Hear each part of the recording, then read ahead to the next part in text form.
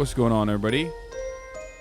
Hope everyone's having a fantastic evening, a fantastic afternoon, a fantastic pre-noon, no matter where you are in the world. I'm Hasan Piker, and this is the HasanAbi broadcast coming to you live from gloomy and doomy and gloomy California, Los Angeles, folks. We are live and alive, and I hope all the boys, girls, and I hope all the MBs are having a fantastic one because favorite streamer is back live.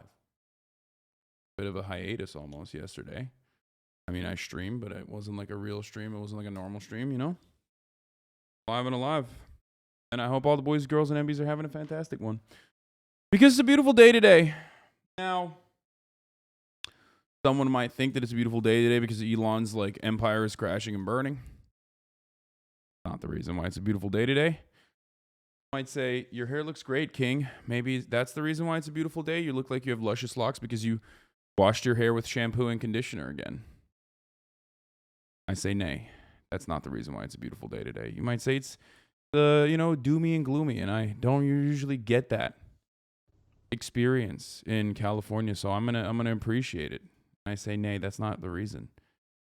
Beautiful day because Mufasa, you know we finally here, right? Right. Well, It's Friday then, it's Saturday, Sunday, what? It's Friday then, it's Saturday, Sunday, what?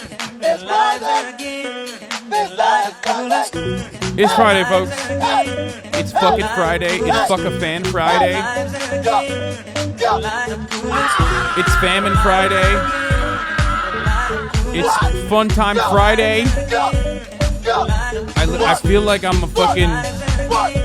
I feel like I'm a DJ at a Turkish summer nightclub every time I play this song. All right. Put your hands up. Put your hands up in the air. Very good. It's Friday.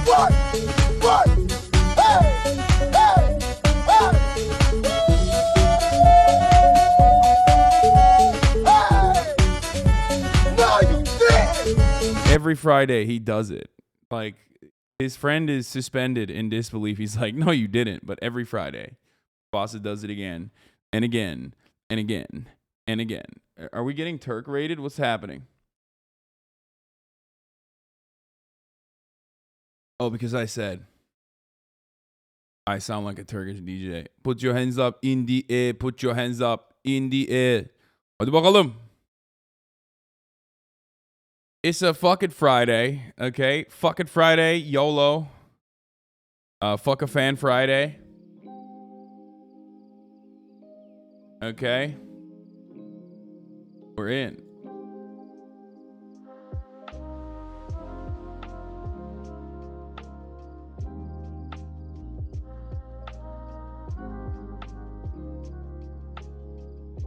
Hosh, I was just watching your Black White reaction on where we haven't had enough content with penis music lately. Just a thought. Okay, love you.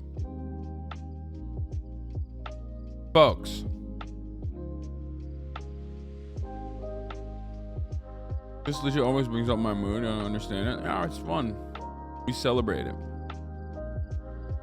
Folks, there's a lot of news to cover. Let me tell you something. There's a lot of news to cover. And there's not a lot of personal news normally, but this is not one of those news. This is not one of those days. Today, I got some personal news. First and foremost, it's 11:23, so I'm a little late. Normally, I fucking start early. You know what I mean? So what's up? Why am I a little late? Because I had a big business deal. What are your thoughts? A very big business deal after yesterday's incredible victory that Myth and I conclusively got. It was not even broken. It was not even, I mean, that was like a total victory that we deserve, by the way. Totally deserve victory. Okay. However, I was doing a big business deal this morning. No, I'm not moving to YouTube. I was doing a big business deal this morning. I'm wearing one of the merchandising from said big business deal, if you know what I'm saying. We've been working behind the scenes for months and months on end, trying to find like ethical sourcing to ensure that what happened in the prior drop doesn't happen again. The previous drop was the first ever drop that we did. for ideology, my brand. And obviously that first drop had some issues. I know, took time. Unfortunately, Gildan purchased like all the fucking cotton gins, so they didn't have enough. But I got my second and third line, all the cool shit that we've done. It's like getting ready. My merch just only arrived 3 days ago, lol. Yeah, I know. I told him, look, I told Warren James, the company I work with, that is supposed to do this like turnkey thing. I basically told him, like, listen, I'm not doing it. I'm not gonna come out with a new line unless you guys make sure that every single person got their fucking merch. So we're working. We're working on it. And here we have a 6'5" giant being tall while he claims to speak with a vertically challenged. That's pretty funny.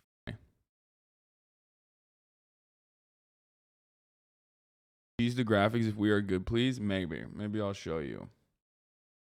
Nick with Hasan's gifted shirt. Oh my God, Nick is wearing the shirt that I told him to get. That's awesome. And Melina's wearing my merch. Hola. So how you doing, Melina? Good, how are you? Good. Is it working? My GF and I have the yeah. same matching Hasan shirt. It's so comfortable. You want to sit next to me? We can read the chat together. No, it's okay. Let's go. Did Yilong Ma preempt a sexual assault accusation by coming out as a Republican? Dude, okay, listen. This is the part of the broadcast where I give the parasocialists like a little bit of fucking juice, okay? Like, why? Why do you want to fucking jump the gun? Why do you want to immediately get into the content? You're like, I'm here. It's time. When are the Aussies pulling up? The Aussies are going to be fucking pulling up later, mate. I told them they were going to pull up like right now, but Rolling Stone, I have like a live interview with them. And they want to do like tech support beforehand and fucking all that shit. So like, I was like, listen, bro, come after. So they're going to come at 3 p.m. 3 p.m. Pacific. 3 p.m. Pacific. It's also probably a bit of time. It's also probably a bit of fucking time for the Aussies to come, since the Aussies will be waking up. You know, I'll be wide awake by that point, if you know what I'm saying. I'll be wide awake on some fucking cunt shit. Oh my God, it's gonna be so hard for me not to do this. I'm very excited. Boy and I Did a Thing are both coming. Okay. I'm fucking pinging right now, mate. So they're both coming. They're both commies. Okay. They're both nasty, dirty little commies. All right. So you know, it's gonna be very exciting. They went to North Korea, like literally, to get a haircut. You guys might have seen that. Don't bring up those Kanti emus. No, I won't. It's in person. Yes, they're here. And it'll be in person. Are you gonna fight? I Did a Thing to make up for Creator Clash? No, I'm not. In person. They're here. So that's that fucking fire. And before then, I have a Rolling Stone live interview. I don't know how the fuck that's gonna work, to be honest with you. I have no idea. But you know, we have the Australian election that's happening right now, so it's like perfect. Like, it's literally perfectly aligned. Be base while they are here. Don't embarrass us. No, I'm gonna fucking immediately call them tankies, and I'm gonna say like, how dare you? How dare you even say that? Oh, dude, I love that. Should we watch the North Korea video before they come? No, we're not gonna fucking watch their North Korean fucking video before they come. I've already watched their North Korean video, okay? All right, let's blast off. Let's fucking blast it off, dude. All right, listen. This fan art by Tiama, Tia Banu, incredible. From yesterday. So let's talk about what happened yesterday real quick. Cutie Cinderella hits me up, says, hey, you know, there's a show. Do you want to be on it? Or more like, I have a show you're going to be on. And I was like, yes, of course. I love Cutie. Of course, I'll do whatever you want. You know, I'll even take a day off from my Thursday to be on your show. That's fine. So in the morning, I'm shooting leftovers, okay, at the H3HD studio. So I don't even drive my car. I take an Uber there because I'm going to Uber to fucking bumfuck wherever the hell their studios is, the Food Bee studio, okay? And I get there. It's an hour-long drive, okay? I get there. I'm the first contestant in the building, bro. How does that happen? I got there at 1 p.m. exactly because that's what it said our call time was. And fucking Sear and Rich L. Campbell over here, okay, not a W, but an L is his middle name. They're like, they're like an hour out. I'm like, oh, fuck, here we go. Richard L. Campbell, dude. Now, Blau and Adet were there already. They were the judges. And we baked the cake. And honestly, we've never done that before. Chat was crazy yesterday. Butter plus ratio plus L plus no lemon flavor plus you fell off. HasanAbi chatter struggle's gonna have a field day with this. Ethics in cake journalism. Absolute chocolate disaster turns sexual encounter. I mean, we literally we fucking, oh my god, we popped off, dude. I'm not gonna lie, okay. The fact that we were able to do a cake, which is straight up the hardest part to make, like the hardest part to get right, was incredible. Honestly, straight up. I'm not even kidding. Like, it was wild that we were able to make a cake together. Oh, big content day. Talking about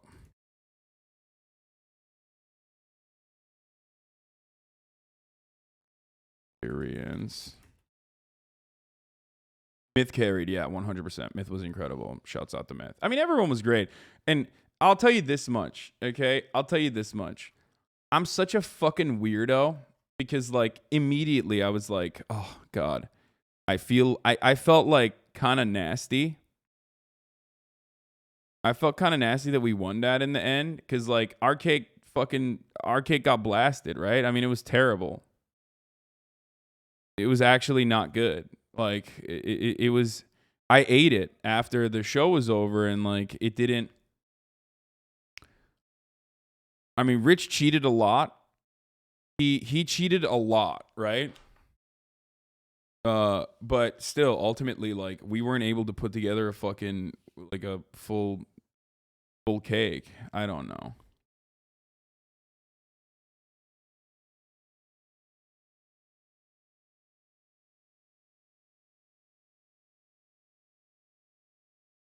But yeah. It makes you feel better. Rich pulled a hair out of their frosting. What the fuck? That's nasty. I did not see that. We'll look at some of the highlights in a second. Let me just blast off real quick. Hello, big content. They talk about my first ever cake baking experience. Elon Musk cover up of SA. George W. Bush admission of Iraq guilt.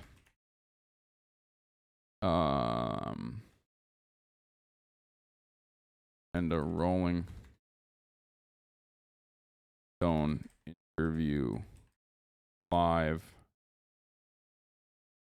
plus box or not box. What am I saying? Boy box boy.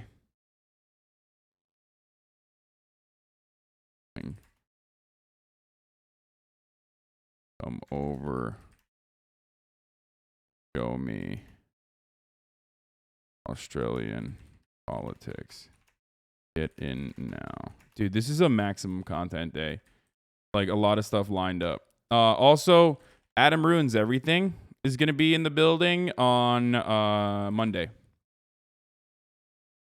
So get excited for that.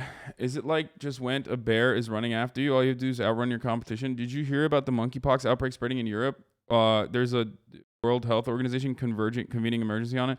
Dude, I don't understand. Like, it doesn't seem to... I might be super fucking wrong, but it doesn't seem to be like that serious so far.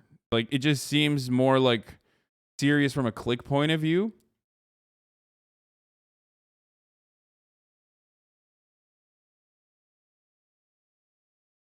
Like it's like rage bait, clickbait, serious. You know what I mean? It doesn't seem like it's spreading in the way that people think it's supposed to, but I might be wrong. I don't know. It's popping up, and it's all over the place, and it's scary.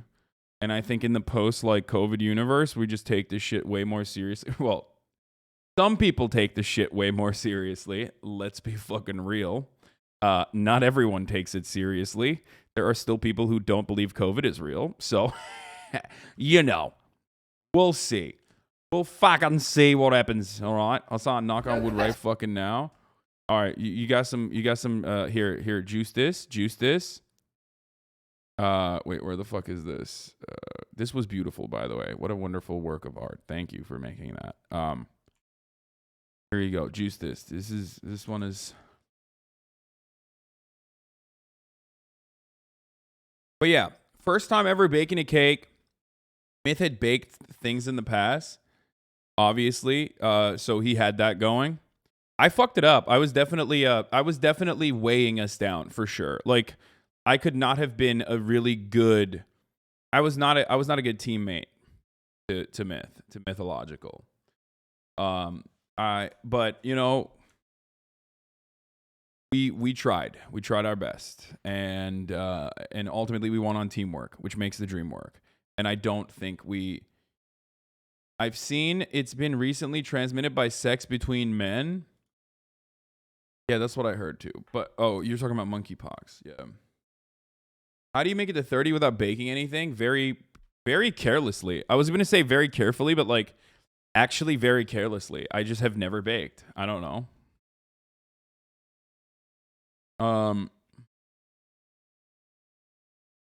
Singling clip. Should I sing a little bit in here? Oh, hold on. Should I do the opera voice? Chat? I'll do the fucking opera voice. Ah!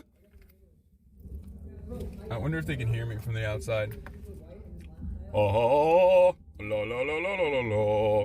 A cutie popped in right at that moment. I didn't even see that. La la la la la la. Ah!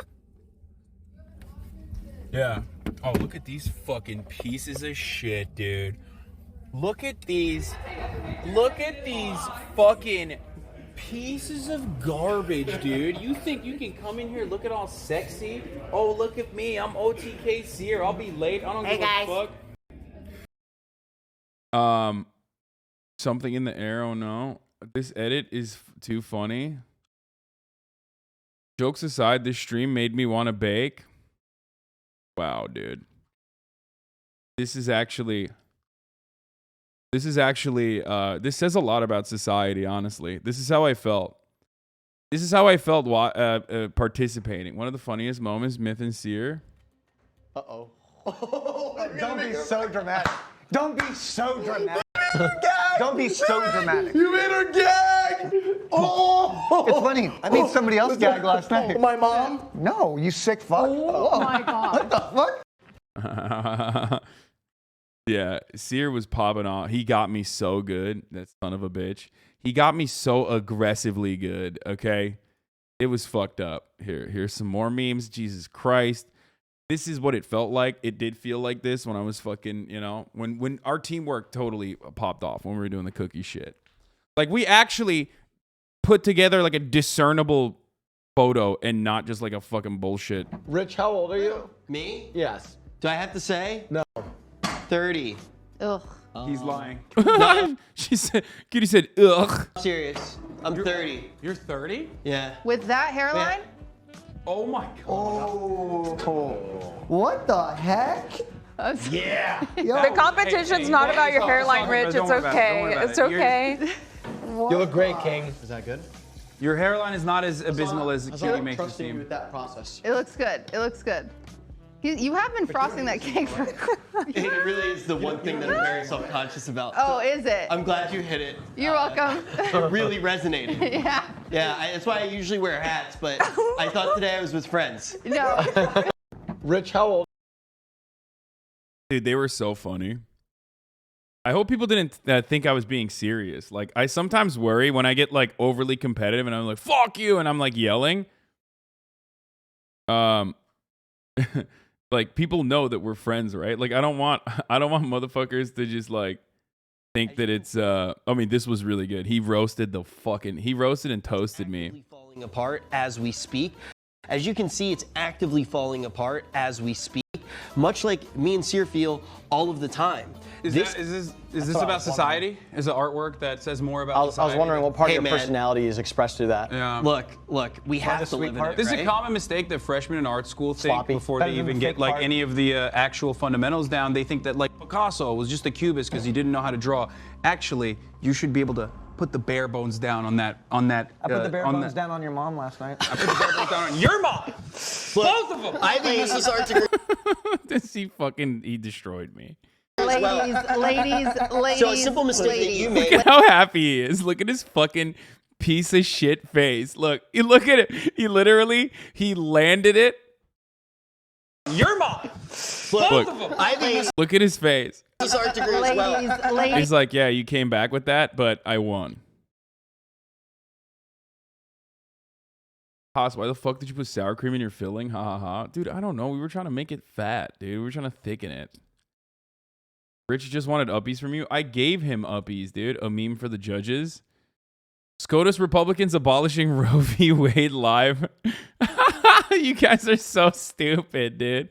SCOTUS Republicans abolishing Roe v. Wade live on twitch.tv/cutie Cinderella.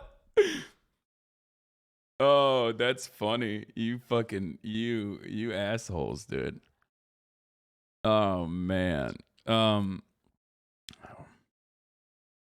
Anyway, this was a lot of fun. I thought a joke about how you are so familiar with freshman art students would be funnier. I mean, I was one. I took a couple art courses. By the way, hairline, you okay, King? Wait, what's wrong? My hairline looks fine, dude. What the fuck? This is the funniest thing. When like 14-year-olds in the chat basically showcase how young they are. When they go like, oh, dude, your hairline, like, look at that. Yeah, it's normal, you fucking freak. Like, I'm 30 years old. That's like not a bad hairline at all. They're like, come on, bro, you're balding. You're balding. It's like, yeah, I am. It's like, my hairline is receding.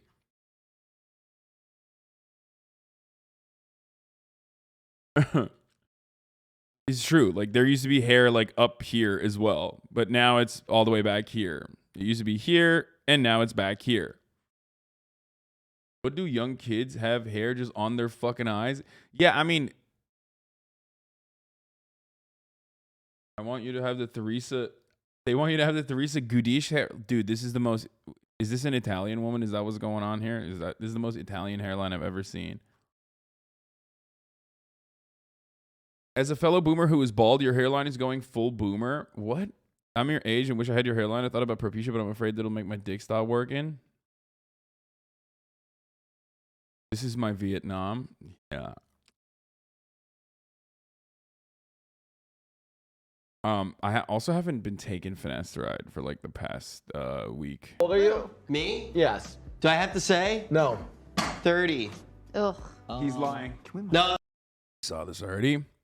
Rich Campbell meets HasanAbi. He's just. Hey, I'm sorry, big fan. What's up? Jesus Christ. It's for my mom. Okay. Okay, great. Bro, if I send a What's picture that? of to my mom, she would just tell me. Yeah, we're at. No question. Rich Pepe P. No, you're just supposed to put. I put a little bit. Oh, I forgot that button. 10, You gotta put it in there. 9. Did you add the? Oh my god. When you hug Rich, his ear was at your chest level. Heart. Are you ready to embrace the baldness? I'm conflicted with it at the moment. Being tied to meds forever for an aesthetic reason seems weird. I don't give a fuck. No one would survive the balding allegations with that hairstyle. It's just a hairstyle. Yeah, because it's like super pulled back, but it doesn't matter. Anyway, I'm not clicking on that fan art because I know it's me as a furry, and I know you've been like trying to sneak that in this entire time. You've literally been like trying to get me to click on it because you're like, hey, I drew you as a furry now, and you realize like I didn't actually click on it when you drew my fursona. And now you're just hiding it by saying, "Hey, I just made some Here you go. Juice it, dude. What the fuck? The fucking big ass day today. If you go bald, maybe my girlfriend would like me more than you. Yeah, I don't know about that.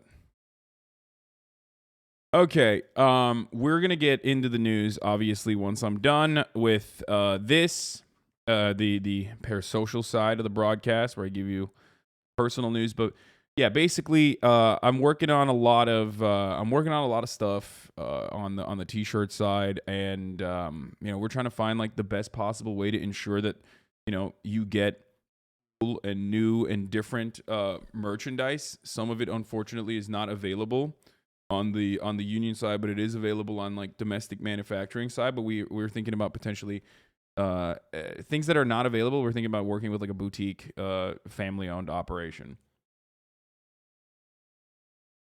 That's like cut and sew. So we'll see.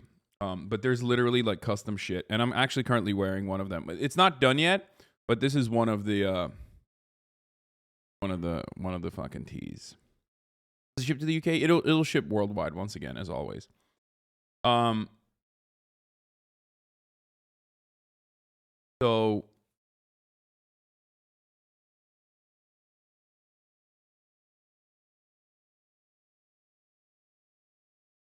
I'll print your shirts in my bathroom. Hit me up. Open a factory. Yeah, that's what I'm gonna do. I'm gonna fucking angles it. Like I'm gonna go full angles and open a factory. With 23 flavors. I didn't think it was lemon. There was no zest. There was no tartness. It just felt like I said. It just felt like pure sugar. Like I don't. Yeah, because you're diabetic, bro. Okay. There's absolutely. What are you? That's fun. Yeah, that's fun. I gave. Well, what the fuck? I gave Blau his insulin. I pumped him after. Did you guys see that? Please make oversized t-shirts so I have pump covers at the gym. What's a pump cover? Any rings coming out? No, not yet. We're working on that. Thinking about socialist agitprop even when cooking.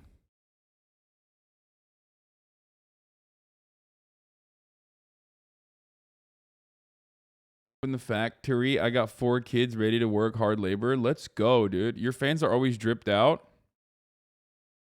Yeah, I know. This is the drippiest fan base, dude. True. Look at that. Speaking of hairlines, check out Ian Miles Chungus lately. He's getting owned by All Sides. Oh no. Yo, this is a crazy way to bald, dude. What the fuck? This is like the craziest way to bald. It's actually unique. Normally, most bald guys, especially like in Turkey and stuff, they always have the middle and then they bald like me from the sides. You know what I mean? Like your sides recede. Ian is balding from the middle and it's like a straight line. What the fuck? I've never seen it, dude. This is crazy. It's almost at Moses parting. Moses parting sees that bro got the reverse Widow's Peak, Widow's Creek. Oh no, dude. Your copium is enormous. I hope people don't get this serious. We're all friends for real, for real. Myth plays video games. Hasan doesn't play video games. Cutie helps people. Hasan, $3 trillion house, enslaves mods and editors. Rich travels a lot. Hasan. Seer, excellent sense of humor. Hasan yells at chat every 5 minutes. What do we say about fans and stands being virtually indistinguishable from my haters? What do we say about that? We're delighted to unveil our production intent electric Mustang by charge, only 490. What? I'm buying this. That's bullshit. That's bullshit. That's bullshit. That's fucking inappropriate, dude. It is inappropriate. This is inappropriate to fucking have, okay? This is inappropriate to make. I don't care if I won't fit. I'll just kiss it every day. Dude, all I want is the Concept F100, okay? I've been saying this. If you can take old fucking cars and literally put an electric kit in an old ass car and have it function, okay? Have it be like a normal car, like a normal electric vehicle. That shit is gangbusters. It will sell forever. And I don't know why the fuck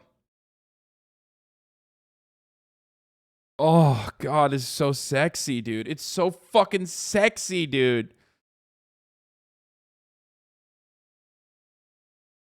I absolutely love this shit, dude. I love it so much. I don't even give a fuck. People can cancel me all day. I'll be in my sweet ass fucking Mustang EV. Ford is selling the crate motor for EV conversions. You could literally buy it. Dude, you think I haven't talked to like fucking car people, including like I've talked to car people about this, like very knowledgeable car people. The problem with this is that these converts are really, really unreliable, okay? Electric engines are already incredibly the technology is getting better every day. So like something that you have now is going to be outdated in like 2 years, right? It's not like the fucking it's basically it's not the same as like a combustion engine. Like there's already a basic concept that you could improve on, but like nothing is like fundamentally changing, right? The electric motor, on the other hand, there's still a lot happening in that field, which is part of the reason why I didn't even buy the Taycan and I only leased it, because I was like, in 2 years, it's not going to be, you're not going to be able to sell that because like the battery life and the battery life is like constantly getting improved. You know what I mean? It's not like super easy to just like swap out. And these are concerns if you want to like sell it again, right? I called it a fursona because it's you as a pitbull like fish. I genuinely put a lot of love and effort into it. Hope you like it. I'm not a troll. I mean, it's cute, but also kind of strange. But it's very good. You're a very good artist, okay? Here, I looked at it. It's good. The only time you will catch me saying something positive about me being in a fursona.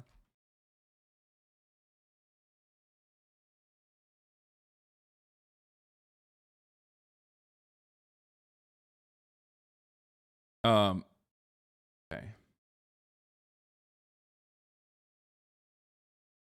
Don't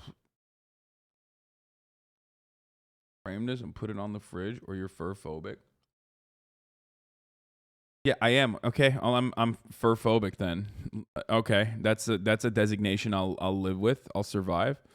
Boy, there's something in the water here. I did a thing and I've only been in Florida for 3 days, and now we're libertarians. Sorry, everyone. They went to a libertarian conference and agreed with them.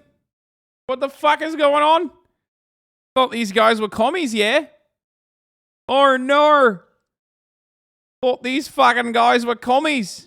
Turns out there's a different type of red. There's a different type of red they are now. They're fucking Republican red.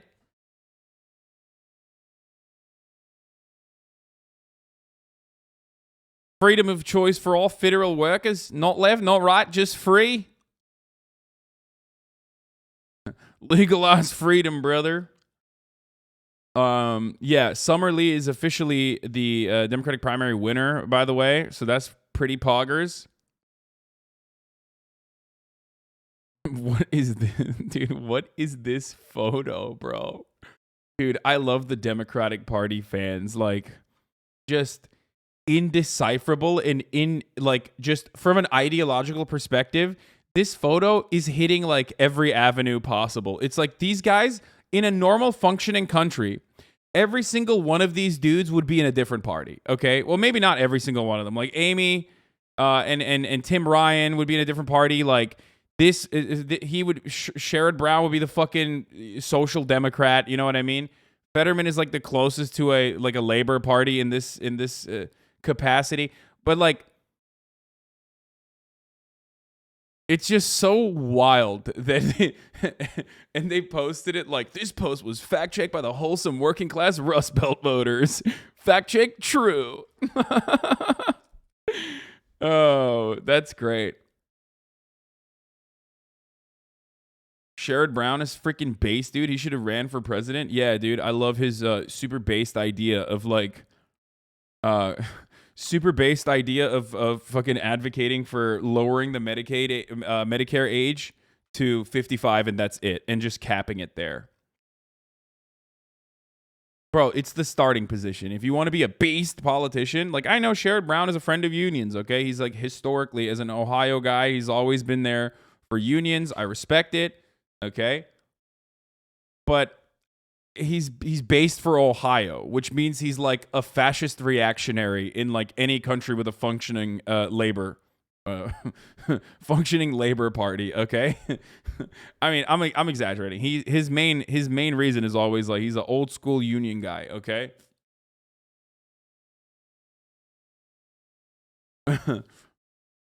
He's practically an Ohio Maoist third worldist. I mean, yes, that's true. That is true. When you're like even openly saying stuff like, no, unions are good, like collective bargaining agreements are fundamentally a necessity for any kind of like working class, any kind of like labor protections, you're immediately considered like shining path, Maoist third worldist. Like Ohioans think you want to execute every wealthy person because everyone in Ohio thinks they're a fucking jet ski dealership owner. Okay, they have alpha mindset. Fuck, Ohio's my number one searched. I'm Ohio's number one streamer, dude. I keep forgetting that whenever I talk shit. I was gonna shift my attention to Idaho. I'm sorry.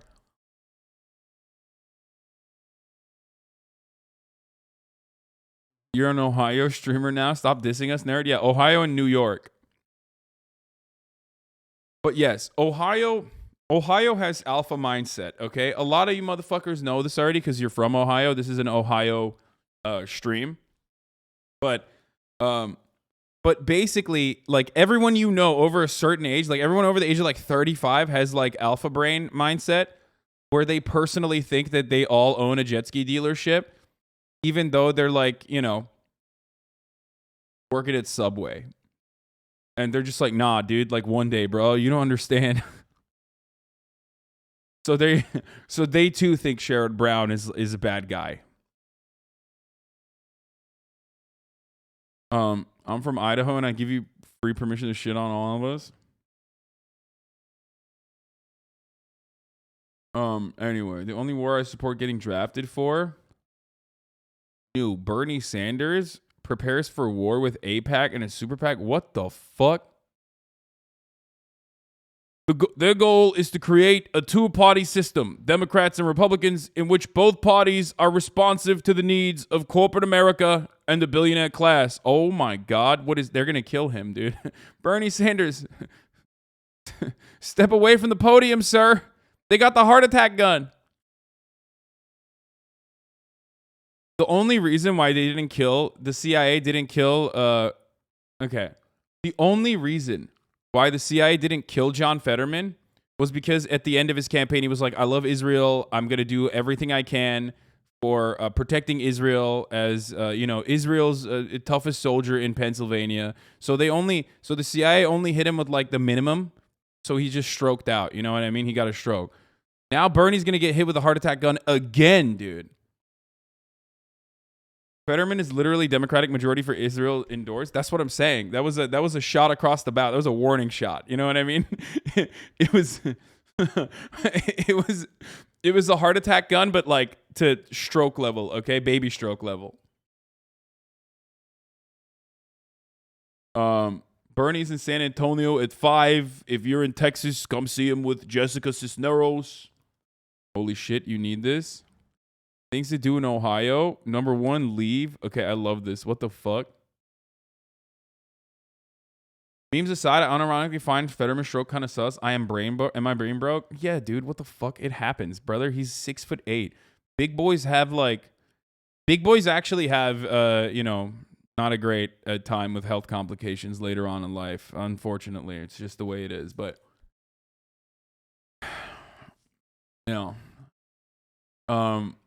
where is the link for this shirt? Please, chat. You've seen Cleveland tourism video, right? Yeah, I have seen it.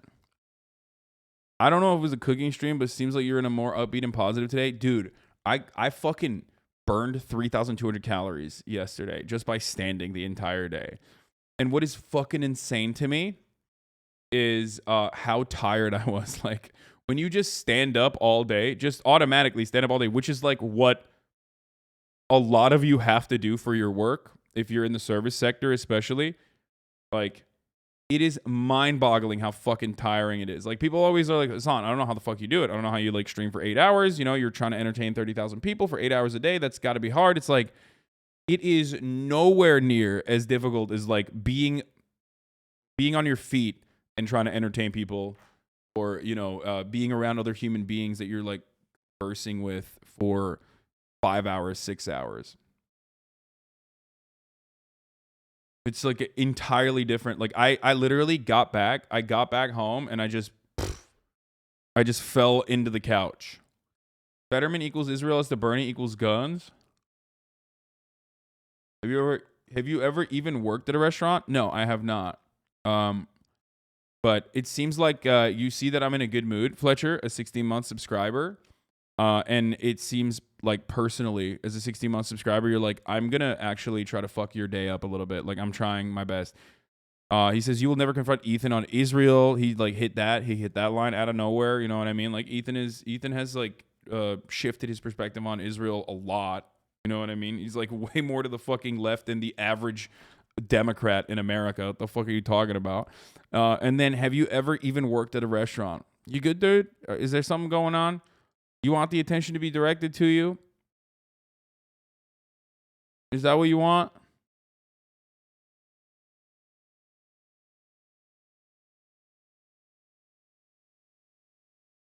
Like,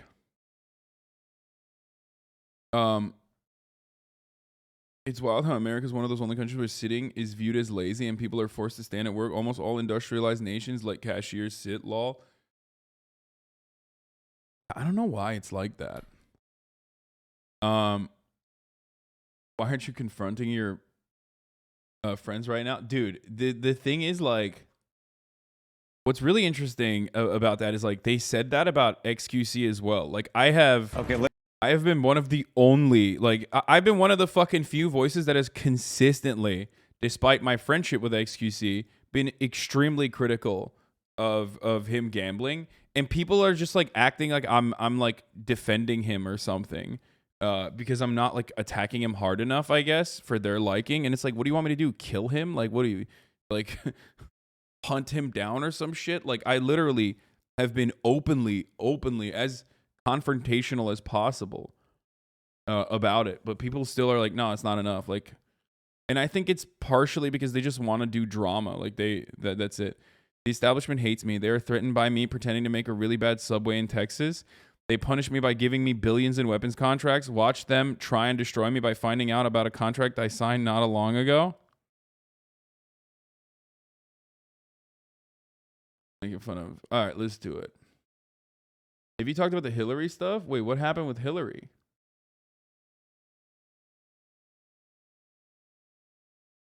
Yeah. Why haven't you started a protracted people's conflict against your friend XQC yet? And against Gamba? Who's out here rocking the doohickey 7s? Oh my god. Pleated up with Siaga?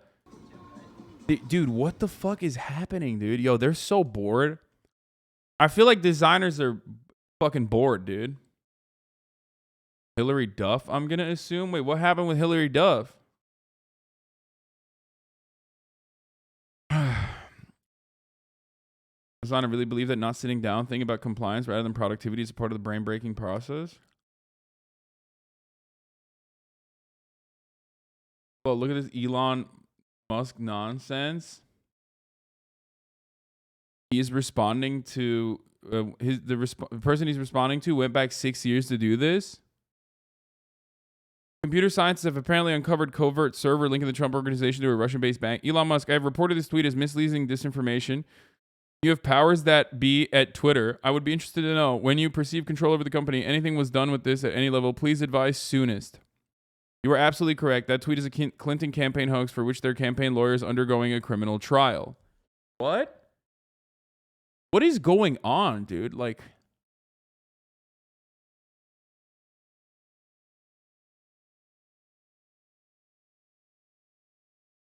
Hillary Clinton personally approved the plan to share Trump-Russia allegation with the president 2016 campaign manager says, oh, that's awesome.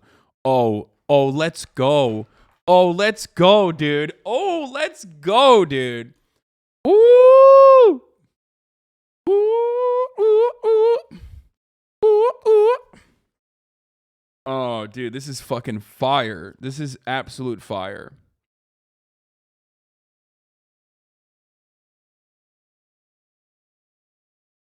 That's great, dude. Let's go. Let's fucking go. Let's freaking go, dude. Let's freaking go, dude. Hillary Clinton personally approved her campaign staff plan. Dude, what? Better be heavily aligned with Republicans when you sexually. Better to be heavily aligned with Republicans when you sexually harass people. Yeah. I mean, let's get started before we get to the Hillary shit. Let's actually get started with Yilong Ma, because that's like a big deal. That's a big story. So this popped off while I was at one of my friends like sent me a text message. It's just a screenshot of this, and I was like, "Holy fuck, what is going on?" Yesterday, it came out that Elon Musk, not Yilong Ma, not to be confused with the better version, Yilong Ma, he had a SpaceX flight attendant said that Elon Musk exposed himself and propositioned her for sex. Documents show the company paid $250,000 for her silence. Now, very interesting timing considering that Elon Musk was reached out for a quote, which he responded to originally, for the record. And responded to Business Insider. And immediately after that response to Business Insider, he decided it's time to fucking blast off. I'm going to the moon. I'm going to come out as a Republican. Not really surprising because, that's the avenue that you need to go down. He's just, but coming out as a Republican for billionaires is really stupid. You're right. Killer and the goner. It's really idiotic to think that Elon Musk wasn't already pumping funds directly into the Republican Party. He's a billionaire. Billionaires control our one-party system. Republicans and Democrats are on the same side when it comes to most of this shit, okay? They love deregulation. They love tax breaks for the wealthy. Elon Musk benefits from that. Of course, as a union-busting, tax-avoiding billionaire, obviously he was not, he is the one party. He is what the government is working at the behest of. He is like the singular version of what the American government works to please, okay? He's like a perfect human representation of that. So this notion that he was going to, ever, that he was above, he had transcended above party lines from the jump, this notion that he's like coming out as a Republican is basically to just avoid, like to say that like the hit job that was coming against him was purely motivated by political reasons, which is a smart thing to do from a PR point of view. Obviously, it's a very smart thing to do from a PR point of view. Republicans think, like, first of all, Republicans don't give a shit about sexual harassment or think it's dope. And lastly, they think that like, everyone is like fake Me Too'd for being conservative and having like based opinions or whatever. Like, unions should be abolished. So his stands eat that shit up regardless. And, he's just using this to control the narrative, to frame the narrative. Now, I also have some issues with this Business Insider article. I must admit. I think it was sloppily done. Okay? I'm sorry to say, is it outside of the Elon Musk's like character or class as a billionaire to sexually harass a flight attendant and like expect them to get massage therapy licenses on their own dime, which is fucking psychotic, for the record. Their own dime. Anyway, no, it's not. It's just, that's billionaire things. However, I do think that this article wasn't written well. I'm going to be honest with you. Now, the reason why I say that is because, and I'll go through the article really quickly, like it felt a little bit like they were trying to not be scooped. It felt like they were worried that Elon was like, once they reached out to Elon with a quote, that they were going to get like pushback immediately. So they just fucking blasted it out. And now it looks a little bit like a fishing expedition rather than like a solid fucking piece of journalism. I'm going to be honest. Here are the top level things that we need to discuss. A flight attendant for SpaceX said Elon Musk asked her to do more during a massage. The billionaire founder exposed his penis to her and offered to buy her a horse, according to claims in a declaration. She was a horseback rider. After she reported the incident to SpaceX, Musk's company paid her $250,000 as a part of the severance agreement. Now, the aerospace firm SpaceX, which is heavily subsidized by the American government in that classic private-public partnership that we love to do, was founded by Elon Musk, the world's wealthiest man, and they paid $250,000 to settle a sexual misconduct claim against Musk in 2018, Insider has learned. Okay?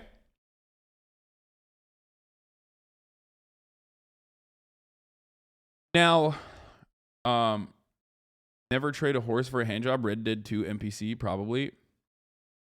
So it's a little confusing. This situation is a little confusing because it feels like, I mean, this is something that I just suspect billionaires do all the time, right? I mean, this is like their thing. The billionaires love getting fucking handjobs from flight attendants and people that they put on their private jets. It's like kind of what they're known for. That's like their thing, right? Obviously, consent is key in that situation, so you have to remember that. No, the severance came in 2018, but the misconduct happened the incident happened in 2016. For those of you who don't know, the attendant worked as a member of the cabin crew on a contract basis for SpaceX's corporate jet fleet. She accused Musk of exposing his erect penis to her, rubbing her leg without consent, and offering to buy her a horse in exchange for an erotic massage, according to interviews and documents obtained by Insider. Okay? The incident, which took place in 2016, is an alleged declaration signed by a friend of the attendant and prepared in support of her claim. The details in the story are drawn from the declaration as well as other documents, including email correspondence and other records shared with Insider by the friend. Now, this is why I said this is not a very article. Because for the rest of this investigative piece, you do not hear from the primary party. You do not hear from the primary party's lawyer. You do not hear from the company. You only hear from Elon Musk one time, and then he refuses to elaborate further and just basically says, like, I'm not. He tries to do his own PR, which like is a confirmation to a certain degree. But there is not really a lot of evidence otherwise, and there should be a paper trail for this if it's a $250,000 severance. There should be a paper trail for it. Like, that's something that is, documented. And for that reason, you should probably, I don't know, try to get further. Like, you should do a little bit more investigative reporting rather than have a friend, considering this is the wealthiest, most powerful human being on the fucking planet, and you're accusing them of sexual misconduct, secondhand information, not even from the primary party, is, it's not great. According to the declaration, the attendant confided to the friend that after taking the flight attendant job, she was encouraged to get licensed as a masseuse so that she could give Musk massages. It was during one such massage in a private cabin on Musk's Gulfstream, she told the friend that Musk propositioned her. After Insider contacted Musk for a comment, he emailed to ask for more time to respond and said there is a lot more to this story. Okay? So that's really weird. Like, first of all, why the fuck is Elon Musk responding to comments from news media? What is wrong with him, dude? He literally thinks he is a god. I swear to God. Why would you think you can do your own PR in this situation? Why would you do that? Also, I know the victim actually signed an NDA and a non-disparagement agreement, which is usually very commonplace. However, in instances of sexual assault in the state of California, non-disclosure agreements and non-disparagement agreements do not actually mean anything. They were thrown out. It's meaningless in the state of California. Jerry Brown pushed for a law to say, like, if you are actually assaulted, if you were sexually assaulted, the NDA cover-up does not stand. So there's that. But even in spite of all that, she has not come out. Okay? It also came out that he met the attendant at a bar she was working at in LA, scored her a SpaceX attendance job, and then propositioned to pay for her train to become a private masseuse. Yeah. It was not secondhand information. She was the key witness in the settlement. Sexual assault is kind of more important than some bullshit piece of paper. I know. I am saying that. Does she get to keep the 250,000 though? I mean, I hope. Yeah.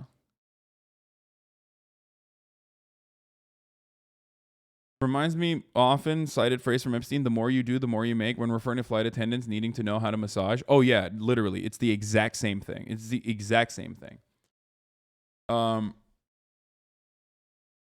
Okay, so those contracts are bullshit. Like that, the non-disparagement is situational. I think you can abide by it if you want, but you don't really need to. I don't think you'll get like fucking punished too severely for not abiding by it. I guess like unless the company decides to sue you. But the non-disclosure is, legally speaking, at the very least, insignificant in this circumstance, given that it's a sexual assault. And in the state of California, non-disclosure agreements in the situation of a sexual assault are no longer, like, they're inadmissible. Like, you can violate them. And the NDA was signed prior to the law change, yes, because the law change came in 2018, but it doesn't matter. Actually, I don't know. They settled in 2018, so it literally might have happened during that. But it still doesn't matter. It's non-binding. Who cares? The only binding contract is my top of the hour ad breaks that I'm going to unfortunately place right here before we move further into the additional details of the story. I'm going to run a 60-second ad break here. Sorry, chat. Has to happen. If you no longer want to see those ads, all you need to do is subscribe. You can do that for $5. You can do that for free with a Twitch Prime. Benefits there. Twitch Prime is free as long as you have an Amazon Prime account connected to your Twitch account. You get one free Prime subscription a month. Here's the 1 minute ad break now.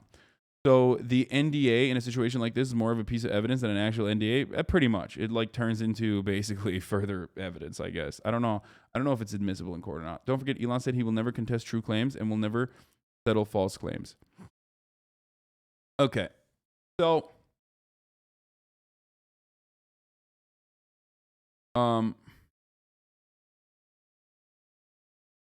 according to the declaration, the attendant confided to her friend. After insider contact at Musk for a comment, he emailed to ask one more time to respond and said there's a lot more to the story. If I were inclined to engage in sexual harassment, this is unlikely to be the first time in my entire 30-year career that it comes to light, he wrote, calling the story a politically motivated hit piece. Now, the thing is, this is true. There is a pattern of behavior. What do I always say when assessing the Me Too claims that come out? One of the things that you look for is a repeated pattern of behavior. Now, it's easy to fucking parse through and put together a pattern of behavior because, like, most men are trash. Everyone has done, like, trashy fucking shit that you could technically say shows their character, right? But usually there's an obvious pattern of behavior of, like, sexual misconduct that you can piece together, okay? No, I don't think hanging out with Ghislaine Maxwell is enough evidence for the record. Like, I am inclined to believe that he was photobombed. I am, however, also inclined to believe that as a billionaire, he probably did try to get sexual massages from flight attendants. It's just billionaire shit. If anything, Kimball is way more sussy with sexual misconduct, given his direct connection to Jeffrey Epstein himself. Kimball Musk, Elon Musk's brother, for the record.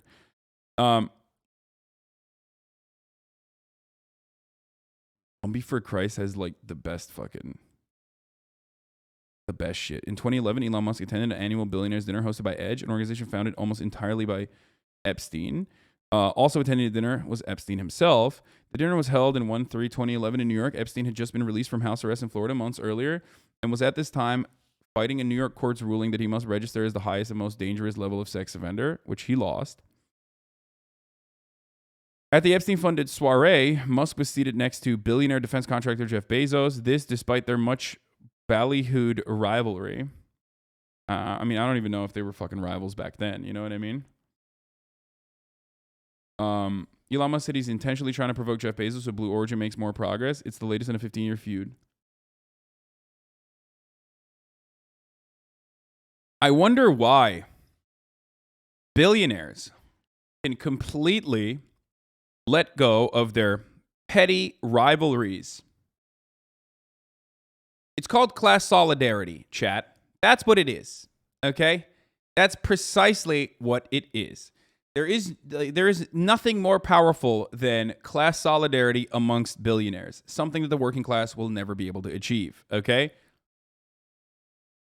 They can have petty, sportsman-like rivalries, but ultimately, when it comes to the grand scheme of things, when it comes to the larger picture of like deregulation, tax cuts, and totally gaming the system to their benefit, milking the government for all of the subsidies for their own personal projects, you know, there's always going to be solidarity there. Among the luminaries attending the 2011 dinner was Elon's then wife, Tallulah Riley, who was once rumored to have a child bride procured for Elon by Ghislaine Maxwell. Riley denies this, claiming, to my knowledge, I've never met Ghislaine Maxwell. Okay, that seems a little crazy. Elon and I met when I was 22 and he was on a business trip to London. It was a chance meeting, engineered by no one. Child bride rumors are unsubstantiated. Yeah, okay, that's ridiculous. However, sources told Insider that Epstein procured a woman for Elon's brother. This is real. The child bride shit is no, I don't believe that, but I do believe this. I know this. This is, remember how I told you? There you go. Jeffrey Epstein set Elon Musk's brother up with a girlfriend. This is true. This is actually true. Kimball dated the woman from 2011 to 2012. Additionally, it's highly unlikely Riley never met Ghislaine, given Riley's attended the infamous 2014 Vanity Fair Oscars party where Elon was photographed with Ghislaine. It is possible I was briefly introduced to her, but not in any way that I can remember. There she is. There he is.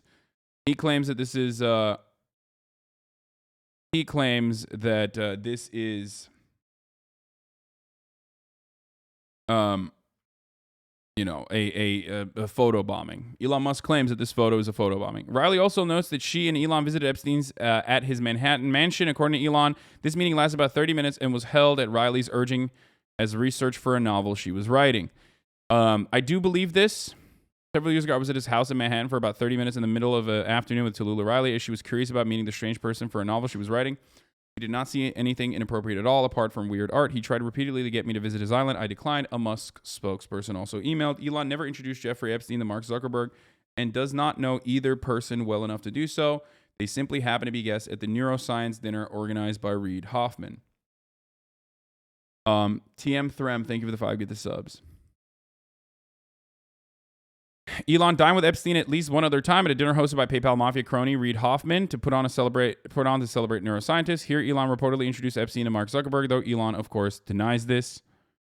Insider also reported that Epstein toured Elon's SpaceX facility in 2012. Elon denies it, but SpaceX did play host to Edge's 2008 masterclass on synthetic genomics, led by CRISPR inventor and Epstein phone pal George Church.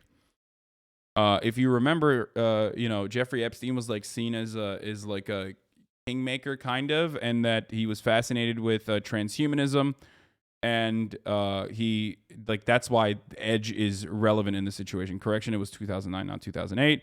Elon also attended an Edge masterclass in 2008, the one on behavioral economics. Once again, he was seated next to his rival Jeff Bezos. So awkward. Trigger warning, link contains photo of Daniel Kahneman's disgusting bare feet. What the fuck? In 2008, Epstein told New York Times columnist James B. Stewart that he was advising Elon Musk on Tesla, possibly by compiling a list of candidates for a new chairman and speaking to the Saudis about investing in the company. Musk denies this. This could be... So Jeffrey Epstein is not a very credible person in this situation, partially because he loves trafficking in influence. And, you know, this could potentially be one of those instances where he was like exaggerating as a con man, his level of involvement with a, you know, gigantic tech company in the space. So I'm inclined to believe that, I mean, this is sussy at best. Okay. The connections between him and Elon Musk are, I think, limited. Okay. All my friends, this is fake news. What? Asking oil oligarchs to invest in electric cars? What? Yeah, no. I mean, it tracks, for the record. This does technically track with Saudi Arabia's interest, the kingdom's interest in diversifying their portfolio and trying to shift their attention or trying to shift their economy away from being over-reliant on simply fossil fuels. But around this time, they basically... started, you know, focusing on financial instruments as a way to generate like London-style as a way to generate, you know, more sustainable and more diverse forms of income. So they have a lot of cash. They wanted to dump it into the stock market. They wanted to basically start purchasing things. So this does track with that. Something fossil fuel giants routinely will purchase electric vehicle and like renewable energy assets, partially to halt the level of research that is happening so that they extend our over-reliance on fossil fuel, and partially because they're hedging their bets against the future. This is pretty commonplace. So it's not surprising that Saudi Arabia would be interested in purchasing a piece of Tesla. That's not surprising to me at all. That does track. Was Jeffrey Epstein the one facilitating that? Maybe. But I don't know. Okay? What do you mean hedging their bets against the future? Like, fossil fuel is a finite resource. And Saudi Arabia recognizes that their over-reliance on oil might hurt them in the long run, which is why they wanted to put they wanted to dump their revenue into financial instruments and basically turn it into like instead of a resource-based economy, turn one into you know, they wanted to become like a big fucking hedge fund, basically. Okay.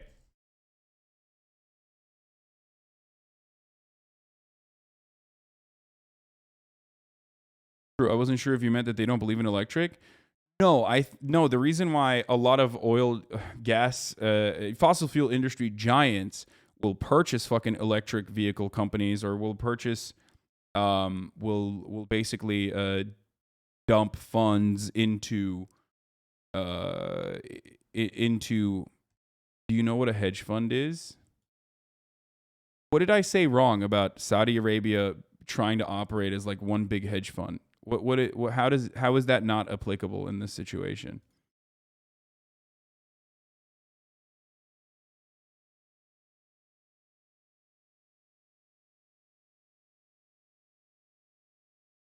Cigarette companies did this with vapes too. Yeah. They understand the limitations of being being over reliant on a singular resource, especially one that's finite, especially one that's like killing the planet. So part of the reason why a lot of fossil fuel industry giants will purchase or will buy into renewable energy initiatives is to maintain their dominance over the energy sector. Okay. But also, because like in the future, when the energy sector is shifting away to renewable energy, for example, then they will be there. They will continue to have ownership over energy production. But for the time being, or at least for the past like 10 years, the reason why ExxonMobil, Shell, British Petroleum, you know, all of these Saudi oil, like all of these companies have been buying fucking shares of renewable energy companies, specifically is to make sure that they can push back as far as they can the complete shifting away from fossil fuel, the complete reliance shifting away from fossil fuel to renewable energies. Okay? That's the point. They also do it because they want to traffic influence. So they'll buy like, you know, Formula One, or they'll buy a piece of Formula One. Basically, that's part of what they're doing is to purchase goodwill. They also greenwash. Yes, exactly. Greenwashing is the proper term for this.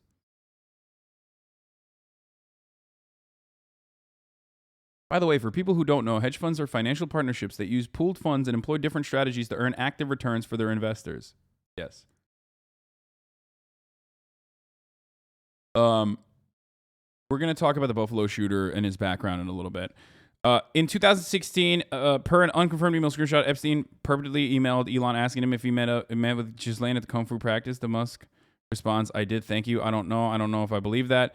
Aaron Greenspan refers to this email in his lawsuit against Musk/Tesla as evidence of Musk's ties to known felons, and further notes that Musk is a judo aficionado. Snopes ham-handedly tried to debunk the email, but later changed the rating to unproven. Like, I don't need Elon Musk to like directly fucking suck Jeffrey Epstein's dick to think that Sus, man. Yeah, I don't need Elon Musk to like literally fucking fillet Jeffrey Epstein to recognize that like billionaires routinely fucking do this. Like I said, which is dump a bunch of campaign funds into both sides, into both parties. Just like I don't need him to like personally fillet Jeffrey Epstein to know that like it's not that hard to connect a billionaire to someone like Jeffrey Epstein, whose entire fucking role. Let's talk about. Whose entire role basically was to traffic, influence, and traffic, children, underage girls, to do sex trafficking with. So, did you see Brianna Joy come out as a Tucker Carlson defender? I don't care about that shit at all. I think like Brianna Joy Gray and the fascination with what she has to say is exclusively like a Twitter fancy thing. Okay. I don't care. Who cares? Okay, sick. You know who else is a Tucker Carlson defender? So many fucking people in this country. It's literally the most popular fucking news program on the planet. Like, talk to me when something more relevant happens. Like, okay, yeah, Brianna Joy Gray defended Tucker Carlson. That's crazy.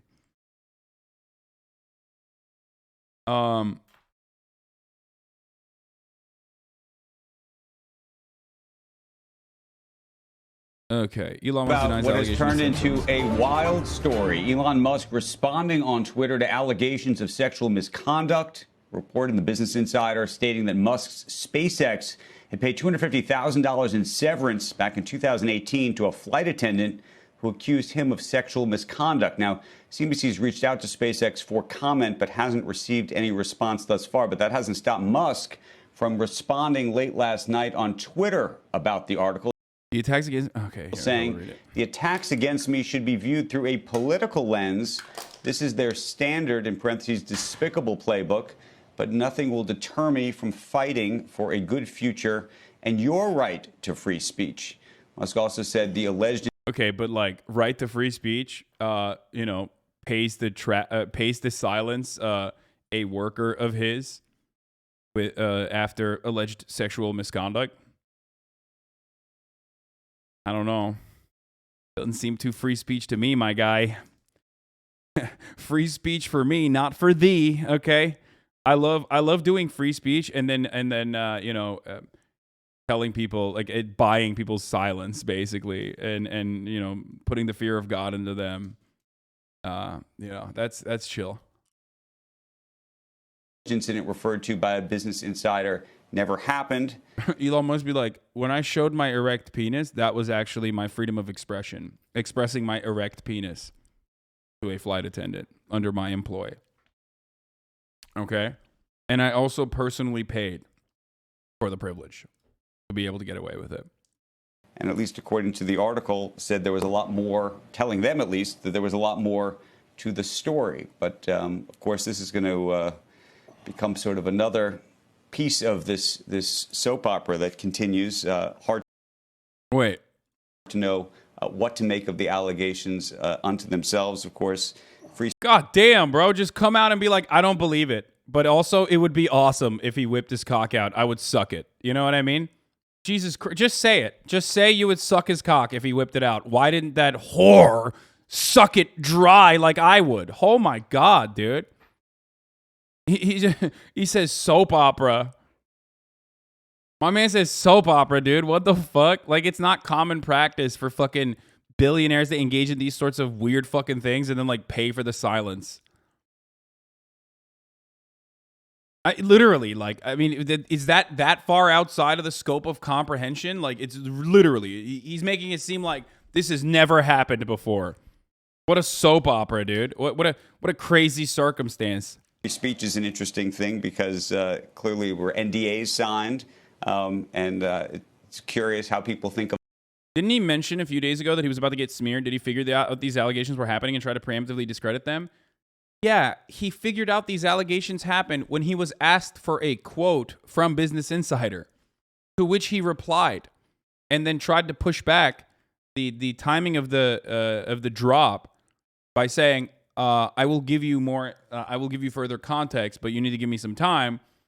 And then he literally tweeted out that, immediately after he fucking Immediately after he responded to the quote, he fucking blasted off and was like, yeah, actually, people are going to start attacking me. Like, he was already just gearing up for, I mean, here, dude, here. Look at this. Look at this fucking timing.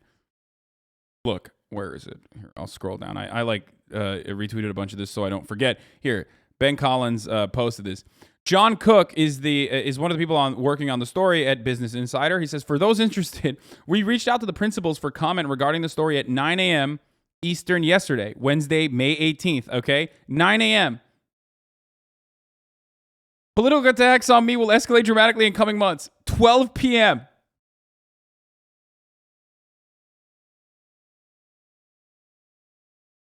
He just like probably sat there, called his fucking PR people, and was like, I'm going to go through with this. I'm going to start blasting off. Yeah. And of course, when he posted this shit, everybody immediately with like more than 3.5 fucking brain cells, including Maple Cocaine, Liv, and many other people, I said it as well. We're like, okay, he's hiding something. Like he's gearing up for like, something that is about to pop off. I said on Leftovers earlier that day before the story came out that I thought it was an SEC investigation, potentially, but it turns out it was something more than the SEC investigation. Why the fuck would I have ever thought it was an SEC investigation, considering that it's the SEC's feckless and powerless? What the fuck are they gonna do to Elon Musk, right? I mean, Elon Musk can whip them around.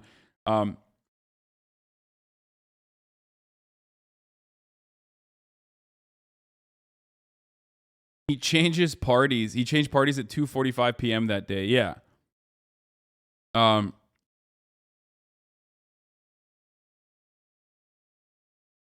So yeah, everyone saw it coming. When they're like, when he said this in the past, I voted Democrat. Everyone saw this was coming. Okay, now watch the Dirty Tricks campaign against me unfold.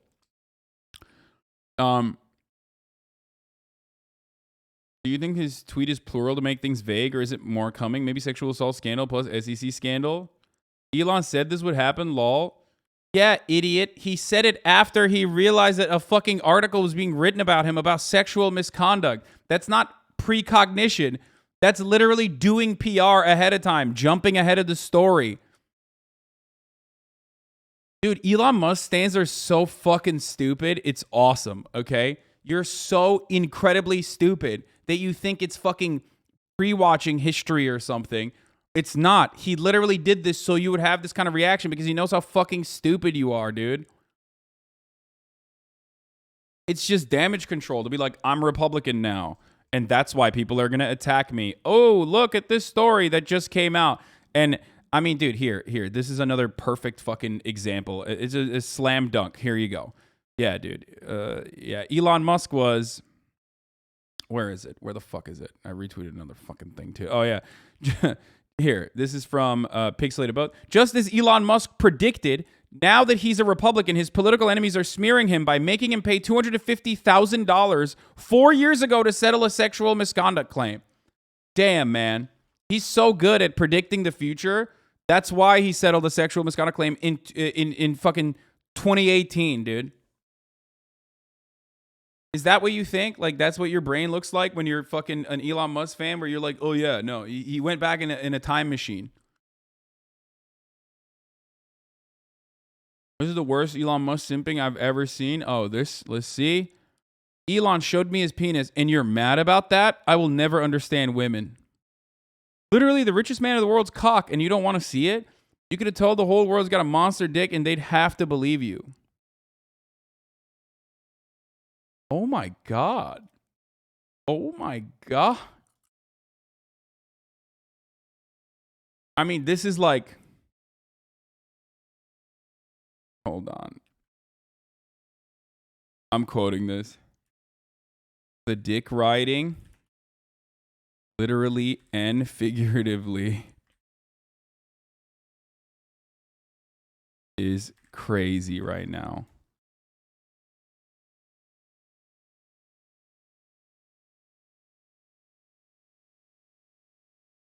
That's awesome. It's literal dick riding. Okay? It's just...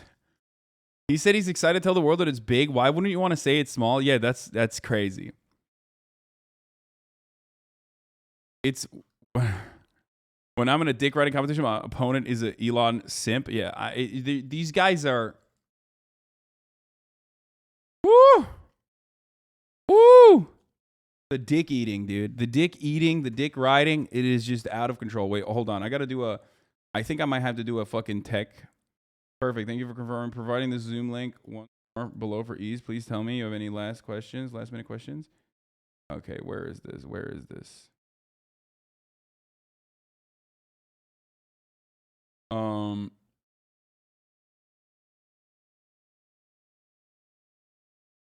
I didn't know Elon Sims also wanted to suck off their master. Just like your chat, lol, watching with that video. Motherfucker's not even watching right now. He's literally. That's probably why you're having a hard time here. Aren't those phrases a little homophobic, or is it just me? No, dude, we are literally homophobic here. What the fuck? You are in the wrong community. If you think we are all LGBT foes, dude. What are you talking about? What did you think this was a fucking pro-gay? This is a Florida stream, brother. Don't say gay. Hell yeah. Don't you dare say gay.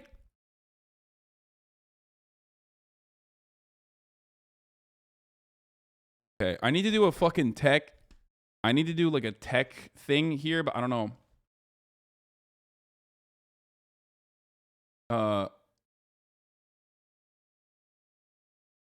Yeah, fuck the gays. You know what I mean? Fucking suck the gays. I'm a foe to the LGBT. I said it. Fuck them and suck them. You know? They can suck me. And I'll suck them. Fuck them.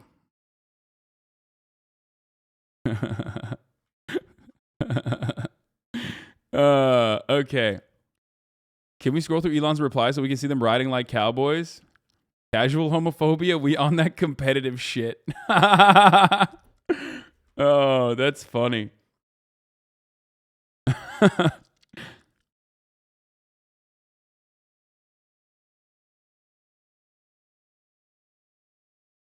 Wait, what? He followed this up? I want to clear up that this tweet is in no way an actual endorsement of the story. It's obviously fake, as are most sexual misconduct accusations. Let's all be honest. She's not actually mad about anything. He just responded, Palestine flag. Dude, this guy's awesome.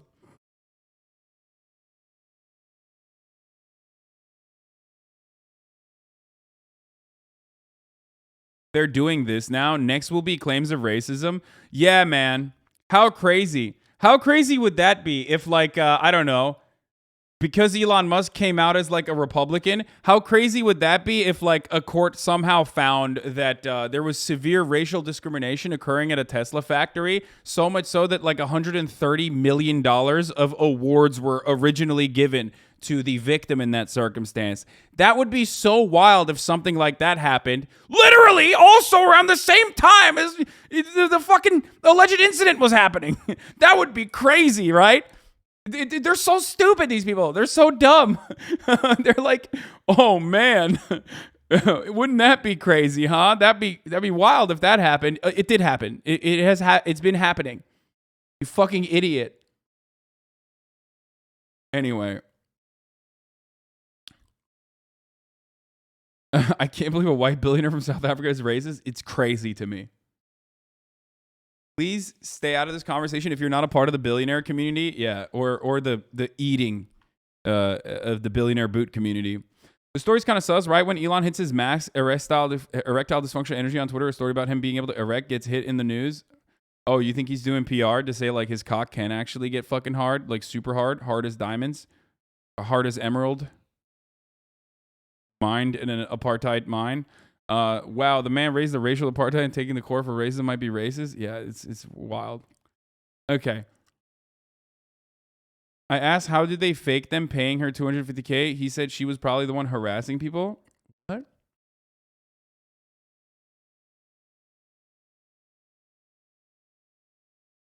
Yeah. That lady predicted that, I think. Tesla must pay $137 million to a black employee who sued for racial discrimination. I mean, that was lowered to like $15 million, by the way. Accusing him of being able to sexually assault is ableist. Finally, we have to use elongate as a scandal name. It's kind of perfect. Who even thought that accusing a guy with Asperger's who struggled to learn eye contact of exposing himself in front of strangers was going to be believable? That's cool. I like that. That's really cool. I'm sorry, my brain is broken, guys. When I see like a very unique perspective for the first time ever, when someone says like you're ableist for even thinking that Elon Musk is capable because he's neurodivergent, sweaty, that's cool. I like that. I've never seen that before. Okay, I've never seen that before. That's awesome. That's oh, that's sick, dude. Oh, that's new shit.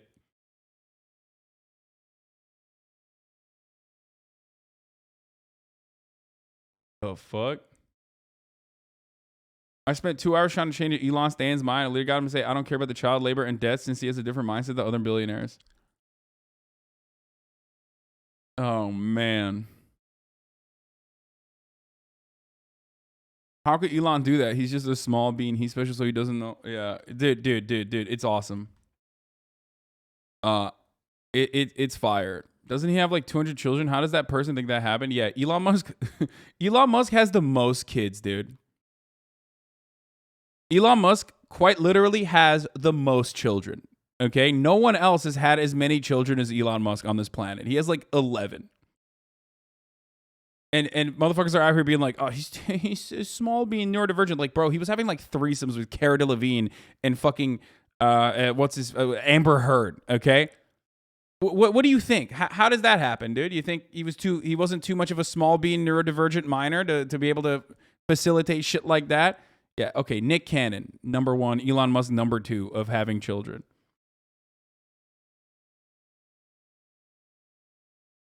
So he has the same number of kids as the LeBrans? No, he has more than the LeBrans. Okay, so Sheikh Zayed, the dictator of UAE, had like 25. Respect. So, as I was saying, let's get back to the story itself, because like the story, like I said, does have some like weak spots in it, but it's so incredibly believable. For the record, like it is just the most like, you know, maybe because of my racism against billionaires, my billionaireophobia. When I hear that a billionaire did some shit like this, I am inclined to believe it. Okay, when you're an incredibly powerful person, you know, you think you can get away with a lot of shit.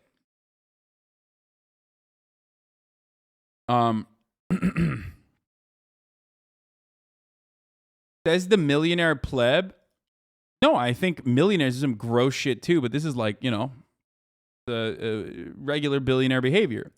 Just like at some point, hanging out with Jeffrey Epstein is regular billionaire behavior. It's not an accident that almost every single fucking billionaire has actually hung out with Jeffrey Epstein. It happens. You know, it's gonna happen. You hate billionaires, yet you bought a house. I'm very intelligent. Yes. So, if I were inclined to engage in sexual harassment, this is unlikely to be the first time in my 30-year career that it comes to light. He wrote a story calling it a politically motivated hit piece. Insider extended the deadline and reiterated the offer to Musk on comments on the claims. He did not respond. Reached via cell phone. SpaceX Vice President of Legal, Christopher Cardacci. Oh, what? An Italian lawyer. I don't even know if that's Italian. I just got to stop making these jokes. Wait, sanest Elon fan, Kartik. Elon Musk will get us to Mars. What about you? Dude, that's awesome. This guy's going to be biomatter, dude. Yeah, dude. Elon Musk is going to get you to Mars, idiot. Yeah, he's going to fucking melt. He's going to smelt you so that you can turn into biomatter on his trip to Mars, okay? And if you're not biomatter, your children will be fucking enslaved on Mars with Neuralink tapped into the fucking back of their domes. You know what I'm saying? Motherfucker says us like Elon Musk. Dude, you can't simultaneously be like, you're a millionaire, not a billionaire to me, and like act like I'm so close in class to fucking someone like Elon Musk or whatever. and then think that when you say us, he's talking about you. I have a higher likelihood of being on the spaceship than you do, okay? You're going to be on the spaceship, but it's fucking biomatter, idiot.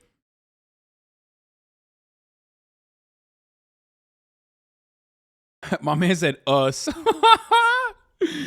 Oh, Jesus Christ. The difference between $1 billion and $1 million is roughly $1 billion. Yeah. Oh, man.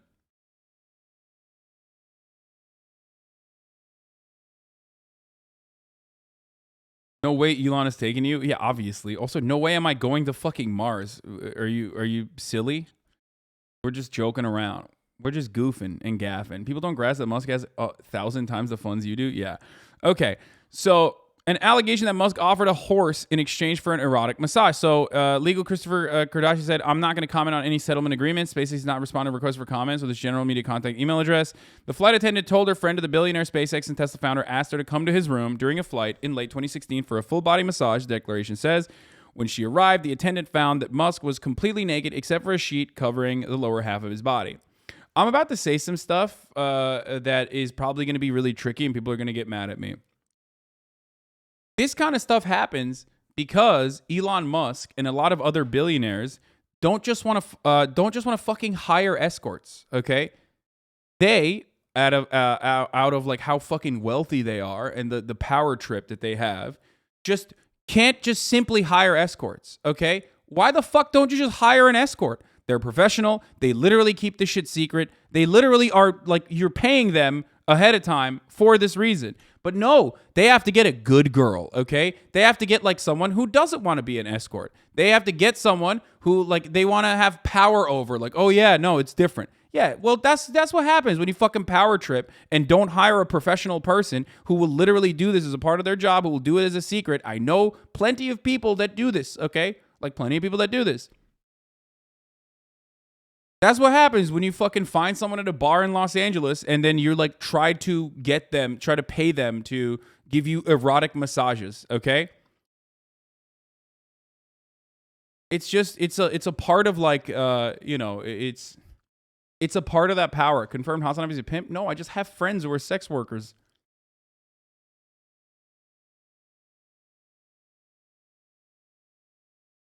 I mean, this with the best intentions. It's a power trip. It straight up is a power trip because you like the lack of consent in that situation. Okay?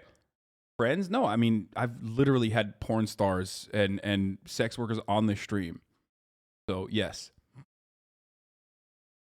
Do Twitch streamers do this too? No, fuck no, dude. No, I'm talking about the sex workers. I'm talking about like people who do this professionally, okay? And yes, of course, there are people who do this professionally, despite what Swerves fucking say. People will, of course, misunderstand that as you go into a bar in LA. No, not me. Elon Musk himself went to a bar in Los Angeles or met this person at like some fucking social function or something. That's what they were saying. And no, I'm not bragging, dude. Chill. Isn't Elon worth like 300 billion? If he had 1,000x your wealth, you would be worth 300 million. Okay. Not wanting to bang an escort is fine, but sexual harassment is definitely a power kink. Like, they could just date good girls, but that's not good enough for these people. No, it just... Okay, let's just continue. Let's just stop. I'm going to stop reading the chat right now, because, like, things are going to get clipped out of context here. So, full body massage declaration says, when she arrived, the attendant found that Musk was completely naked except for a sheet covering the lower half of his body. During the massage, the declaration says, Musk exposed his genitals and then touched her and offered to buy her a horse if she would do more, referring to the performance of sex acts. The attendant, who rides horses, declined and continued with the massage without engaging in any sexual conduct. Really fucking awkward in that moment, right? The attendant is not for sale, the friend's declaration said. She is not going to perform sexual favors for money or gifts. The incident occurred during a flight to London. In an interview with Insider, the friend described the attendant's allegations in more detail. She spoke on the condition of anonymity, citing fears for her personal safety, but Insider is aware of her identity. Yeah, no shit. You know who else is aware of her identity? Literally everyone now. Like, everyone involved, like every principal involved in this fucking situation knows exactly who the fucking girl is and knows who the friend is. So, that's such a weird... Okay, whatever. Like, it's so specific. It's like the most specific fucking story that you're telling. Of course they're gonna know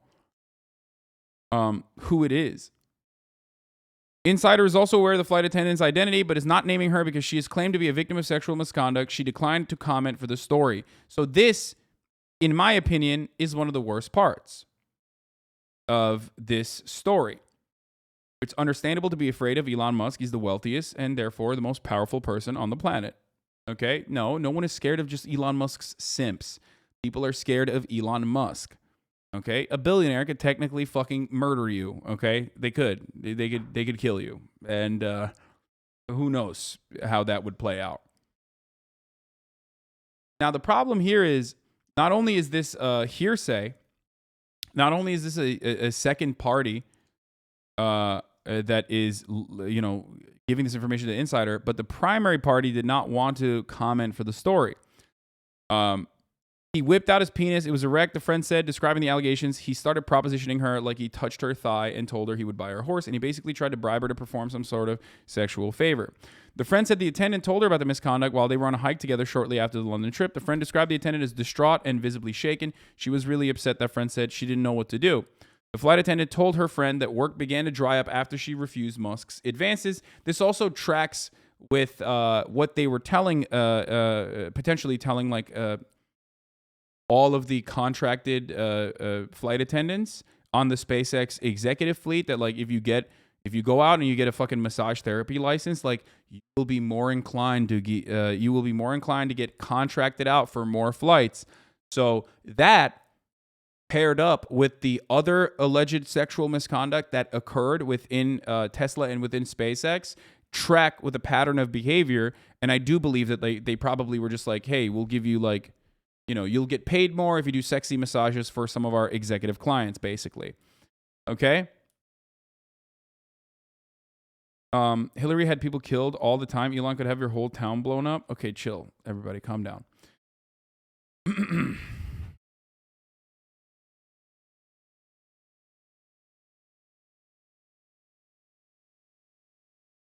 So, before the incident, she regarded Mr. Musk as a person to look up to, the declaration says, but after he exposed himself, touched her without permission, and offered to pay for her sex, she was full of anxiety. She figured things could just get back to normal and she would pretend like nothing happened. However, she started to feel as if she was receiving some sort of retaliation where her shifts were cut back and she was starting to feel really stressed. Eventually, the declaration says the attendant felt she was being pushed out and punished for refusing to prostitute herself. SpaceX places a special emphasis on massages, going so far as to employ in-house massage therapists as a perk for executives. According to the friend, the flight attendant was encouraged by her superiors to purchase her own professional massage training for her sessions with Musk. They encouraged her to get licensed as a masseuse, but on her own time and on her own dime, the friend said, which is fucking psycho, okay? That is so, like, just simply from a... Wait, what is happening right now? Are these bots or something? Megaphonics just was timed out for an hour? What is going on?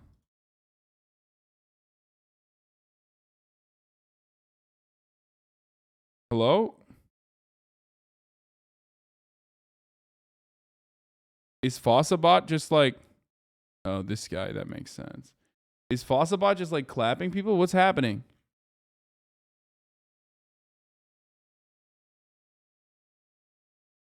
Wait, no, he's not even banned. Megaphonics is not even banned. Why am I seeing these like crazy timeouts? Uh-oh. They aren't even actually getting timed out? Oh, that's weird.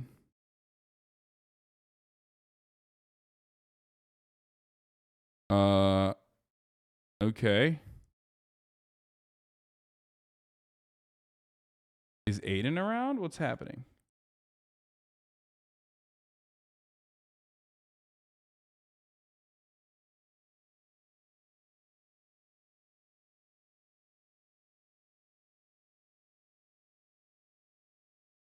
Okay. It's like breaking my... My chat arena is like completely broken now. I don't know what's happening. but I guess it's a bug. It's a Chatterino bug that just like weirdly showing it as like banning everyone, but I can't even use my Chatterino is like completely broken now. Hold on, I'm gonna try to fix it. I don't know what the fuck's happening.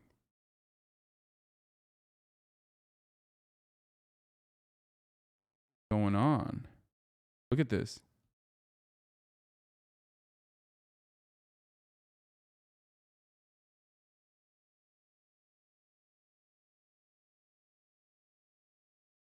Huh.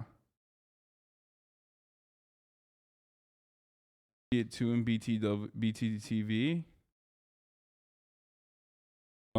This is weird. Okay, let's basically just do a pop out chat, and I'll put the normal chat here, and we won't use Chatterino for now. That's really strange though. Really strange shit popping off. Try it one more time. Yeah, no.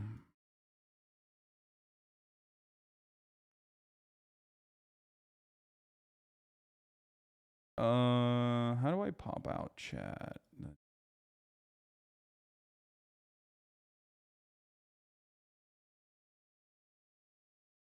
I think Chatterino is broken. Yeah, I think that's the problem. Chatterino broke. Like, that's what's going on. Look at this. Yilong Ma will save us, though. We'll be all right.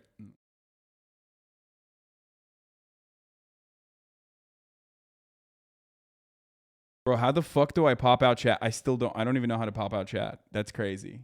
Like, it's been years since oh, there it is. Got him.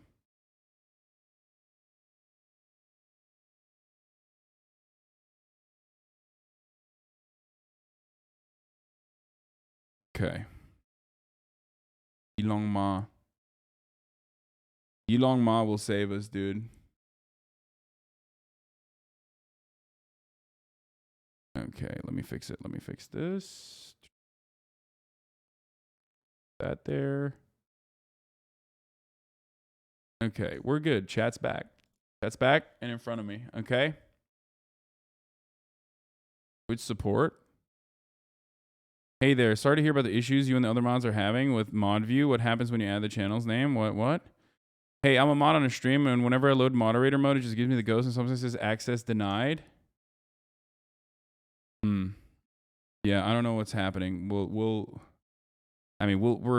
fine for now. Okay, I can see chat, but I just can't see it like. I can't. Chatterino's like broken, so likely an issue with Twitch right now. They are looking into it. Okay.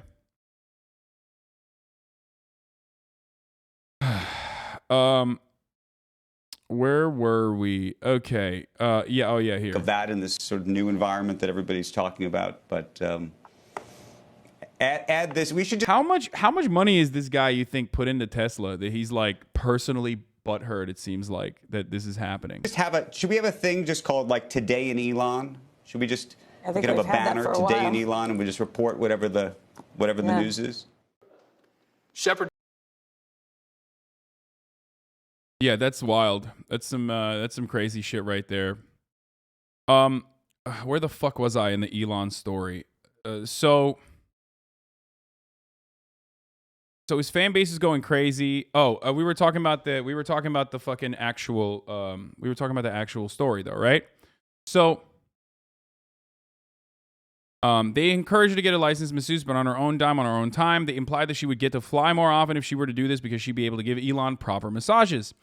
I thought that was kind of strange because you weren't hired to be a masseuse. You were hired to be a flight attendant. And Elon likes massages, then he should be paying for you to go to masseuse school. But she was just so happy and eager to have a job and to be able to travel. In 2018, after becoming convinced that her refusal to accept Musk's proposal had diminished her opportunities at SpaceX, the attendant hired a California employment lawyer and sent a complaint to the company's human resources department detailing the episode.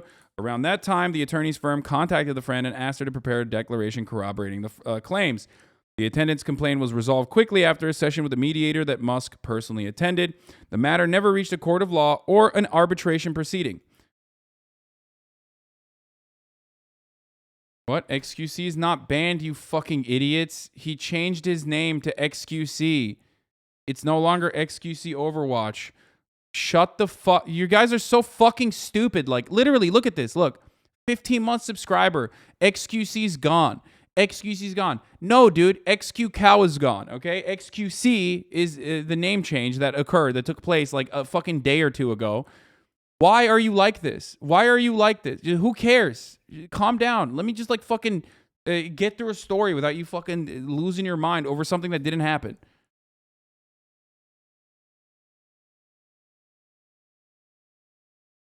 Anyway.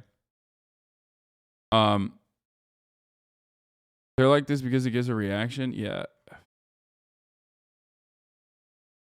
Basics and the flight attendant entered into a severance agreement granting the attendant a $250,000 payment in exchange for a promise not to sue over the claims. The agreement also included restrictive non-disclosure and non-disparagement clauses that bar the attendant from ever discussing the severance payment or disclosing any information of any kind about Musk and his businesses, including SpaceX and Tesla.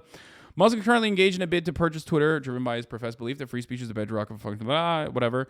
Oh, here, this is the other part that I didn't like either. When you choose to remain silent, you become a part of that system. The friend told Insider that she decided to come forward without consulting the flight attendant because as a survivor of sexual assault, she felt an obligation to share what she has been told about Musk. Unlike the flight attendant, her friend is not bound by any non-disclosure agreement. So this is sus. Okay? Like, it's a little sus. I'm sorry. You might fucking turn around and be like, whoa, what the fuck? You're wrong. Like, this is actually, like, she is motivated by, you know, a sense of justice or whatever. Like, no, I don't. No. That's crazy. Trump's Truth Social post about Elon. He still got it. Okay, we'll look at this in a second. But absolutely felt a responsibility to come forward, especially now. He's the richest man in the world. Someone with that level of power causing that kind of harm, then throwing some money at the situation. That's not accountability. There are predators all over the world. When someone is particularly wealthy and powerful, they literally have systems that are like a machine working for them to set them up to be able to do whatever they want. Remaining silent, the friend said, would make her complicit. When you choose to remain silent, yeah, you do become a part of that system. You do become a part of the machine that allows someone like Elon Musk to continue to do horrible things that he's done. Bro, all I'm seeing from this fucking article is moral posturing from this person who may or may not be sincere about that, and less of the fucking actual details that would solidify this. You know, go on the fucking, as an investigative reporter, what you're supposed to do is literally, instead of writing fucking paragraphs about how the secondary party, not the primary party, but the secondary party was like, had a moral obligation, and less about that and more about the fucking paper trail. You know what I mean? What is going on right now? Why are you guys... Why is chat behaving this way? I'm talking about a outlet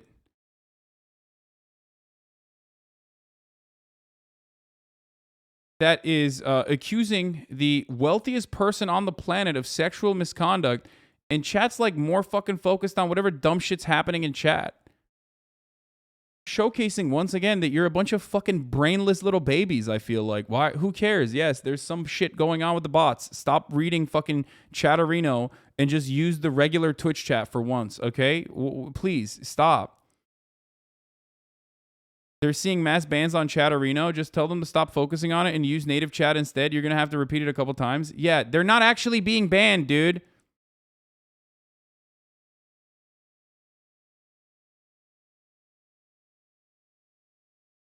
I know, I get that's what you see, okay? I get it. I get that this is what you're seeing. Then turn it off and use the native Twitch chat.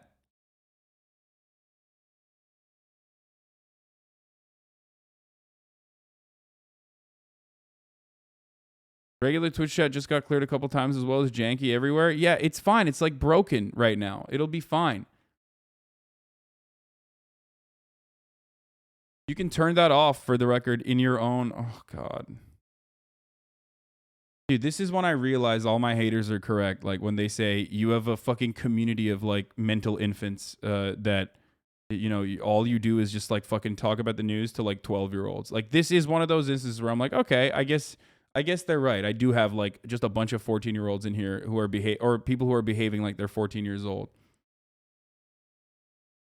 Like, calm down, dude. Stop panicking. It's broken for a second, okay? Your haters don't say that.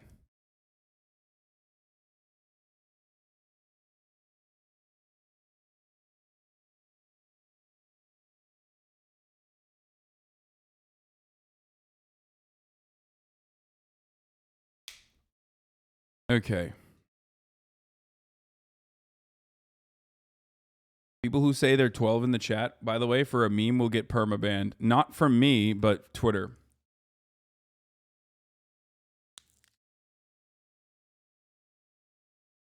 Or not Twitter, Twitch. Okay. So, non-disclosure agreements are crucial components of that machine. The friend said that before she reached out to insiders, she called the attorney who represented the victim. The attorney told her that although she was free to speak to the press, sharing any documents from the case, including her own declaration, could put the flight attendant at risk. Her primary concern was clearly her client, the friend said. She recalled the attorney saying that confidentiality provisions are bullshit and that if any other women have been victimized by Musk, they ought to come forward. But when it came to her client, the attorney urged the friend not to share the declaration. That would be a massive problem, she told the friend. California, where SpaceX is headquartered, no longer permits companies to require non-disclosure clauses in agreements like the one the attendant signed. Just months after her settlement in 2018, then Governor Jerry Brown signed into law the Stand Against Non-Disclosure Act, which bars the use of NDAs in settlements involving sexual harassment, discrimination, or assault unless they are requested by the plaintiff. The attorney did not respond to requests for comment. If there were a way for her to come forward without putting herself at risk, without jeopardizing her life in any way, I believe she would, the friend of the attendant told Insider. I hope she feels like I did the right thing. I hope she feels I said the things that she didn't feel safe enough to say. Yeah, I would like for her truth to be revealed. This is the only known allegation in settlement for sexual misconduct tied personally to Musk. Two of his companies, however, have faced allegations of sexual harassment in the past, like we talked about already. In December 2021, the same week he was named Times Person of the Year. 4 women who worked at SpaceX spoke out about sexual harassment they said they faced at the company where Musk is the CEO.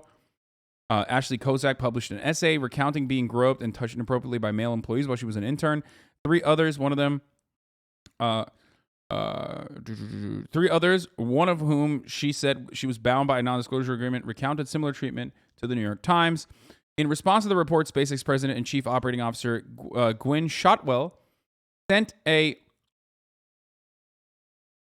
Her friend is an asshole, by the way, if she went on to say it without her friend allowing it. Yeah, that's what I'm saying. Like, I do think it's a little fucking weird that, like, this is a messy article, okay? Straight up.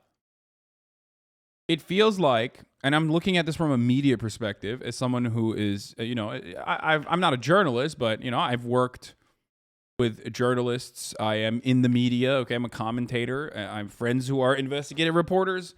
I talk to them regularly about things like this. I do feel like this was a little bit of a messy story, considering that there are no primary parties involved in it.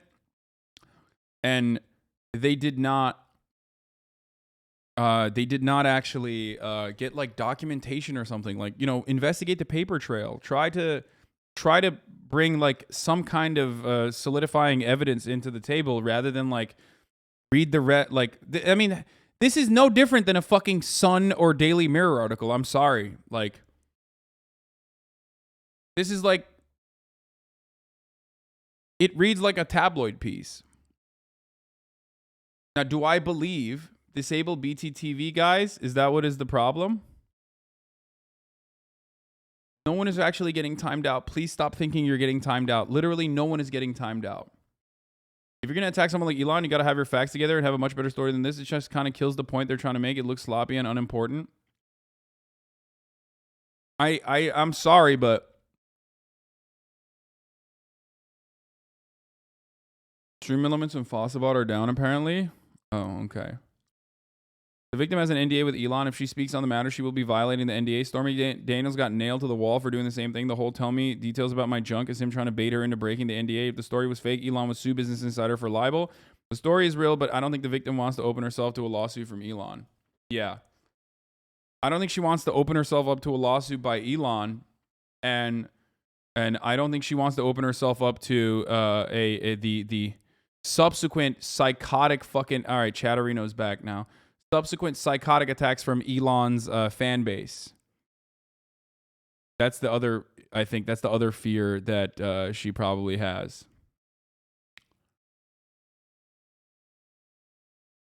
No Elon simp here, but Hans, who just left, and Gwyn are real rocket industry people for decades before SpaceX. Just don't see them covering this stuff up. Wait, what? No, I don't think that they're... I don't think that they're lying. I think that they're right. In response to the reports, Gwyn Shotwell sent a company-wide email saying that timely... Oh, you're saying timely reporting of harassment is our key to maintaining SpaceX is a great place to work. We can't fix what we don't know. Yeah, I think what she's saying is like... What she's basically saying is that like a lot of this stuff gets nipped in the bud before it gets to like a higher level, like someone like Gwyn Shotwell.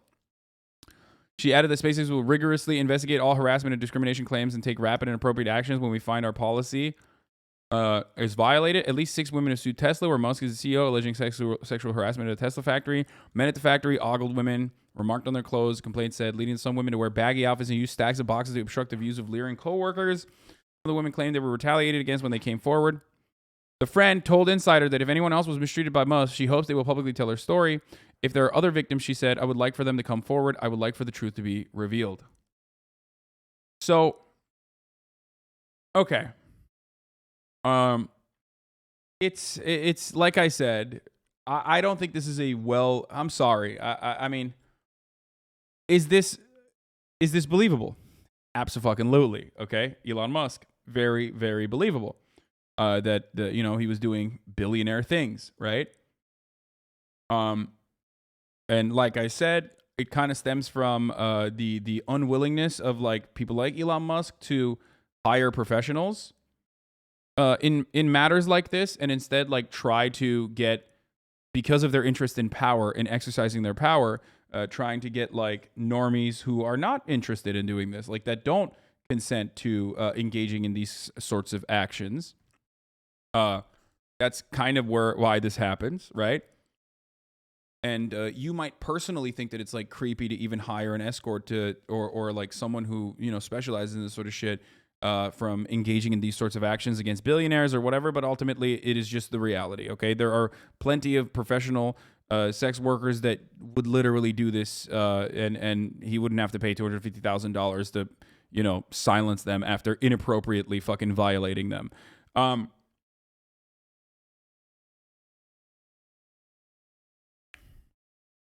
But the 2018 $250K settlement is real. Exactly. No, I know. But what you have to realize is if this is not like super properly conducted, if this is not super properly written, and there isn't enough evidence, the victim coming out and saying something disparaging towards the article would destroy this, okay? Whether it be because of her own personal interest in like, maintaining her safety and security, or whether it be because like, there's just for one reason or the other, like if she fucking turned around and was like, nah, that's not what happened. I actually got a regular severance. You're fucked. Because it's a personal, it's like it was dealt with without even like arbitration from the company. Okay. Now, the timing is really convenient. What do you mean it's really convenient, you fucking idiot? Is it convenient that it happened 4 years ago? Like, this is the other part about it that's like really stupid. When you say the timing is really convenient, like, what do you mean? Like, convenient how? 4 years ago when it happened? Is that why it's convenient? When you say stuff like that, understand that Elon Musk has duped you into thinking that like he saw the future. Like that's why he came out as a Republican, because he, or that like, people were fucking, people are dunking on him because he came out as a Republican. Dog, it happened 4 years ago. What the fuck are you talking about? In 2018. The incident happened in 2016, and the fucking severance happened in 2018. The only reason why he came out as a Republican is so that dummies like you would defend him on the timeline when he was asked for a quote. He knew the article was about to come out, so instead of fucking, getting his messaging in order, he decided to retaliate by being like, I'm a Republican, people are going to attack me. He knew that the article was about to come out.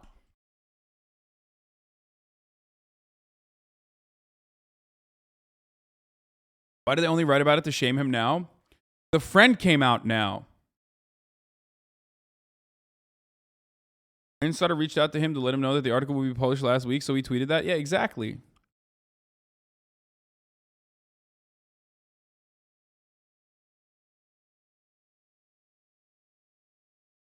He's lying about being a Republican then? Dude, that's what you're trying to get out of this? Bro, he's a billionaire. Billionaires don't have a fucking allegiance to any party. Are you stupid? The entire American government works to serve them, okay? They don't need to be a Democrat or a Republican. The ones that, the billionaires that choose to be out about like their political allegiances are just doing it for funsies, okay? They're billionaires. The American government works for them. Both parties work for them. He wouldn't have said a single thing about the supposed Dem attack if he had nothing to hide. Yeah.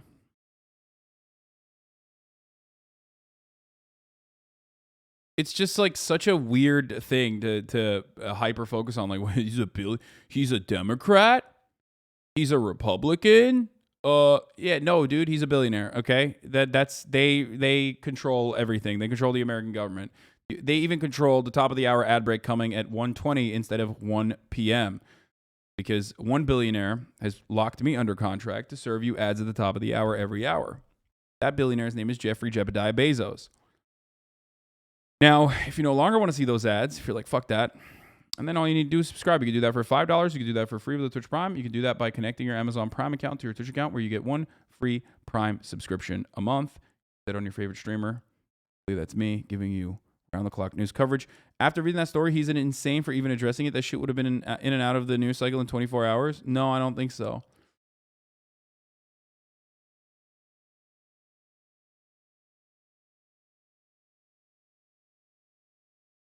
You're lying to cover for the Dems, which you're aligned with? Yes. I love the Democratic Party. Anyway, you can also get gifted a sub like by those like Tamana. Thank you for the 5 gifted subs, Tamana. And Bill Vog for the 5. And LNT for the 5 gifted subs. There's 15 people that won't see the ads. Here's the 1 minute ad break now. Releasing this article a day or two after what Elon tweeted does the victim no justice. It's sad. Honestly, wait, what? I think that they had a solid lead. If I am to make an assessment here from a journalism point of view, I think they had a solid lead, okay? And then instead of investigating the matter further, when Elon Musk started fucking pushing back,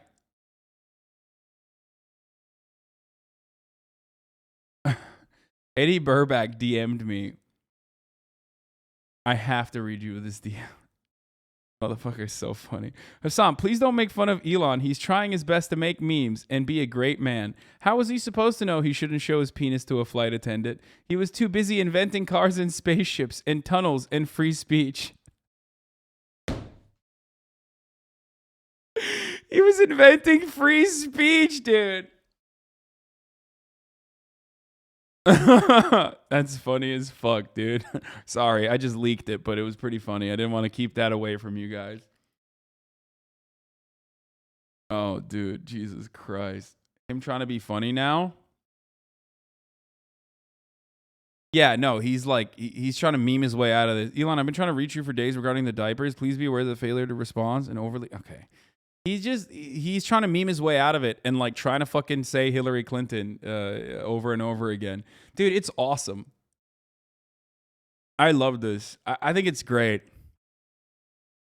It's just, it's fire, dude. It's fire. He's just like trying, because Republicans are so fucking stupid that they will literally eat this shit up. Like they literally have vegetable brains, dude. So they will unironically eat this shit up and be like, yeah, that's right.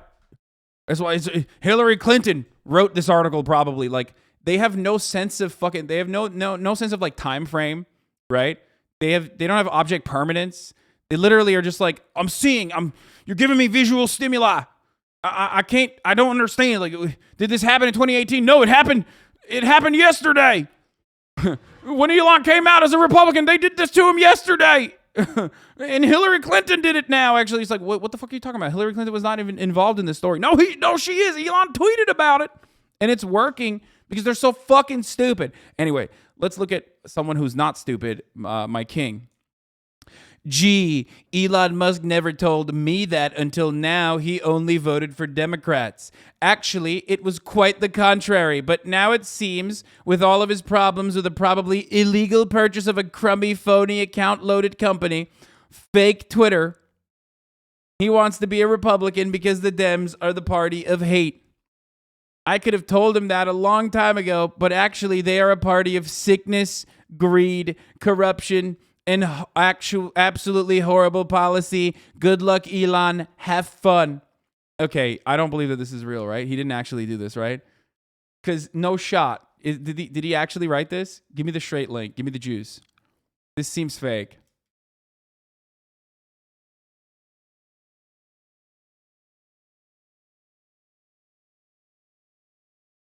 Since horses are a hot commodity, Vorlo under your house? Okay, stop, Vorlo.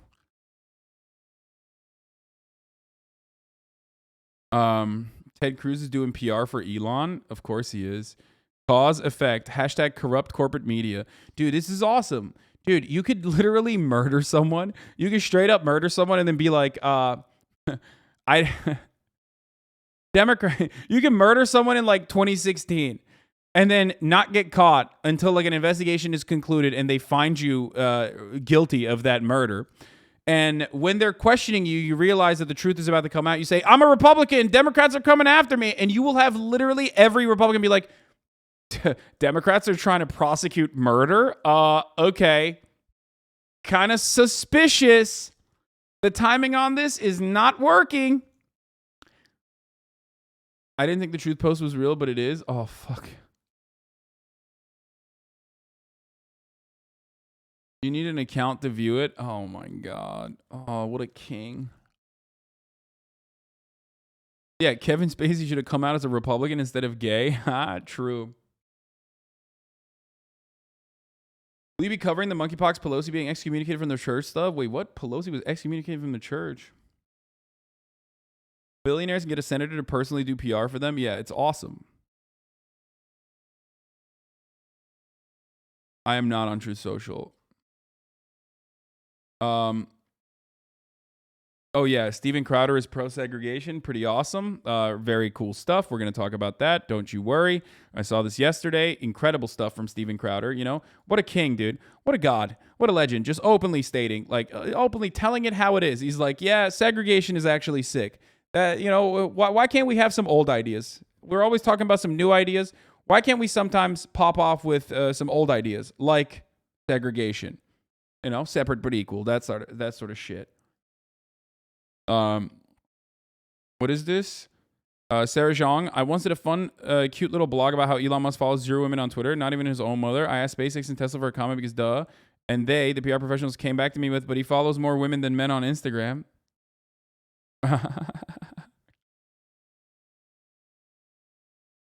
People forgot about Bloomberg saying on stage he bought politicians real quick. Yeah, I don't know why people think that like billionaires are not completely controlling both the Democratic and Republican Party. What's wrong with you guys, man? I'm blocked from the site because I'm from brown country. I can't see his post.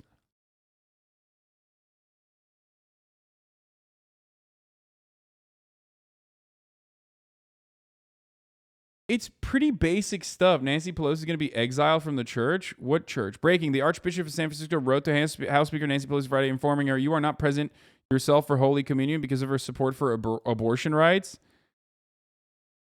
Yeah, okay. Who cares? Like, all right. Oh, no, dude. Oh, no. I mean, this is such a stupid fucking... this is like a story that's going to run on Fox News, and then everyone's going to forget about it. Okay, let's talk about the pro-Israel lobby group that spent millions to sway Democratic primaries. Chris Hayes, respect.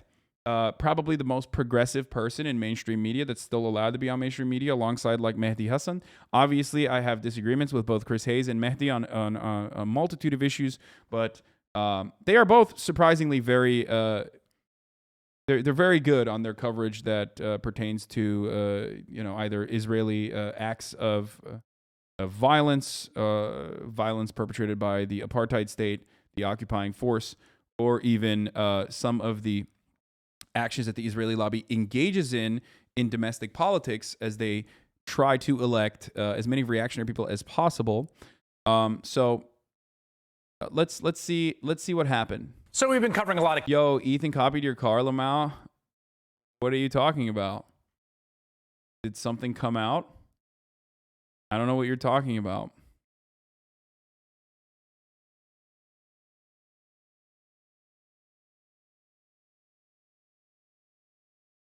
What do you mean?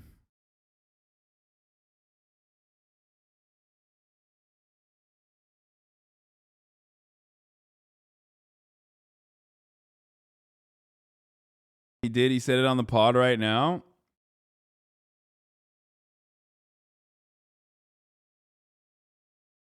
Did you like Keith Olbermann back in the day? He wasn't bad, but I mean, when I was at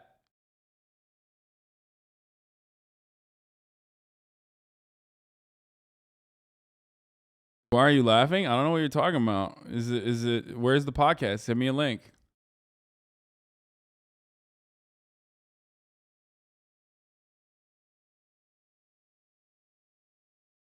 Is what I want.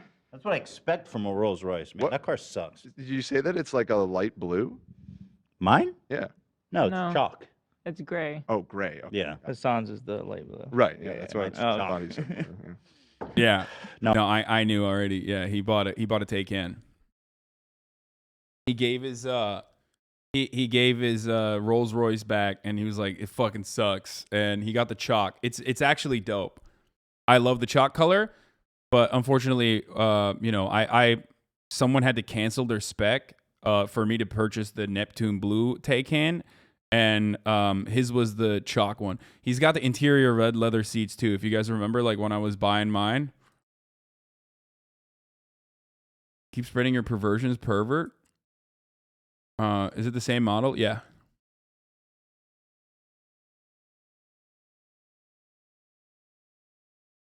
But yeah, it's chalk. I think I personally love the chalk. Like, don't get me wrong. I think the chalk color is fucking sick. I would have gotten he bought or leased. I don't know if he bought or leased. I leased, but I shouldn't have probably leased. My friends were, a bunch of people were very upset at me for even leasing it and instead of like paying off the lease. So basically he got what you spec'd. No, I guess he did actually. He literally did get what I spec'd out, technically.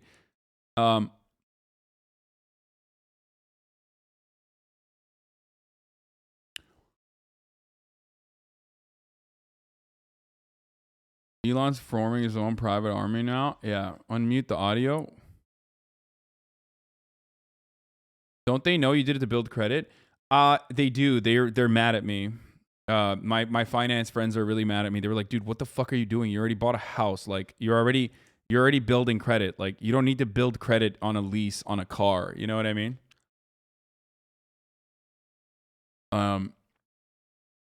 Zach says Ethan's is cooler than yours. I think the chalk color is cooler, for sure. Unpause if it's muted. Here we go. Sorry. Here we go. Here we go. Always gotta even it out. The blue is so nice. I didn't see yours yet though, so. Oh, you didn't even see it. I mean, that Gray? blue I think is like the most Gray? beautiful blue I've seen on a car. Gray, chalk. Bro, I'm telling Yeah, you, bruh. it's sick. It's dope. It is sick. It's actually sick. I'm just saying. Eli, I mean, you don't like white cars. You saw that? Neutrals are very in right now, They're very in. and that include brown. Don't your finance and friends gray. also say to get crypto? Right. It's Anyway, dope. here is They do. Well, no, they say they're here going to is get me crypto, at the and then I Ford yell at them and I dealership. tell them not to. Who am I? Which one am I? You are definitely Michael, and Hasan is Ryan. Why? I'm always Michael Scott in these comparisons, guys. Can I not be Michael Scott once? It's so true, though, isn't it? Honestly, outright okay, buying an let's electric move vehicle is a bad on. idea because Hasan, the are you batteries still degrade and the watching? tech becomes quickly obsolete after a couple of years. Yes, Leasing is yes. not a bad option. That's why I leased it. So, good episode this Friday, right? Or I mean, yesterday. We had a good app yesterday. People really liked it. Yeah, I Of haven't watched leftovers. it yet. Yep. All right. All right, let's get back to the news though. That was cute. Yeah, no, I know. He told me he got it yesterday. Hasan, the polls in Australia are open in 90 minutes. Would you please watch the short, funny vid explaining our preferential voting in case there are any Aussies in the chat? Nor. We're going to be doing Evie Bros. How about you defend some bitches instead? We're going to do Australia politics when our Australia boys are here. Our Australia boys are fucking here. They're not here yet, so we're not doing Australia politics yet. All right. Fucking... Where the fuck? Also, I Rolling Stone, I was supposed to do a fucking thing with them. I was supposed to basically do a... where is it? I was supposed to do like a tech check with them, but they haven't fucking reached out at all. I don't know how to...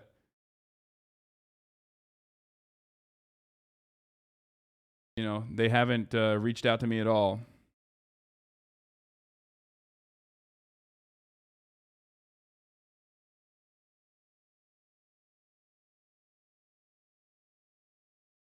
So I don't know where the fucking tech check is. Oi, mate, get on with it. Don't worry, I'm going to get on with it. It's 6:30 a.m. in Australia. That chatter was spouting bullshit about EVs. Lamau, the batteries do not die in a couple years. They were in the chat earlier. Oh, they were? Fuck did they say? Hi, Hasan. Chat soon. Winky face. Oh my God, they're such fucking boomers, dude. Dude, they don't even know that this is universally a creepy thing to say. They probably think this is like a... They probably thought that was like a normal thing to say. No, that sounds like a threat, brother. When you use those emos, it sounds like a fucking threat. But anyway, we'll... Hi, Hasan. Chat soon. What are you going to kill me? What's happening? Oh, last part about Elon Musk is, for the record, something really terrible happened. And that is Elon Musk's viral Chinese doppelganger, Yilong Ma, has been suspended from China's versions of TikTok and Twitter. We're pouring one out for the better version of Elon Musk, Yilong Ma, who is an incredible human being, and as far as we know, has not covered up a sexual misconduct case on one of his employees, and then come out as a Republican preemptively to basically withstand the shitstorm coming his way. That we know of course. I mean, but he is the better version, as we all know, because he makes me happy. Elon Musk, on the other hand, makes me very unhappy every time I see him. I am unhappy every time I see Yilong Ma. I'm very happy.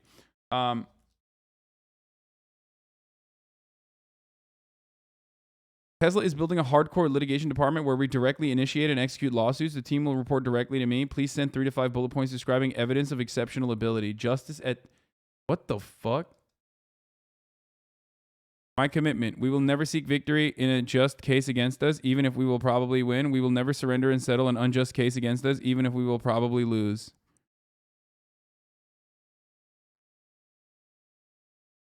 What is he doing? Tesla's building a hardcore... Is he just basically trying to fucking, like, bully? I mean, I don't believe the second part, okay? But I feel like he's gonna, like, try to fucking, you know, litigate everyone out of ever saying anything.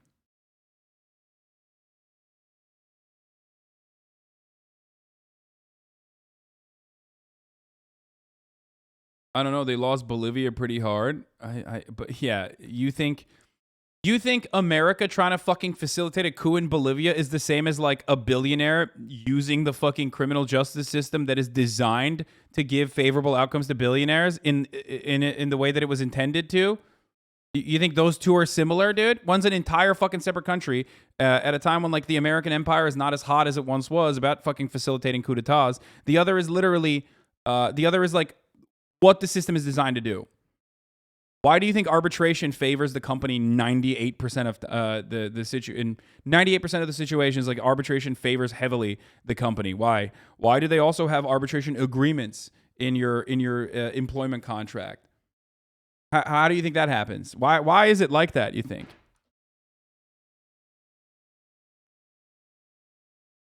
Seems like he's just taking matters into his own hands, and he has a lot of money to be able to do so. So it's 2 a.m. in India, but I'm still defending Elon. That's dedication. Learn. Dude, oh, dude, you are going to be melted, brother. It's going to be really funny. Look, I'll just say it like this. Elon Musk simps have terminal surf brain, okay? They literally are just like, what next, my lord? I'm sorry I did not toil the ground well enough, my lord. Please only cut my hand off, but only because I can still use my other hand to continue the grain, to continue working on your grain crops, my lord. That's it. You're the serf, dude. You're such a fucking serf, dude. You're literally like, you're basically, by the way, I unlocked the TTS, and it's because someone was asking, like, do you still have the TTS on? This is why I don't have it on.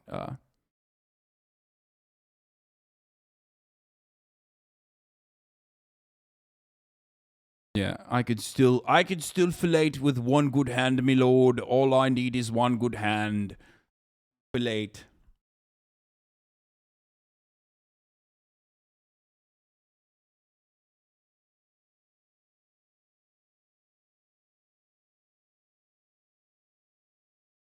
Anyway, I bet he is an engineering student. That Karthik guy, maybe.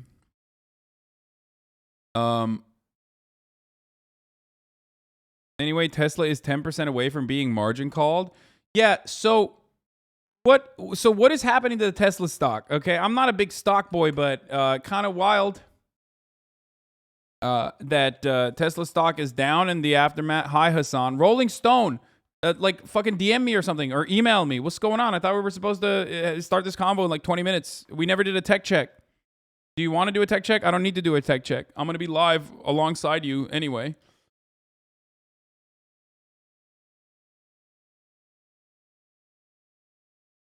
Speaking of Elon simps, Zach Grauman, manager of the Andrew Yang, former presidential campaign manager for Andrew Yang. I feel like if someone mainstreamed electric vehicles in a climate crisis, maybe we can give them a pass for a few smaller things we don't like as much.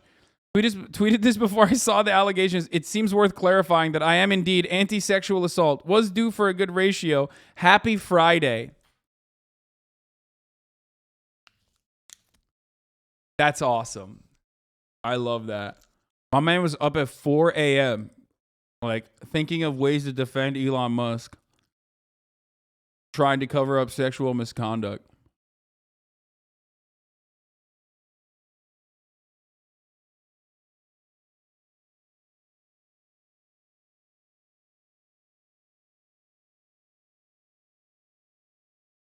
That's great. The funniest, Elon Musk. Sus, man. It is indeed sus. By the way, to folks lost, sus means suspicious. Elon speaks street. Awesome. Dude, I could just do... You know what? Sometimes I just want to fucking stop everything I'm doing and basically just watch Elon Musk dick riders and dick eaters on the timeline. They won't be reaching out. All you need is to hop on the Zoom link between 1:45 and 2 p.m. Oh, okay. They will then admit you once you have joined. Click the link, and the interview will take place in said Zoom call. Need any help setting up audio? We'll help you walk through. Oh, perfect. Okay. Yeah, no, I can do a Zoom call while I'm live. That's something I've done before. Okay. All right, let's get to how a pro-Israel lobby group spent millions to sway the Democratic Party primaries and how they took a fat L. I have to pee real quick while this plays. I'll be back in a second. Elections this week, including the Republican Senate primary in Pennsylvania, where we are still waiting to see if the Trump-endorsed celebrity TV doctor will be declared the winner. There's a wild story coming out of a smaller race in western Pennsylvania around Pittsburgh you probably have not heard about. It's in the 12th congressional district, where one lobbying group dumped millions of dollars to try to take down a Democratic candidate in that primary named Summer Lee. Now, with 99% of the vote in, the state representative Lee is ahead by less than 500 votes. Last night, she all but declared victory, although the race has not yet been called, as we wait for a small number of outstanding votes to be tallied. Now, in October, Lee launched her campaign to fill the seat that was being vacated by a retiring congressman named Mike Doyle. And she did it with the support of the Justice Democrats. That's the group that supported New York Congresswoman Alexandria Ocasio-Cortez's first campaign, among others. And Lee maintained a significant lead in the polling all the way through April, when the pro-choice group Emily's List released a survey showing her ahead by 25 points. But then a torrent of outside money started pouring in, and a huge amount of it came from a political action committee for the American Israel Public Affairs Committee, or AIPAC, called the United Democracy Project. Now, The Intercept reports that in less than a month, the United Democracy Project poured more than $1 million into ads in Pennsylvania's 12th district. The bulk of the messaging attacked Lee, though just over $100,000 meant to materials supporting her main challenger, attorney Steve Irwin. In total, listen to this number, United Democracy Project has spent more than $2.3 million in the race so far. $2.3 million in a random congressional primary in a race where the top two candidates spent under $1.4 million combined. That's insane, dude. That is so fucking psychotic. Now, one of the things that I gotta mention that I talked about, who the fuck did I talk? Oh, with Mike from Pennsylvania about with regards to this. So Democratic Majority for Israel and like AIPAC or like AIPAC subsidiaries have been doing this for some time now. They will always go after Justice Democrats. They will always go after like progressive candidates. They don't even necessarily have to like be critical of Israel. They just literally will fucking go after you if you are aligned with other politicians that are critical of Israel. And that criticism of Israel is like literally this much. Okay? It's not even a lot of criticism of Israel. Like you could be AOC and they will, I mean, I guess they don't really rip into AOC as much anymore, but AOC has like time and time again actually defended Israel in the way that she has legislated, right? But one of the things that they used to do was, like in the case of Court Bush, attack a candidate on the basis of their support or, on the basis of their support for BDS or specifically around issues that revolve around Israel. If they're critical of Israel, they would be like, oh, this person is critical of Israel. She's an anti-Semite. But what they realized is like, that doesn't fucking matter to the average voter, okay? And this is meant in no way like to be disrespectful. But first of all, criticism of Israel is not anti-Semitism. Anti-Zionism is not anti-Semitism. So that's number one. Remember that. That's important for us to address, okay?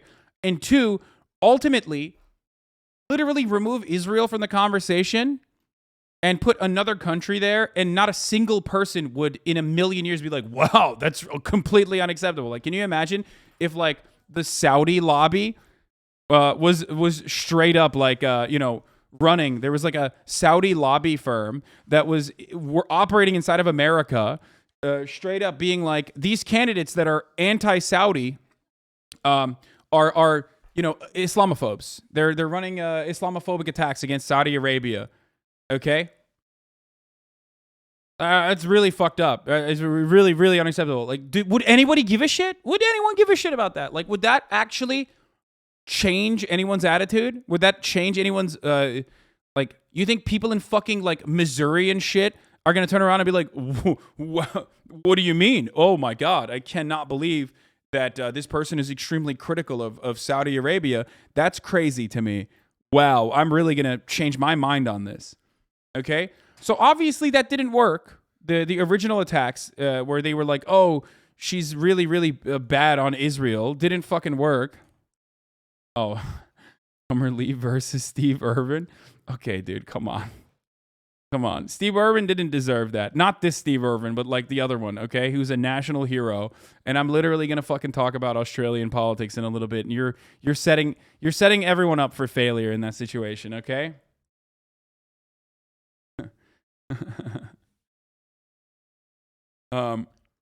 Anti-Zionist Jew with an Israeli passport can confirm everything's fucked up. So, and to think that every Jewish person supports Israel, you're anti-Semitic. Ethan is a great example of someone who doesn't support Israel. See, that's the thing. Yeah, obviously. Ironically, like ultra-Zionists, ultra-nationalists, and like straight up fucking Nazis who hate Jews kind of align on a lot of these attitudes that claim that the entire international Jewish community is aligned with the interests of Israel, okay? Nazis say that, and ultra-nationalist Zionists say that. Literally. Anyone else with a fucking brain cell recognizes that that is a psychotic thing to fucking put forward.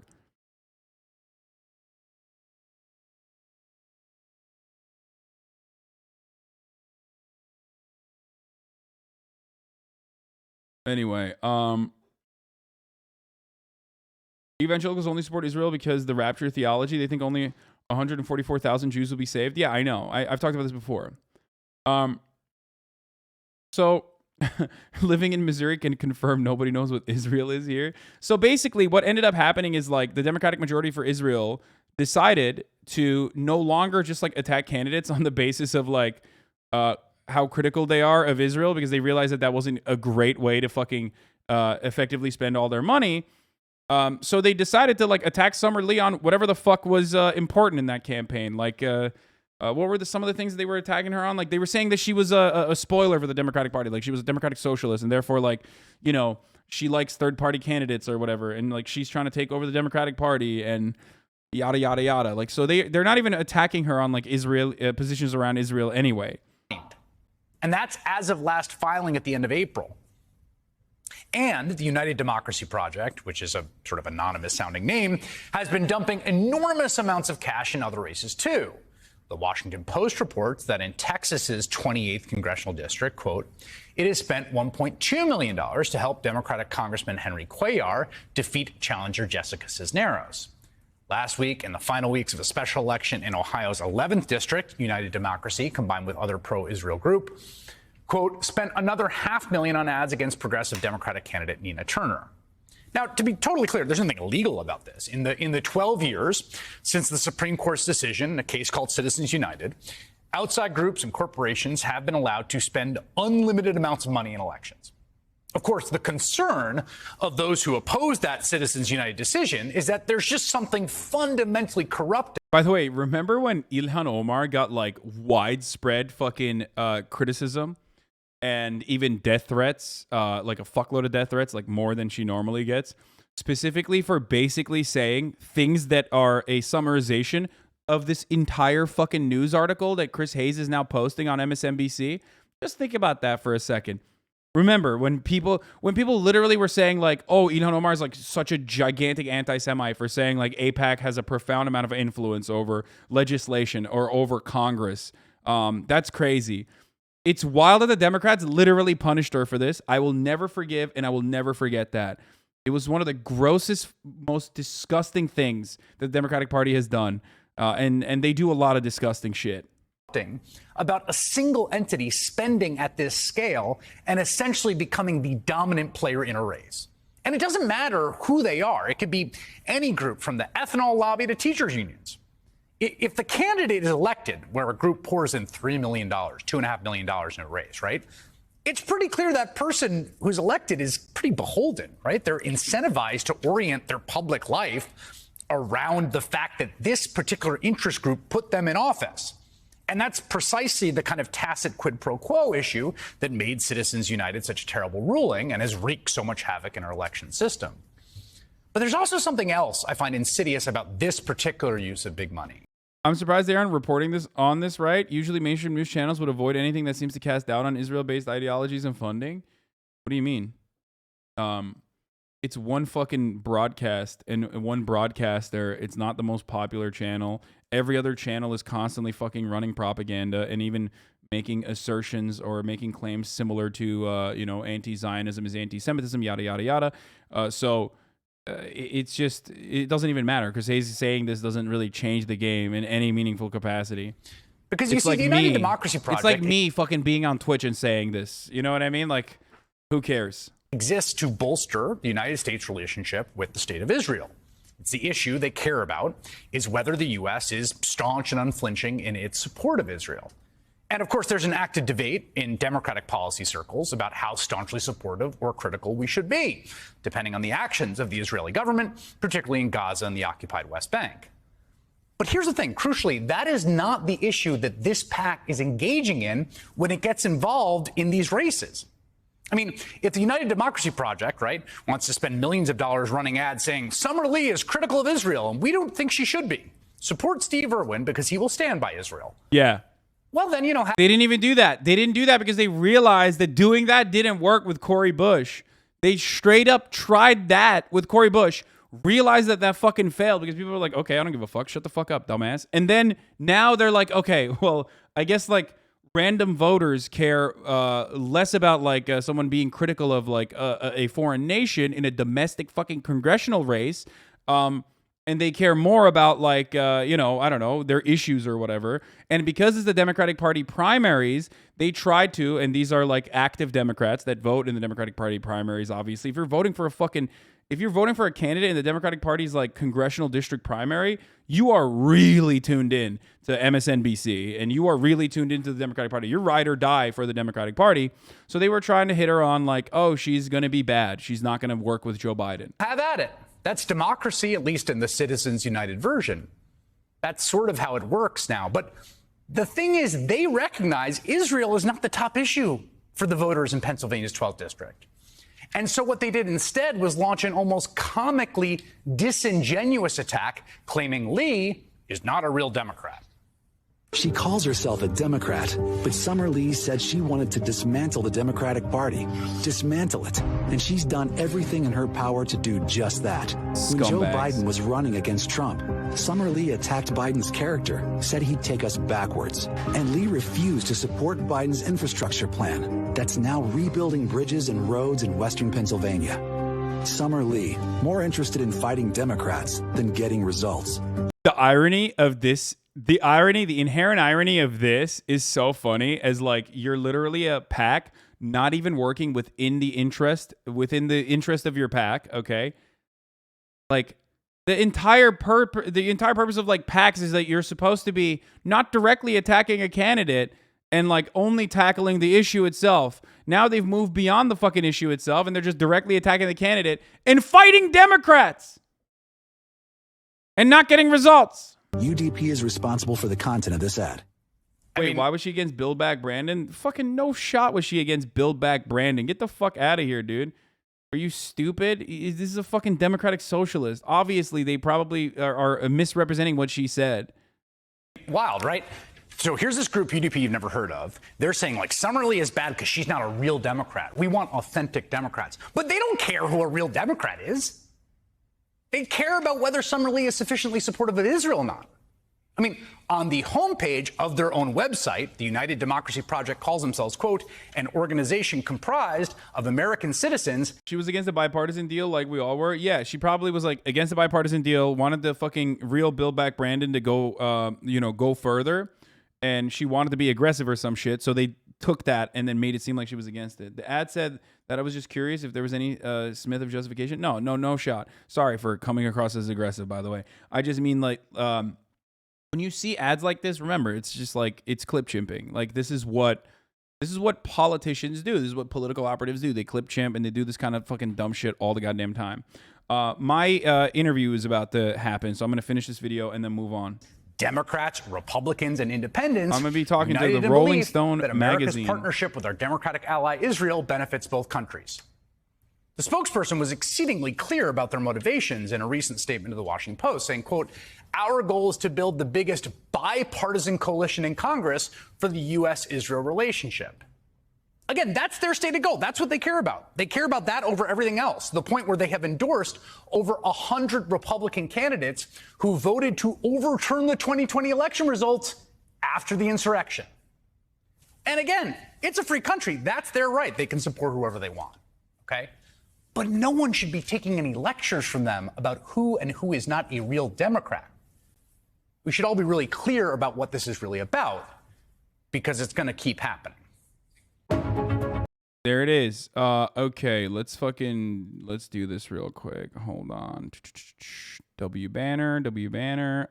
Hook that up here to hide the URL. Very cool. Okay. Launch meeting. I don't want the fucking Zoom client. I'm just going to do it from here.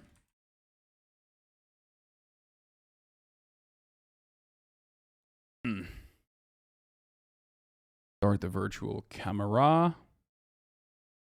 Actually, no, let's not do that. Let's just use the regular.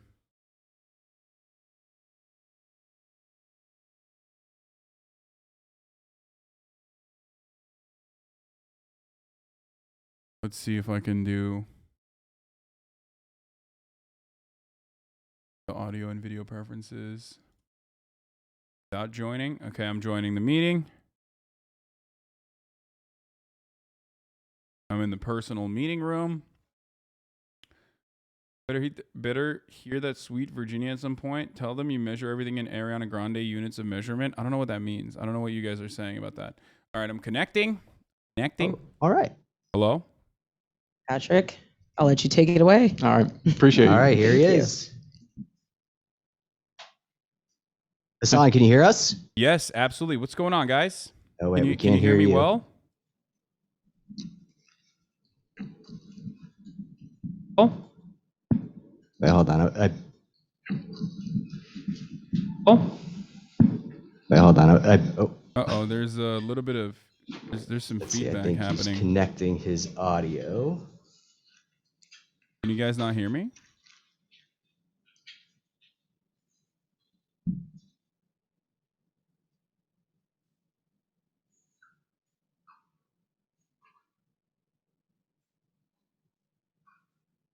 Okay, maybe we should have done tech support. Now I take it back. Okay, maybe we should have done tech support. Now I take it back. They can hear, but there's feedback. I don't know what's happening here. Okay, maybe we should have done tech. Yeah, okay. That, then I can't see.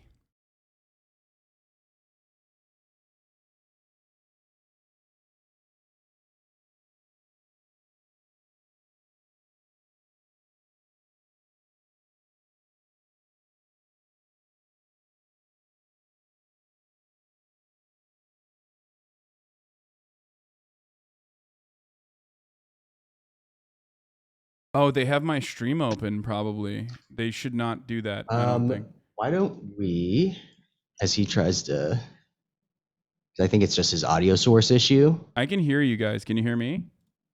This is what it's all about. I'm going to chat with him for a second. Patrick, I have a question for you. Okay.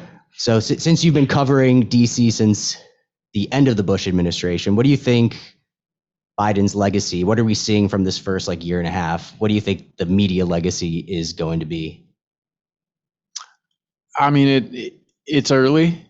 The good news for Biden is that it's early, because so far he came in with a lot of big plans, some promises, and it's not that they haven't done anything. They've made some changes, but in terms of the sort of sweeping change that was envisioned and rolled out and been sort of their case for why they should stay in the office, so far we haven't seen that. It's easy to get down on them for that, but they can't make people vote for things. They can't make Joe Manchin, who is from West Virginia and has sort of been the sticking point of a lot of their big plans. They can't force him to do anything. And that has meant that so far it's sort of like an incomplete. I think one thing someone really smart pointed out to me the other day is that the single biggest thing that's happened under Joe Biden is a legacy of Donald Trump, which is that we are about to lose protections for reproductive rights, thanks to people Trump put on the Supreme Court. Why is it happening like this? And so if you're trying to build a legacy and if you're trying to leave your mark on the country, it's not good news if the biggest thing that happened during your presidency was, one, the opposite of what you promised and the opposite of what you say you stand for, and two, something put in place by your predecessor. Dope. All right, so I'm starting a Zoom call with Hasan. Hopefully this should work. This reminds me of the beginning of the pandemic. That's how every Zoom started, with a 5-minute, can you hear me? Oh, this works. This actually works, but I don't know. I just left the Zoom call, and I'm gonna shift my camera over here, so you guys can actually see me. Can you guys? There was a doubling of the audio for some reason earlier. I don't know what was going on there. We had your stream open. Oh, that's okay. So I think that's what you were hearing. That'll do it. Okay. Should be good now. Okay, let me just let me move some stuff around real quick. All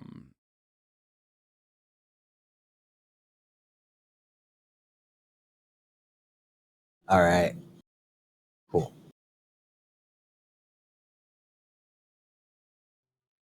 Okay, this should work. Are you guys happy with this? Or are you happy with the? Yeah, this is fantastic. Okay, perfect. This is yeah, it's so much easier than a Zoom, in my opinion. No, it's great. Appreciate you making the time, and glad this all worked out. Yeah, sorry about that. I really thought that I was joking around earlier on stream. I was like, come on, like you guys are. I was literally like, what's up? You guys you think that we're not gonna be able to do this together, you know? And turns out, we did need tech support. Well, we were glad to cancel it because we were listening to that Elon Musk riff, and we didn't want to interrupt that. That's fire. So. Oh, okay. Well, thank you. Yeah. So what's up? What's happening? I have no idea what we're gonna talk about. Like, I just literally don't know. Okay. So I saw that yesterday you won a cooking competition.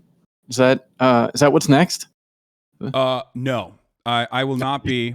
I will not be taking my talents to the cooking sector.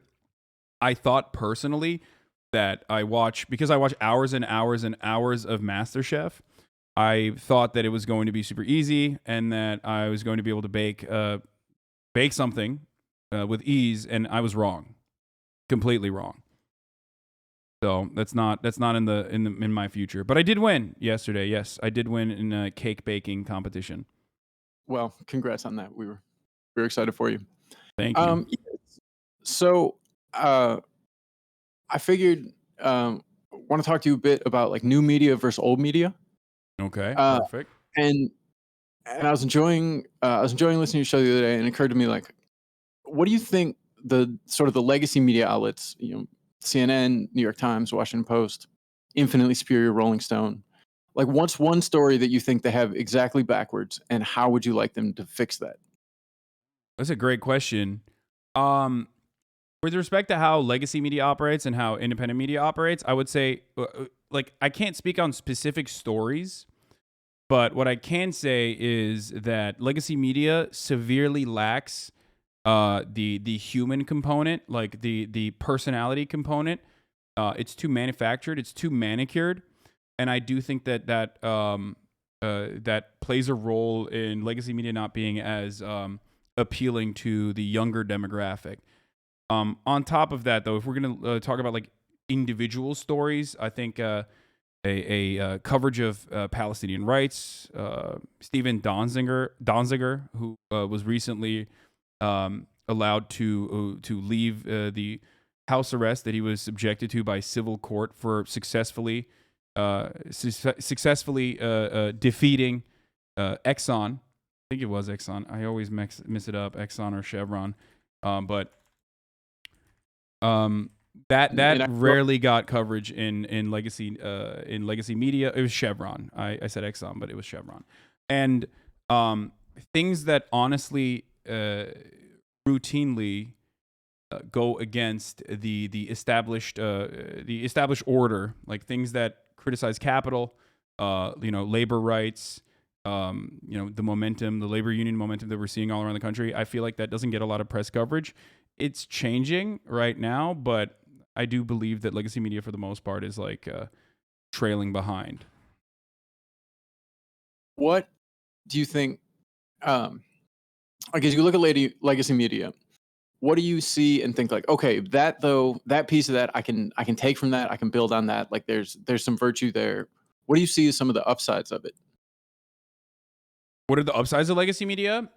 Journalism, like being able to having the funds, having the funds to be able to send people all around the world, and actually doing actually doing the news, actually doing journalism. Because like, I'm an idiot, and I'm very honest, but I am very limited in what I can do as far as like actually being able to like break news, right? I can't scoop anyone. I'm only one person. I'm a one-person operation. I can do commentary, but I'm not actually, reporting on anything. I'm not ever reporting on anything new. And that is still something that is incredibly important. And that is what I would say legacy publishers do best. As when you've been doing your show, are there moments where you're like, okay, like I'm giving this commentary, where can I go deeper? Like where can I find out more? because you have this voice and you have this big audience, and I just wonder, like, within the commentary, you know, is there room to grow? Is there room for more interviews? Certainly. I mean, there's plenty more that I can do. But again, I'm limited by being one person, and I'm also limited by, I guess I'm limited by time constraints as well. You know what I mean? I'm like preparing for whatever kind of news coverage I'm going to do for the day. And there's only so many hours in the day for me to be able to do that. And then also live stream for 8 to 10 hours a day, which is what I do. So that there's definitely things that I could do more of, like some interviews and whatnot. But I mean, I try to set up like cool and unique and interesting interviews. But like I said, I don't have a booker or anything, so it's that like it was a 17-minute video the other day. I like that. I thought that was sharp, and I like that format. It felt like you sort of drilled down, concentrated a bit. Oh, you're talking about the your whiteness does not exist, the video on my YouTube, I think, or no, what was it? White people do not exist. Yeah, so that's what I used to do when I was at the Young Turks. Before I started on Twitch and before I went on my own, I created a show called The Breakdown on the Young Turks where I scripted out my commentary ahead of time. I was also really bad off the cuff on camera. Part of the reason why I actually joined Twitch to begin with was so that I could get better at speaking off the cuff and speaking my mind. I was a decent writer, but I would script out everything, and I would do a lot of research ahead of time and like script it basically ahead of time and then read it from a teleprompter. And so that was what was the White People Do Not Exist video was not scripted. It was off the cuff. I was just responding to a chatter, but I think it came across similar to like my older videos. When you started doing Twitch, was there a moment where you're like, okay, this could be the thing? Like, this is going to take me places? Never to the degree of success that I experienced on the platform. I think that was shocking for me and shocking for everyone else, if I'm being honest. I thought that it was going to be a place where I could, like, I was looking for a place where I could have my own community. I did not want to be under the umbrella of the Young Turks. I wanted my own properties. I wanted to exercise my own creativity without any sort of constraints from a larger company. And I always wanted to be able to have like a little community on Twitch for myself with like-minded individuals, but like it blew up way past what I ever would have imagined. Do you I was thinking about this earlier. I was watching your stream and I was realizing, wow, like 8 hours a day. Do you ever get anxious about being wrong? Like, do you ever think like, oh shit, I'm gonna look back on that and be like, oh, that one hurt? Yeah, no, all the time. And I do get things wrong sometimes. I mean, it's normal. A lot of people get things wrong. It's only human, especially when I'm covering news for 8 hours a day. One of the most famous examples of this is when my analysis was correct, but my prediction was wrong when I thought that Russia would not be stupid enough to actually invade Ukraine. And I was pretty adamant about not listening to the State Department on that issue, given all of the prior examples of the State Department straight up lying about things. And that I mean, I wasn't alone in that assessment. The main reason why I did not want to believe the State Department personally was because I was listening to Ukrainian authorities on the matter, and they themselves also did not think that Russia was going to invade Ukraine until they did. And that was a big deal for a lot of people on the internet who were very upset with the way I mistreated them, I guess, leading up to that moment.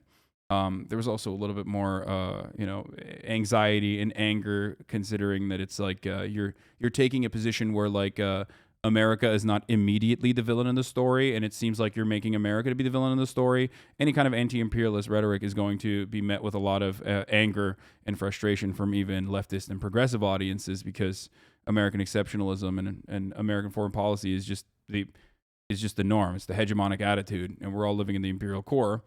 So people were very frustrated with that. But I immediately admitted, even before other sources were calling it an invasion, that I was wrong and that Russia was invading Ukraine.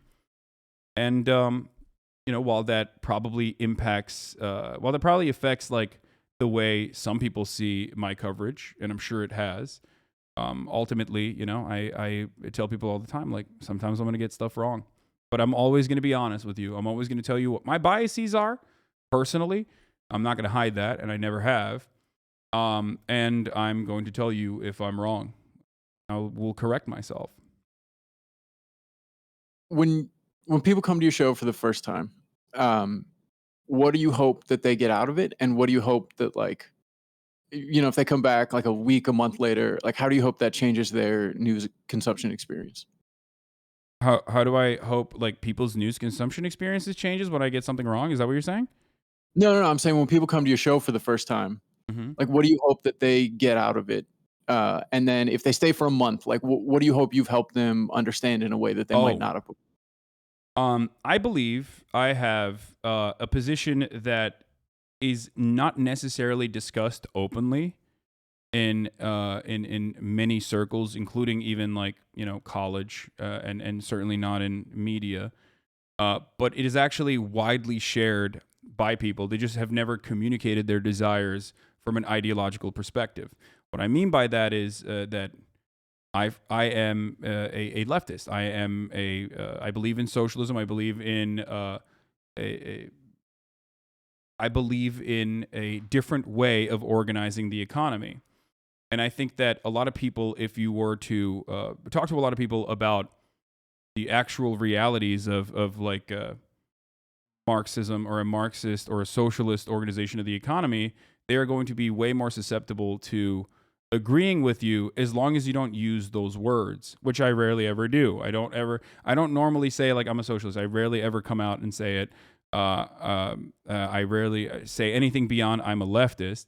And the reason for that is because of centuries of Red Scare propaganda and the demonstrable failure of, like, prior socialist, or not socialist, but, like, at least countries that have tried to counter the capitalist hegemonic organization have lost. They've demonstrably failed, and because of that, it's impossible to come out and be like, I'm a socialist. You know what I mean? You're a socialist. That's like that's a broad swath of ideology that can fit in that. I mean, that's everything from, like, Denmark to Venezuela or the Soviet Union. No, I don't think Denmark is socialist. I think Denmark is I think European Nordic social democracies are still capitalist. They will recognize that they're capitalist. They're social democracies. Even Venezuela itself or all these other countries have, like, attempted to transition into socialism. China claims that it's currently in a transitional state of socialism, but I mean, the opposite at the What's up? moment. Like, if you look at the sweep of China, it is 50 years of telling you that they're transitioning towards socialism while simultaneously liberating the market and funneling money upward. I wouldn't necessarily say they're funneling money upwards, but I think that their infrastructure expenditure is pretty solid. I mean, they've been able to urbanize pretty effectively.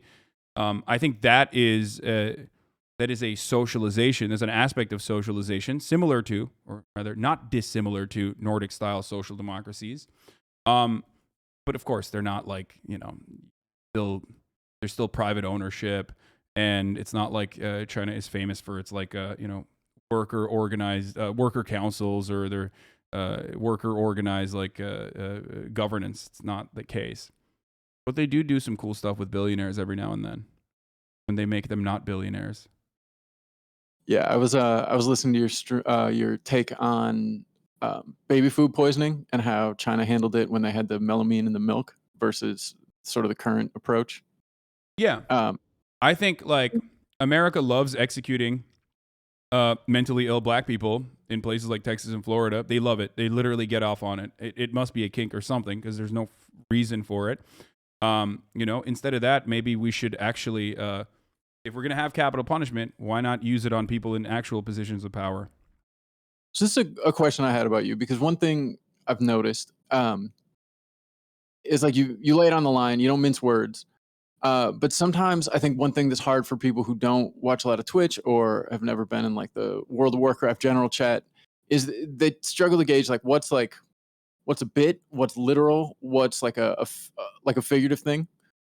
Like, if they were to come down and figure out that someone through negligence had killed infants via poison baby formula. Capital punishment? No, I'm anti-capital punishment. I'm joking. No,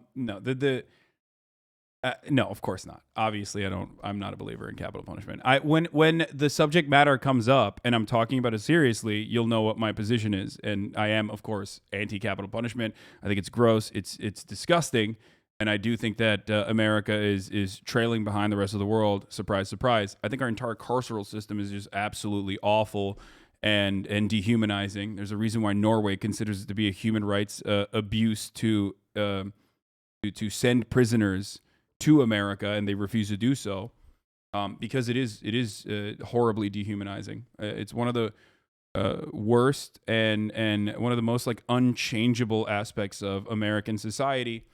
It's our draconian attitude that revolve around crime and punishment. Like we think that we have to, we think that the state should execute people, and that our criminal justice system slants towards vengeance rather than actual justice.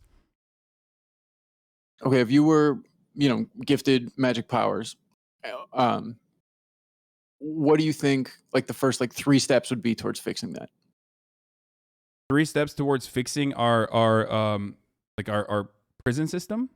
Yeah, I mean I mean, that's an incredibly complicated structure, but I would try to tackle crime as it manifests, as in I would try to solve the underlying material inequalities that is, at least historically and in contemporary society, why violent crime occurs.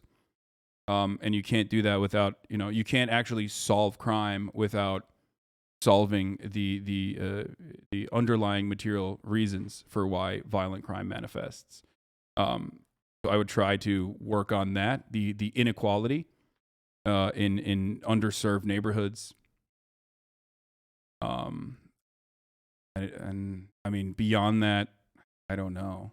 I would try to, with my magic wand, change the attitude that Americans have, where they believe that they have a vindictive approach. I would try to get them to believe in rehabilitation over incarceration. So stepping out of the realm of magic wands, that's probably a dumb frame. But say it's like 2100 and things in America have worked out well. Why do you if we're think talking that- about tangible legislation, I can actually give you a way better answer on that. One of the main things that we need to immediately do is see prisoners as human beings rather than the dehumanized attitude that we have for the incarcerated. Prisoners' rights is a big way to do that. Prisoners should be able to vote, for example. That's number one. If they're able to vote, they're now a constituency. They're now able to be heard. And I think that that would go a long way in basically starting the conversation around solving some of the issues immediately at hand in the way that prisoners the unjustifiable conditions that prisoners are subjected to in this country. So that's definitely one area that I would focus on legislation-wise. One thing that's hard for me, because when I started in politics, I was covering climate, and that was 14 years ago. And at the time, people said like, "Okay, this is it. This is our last chance. We got to do something about climate, and if we don't, we're in trouble." And of course, we didn't do anything. Good thing we solved it. Yep. It's my favorite Onion headline ever. Is whatever happened to climate change? And then now we're back there. It's 12 years. 2020 was 12 years after like our last climate push. We're not going to do it again. It's pretty clear, barring some miracle like the big climate package is dead. Mm-hmm. How do you stay hopeful? And if so, how? Do I stay hopeful? Yeah. I mean, I wouldn't say I'm a very hopeful person. The world is so different from the one that we're living in. And that's obviously like a big focus. Do you ever see in your lifetime us getting there, getting close to there? A solution to climate change? More broadly, like a world that aligns more closely with the kind of things you talk about in your show is wanting to see. Hey, who knows? There are decades where nothing happens, and there are weeks where decades happen, right? I can't speak on that. I personally do not know. I can only contribute to that as best as I can by urging others to organize their workplaces and mobilize politically in every way they can, no matter how marginal or fractional it feels. I think that that is something that I push for and that we should continue pushing for, because there's nothing else you can do. You can only try to work and build the foundations of a better tomorrow for future generations, because this kind of change, especially when you're going up against like centuries of solidified capitalist dogma, going to be really difficult. It's going to, in many instances, it's going to feel like your change is not happening. It's not going to even feel like it's gradually happening. But you know, you just keep going. If you believe in justice, you just have to keep going, no matter what. My mom was in Washington last week, 2 weeks ago, whenever the decision came down, and we happened to be walking by the Supreme Court. And she noticed people who were about her age, sorry, Mom, when Roe passed.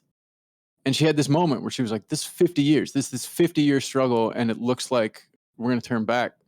But then she got to talking with some of them, and she realized that on the other side, that also means that after 50 years, there's still people in it, and there's still people who haven't given up on that fight.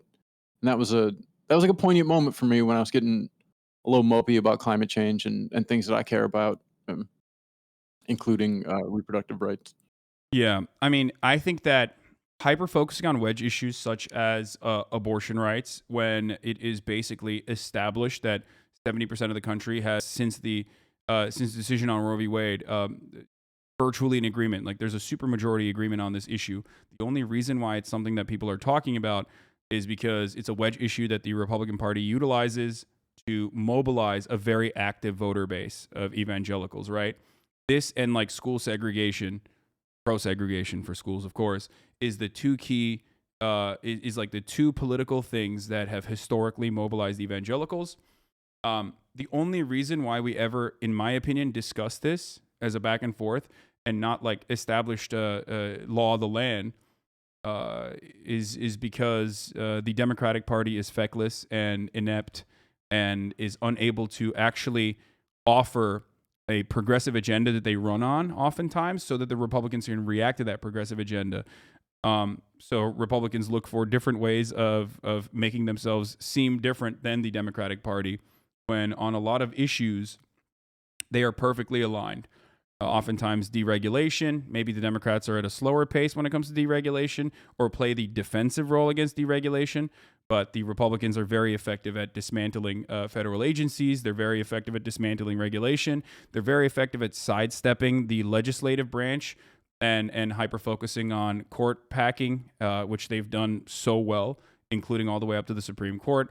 And utilizing state legislatures that are gerrymandered. So even if you have a 10-point difference, like in a state of Wisconsin, Republicans will still maintain state supermajorities at the state legislature.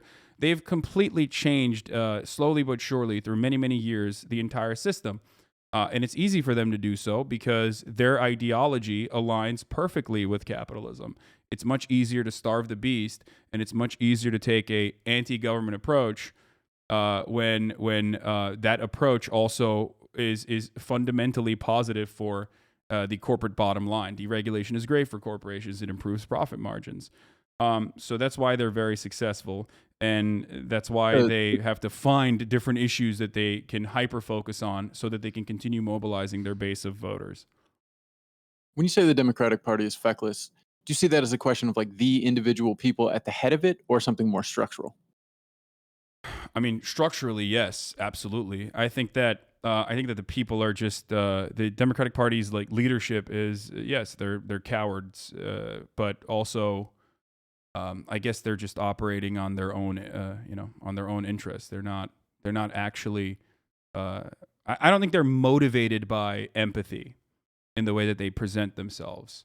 There are a lot of NGOs that might or there are a lot of great people working in activist circles and whatnot, but ultimately I think the Democratic Party itself is not operating out of a place of consciousness or being considerate to marginalized people. I think it's just that's their position.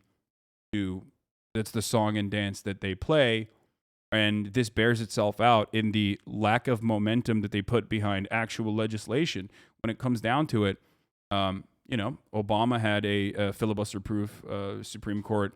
I mean, not Supreme Court, sorry. Obama had a filibuster-proof Senate, and he didn't codify Roe v. Wade. Throughout the past 50 years, the Democratic Party had, I think, 11 or 12 instances where they had a supermajority where they could have actually codified Roe v. Wade, and that was out of the question. That I think is a, you know, that's a on the particulars of that. When in like the 2009 supermajority, or the 2009 when they had the filibuster, they had, that wasn't 60 Democrats who would vote to codify Roe v. Wade. I mean, it was a different party back then. Like 12 years ago, it was a way different party on social issues. I don't disagree with you, but I do think that that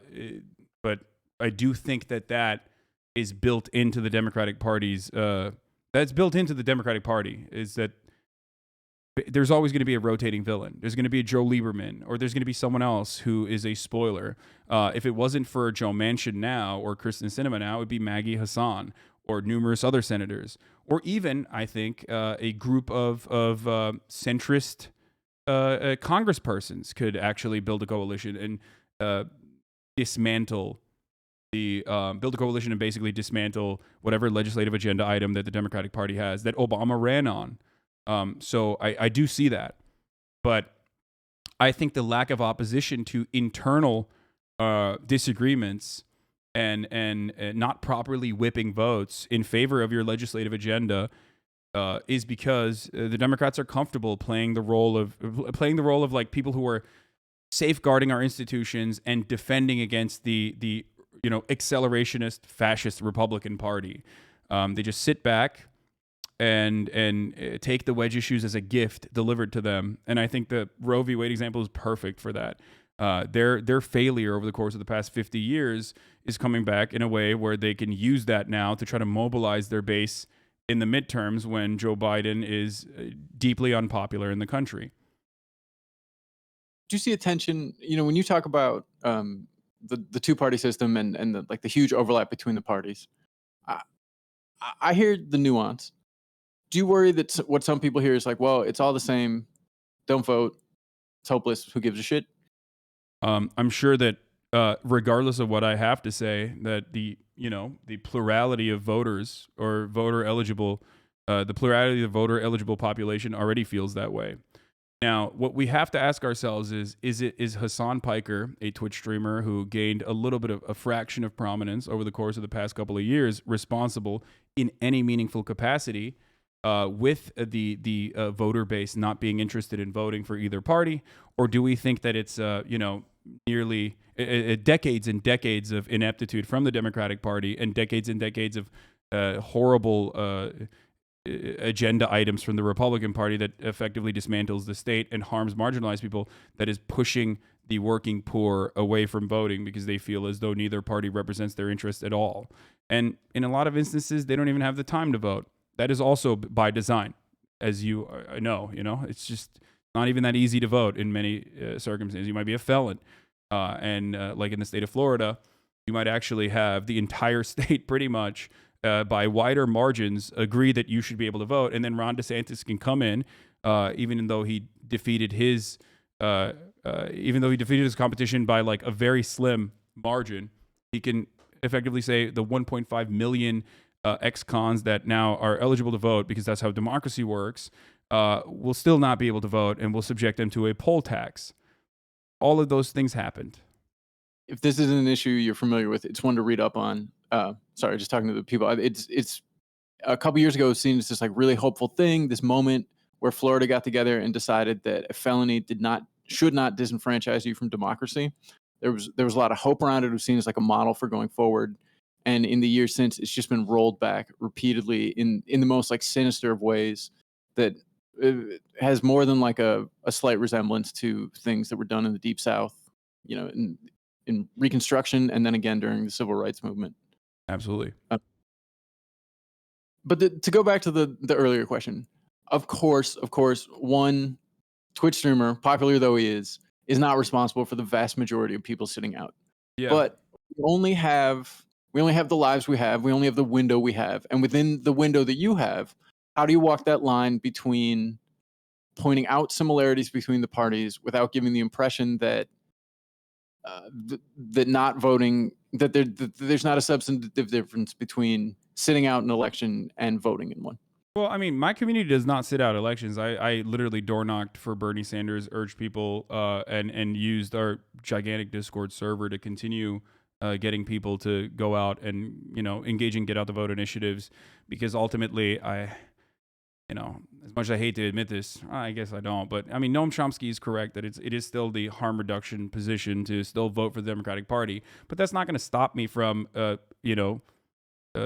openly stating that, like, they are not doing a good job. You know what I mean? Yeah, I wouldn't And I argue think that if the Democratic Party wanted people to be engaged and engaged and like genuinely enthusiastic about getting out to vote for them, they would actually at least do something. Like, they would do something that makes the voter base feel protected, makes the voter base feel like the Democratic Party's got their back. When they don't do that, and they allow spoilers within their ranks to destroy their legislative agenda, and then they hyper-focus their initiative and efforts on, like, actually popular, maybe they're in safe blue districts, but still very popular progressive voices within the party. Like, Kyrsten Sinema got an incredible W in that bipartisan infrastructure bill as a Green senator, right? She's new. Why did she get that? And then she still turned around and used that prominence that the Democratic Party gave her to destroy Joe Biden's agenda. The actual Build Back Better agenda was effectively dismantled by Kyrsten Sinema and Joe Manchin, the two people that the Democratic Party foolishly offered this incredible benefit of, like, putting their name on legislature that passed through Congress. Yeah, I don't think in Trump's Republican Party, someone who bucked Trump's main position wouldn't get the top-ranking committee seat on the issue in question. But Joe Manchin is the chairman of the Energy Committee. Oh yeah, Joe Manchin should be sitting on a chair, but I don't know what kind of chair we're talking about. I'll just say this much, okay? I'll just say this. I'm not going to say anything that is going to compromise your position as at Rolling Stones, but all I'll say is this, okay? When Madison Cawthorn came out and said, like, to impress some, Warrior Poet Society podcast host that he was invited to cocaine orgies or whatever, Kevin McCarthy pulled him aside and may or may not have beat the shit out of him, okay? He looked like he got beaten. He was crying so hard that his face was swollen and red when he got out of Kevin McCarthy's room. Then the Republican Party immediately primaried him, like, immediately. Certainly, there was some Never Trump Republicans in that pack that was attacking Madison Cawthorn, but they very quickly punished him, okay? Even before that, they very quickly reprimanded him and punished him for even saying such a thing. You never see this same level of engagement from the Democratic Party when it comes down to whipping votes. You don't see it when it comes down to dismantling bullshit hurdles that they themselves abide by, like the Senate parliamentarian deciding that the $15 minimum wage cannot be in the budget reconciliation. Yeah, except, time and time again, the Republican Party has effectively overrode the Senate parliamentarian when it suits their agenda. They did that back in the day, time and time again. They even went so far as to fire a Senate parliamentarian and put one in a position, a new Senate parliamentarian that complied with the wishes of the Republican Party. Democrats never do this.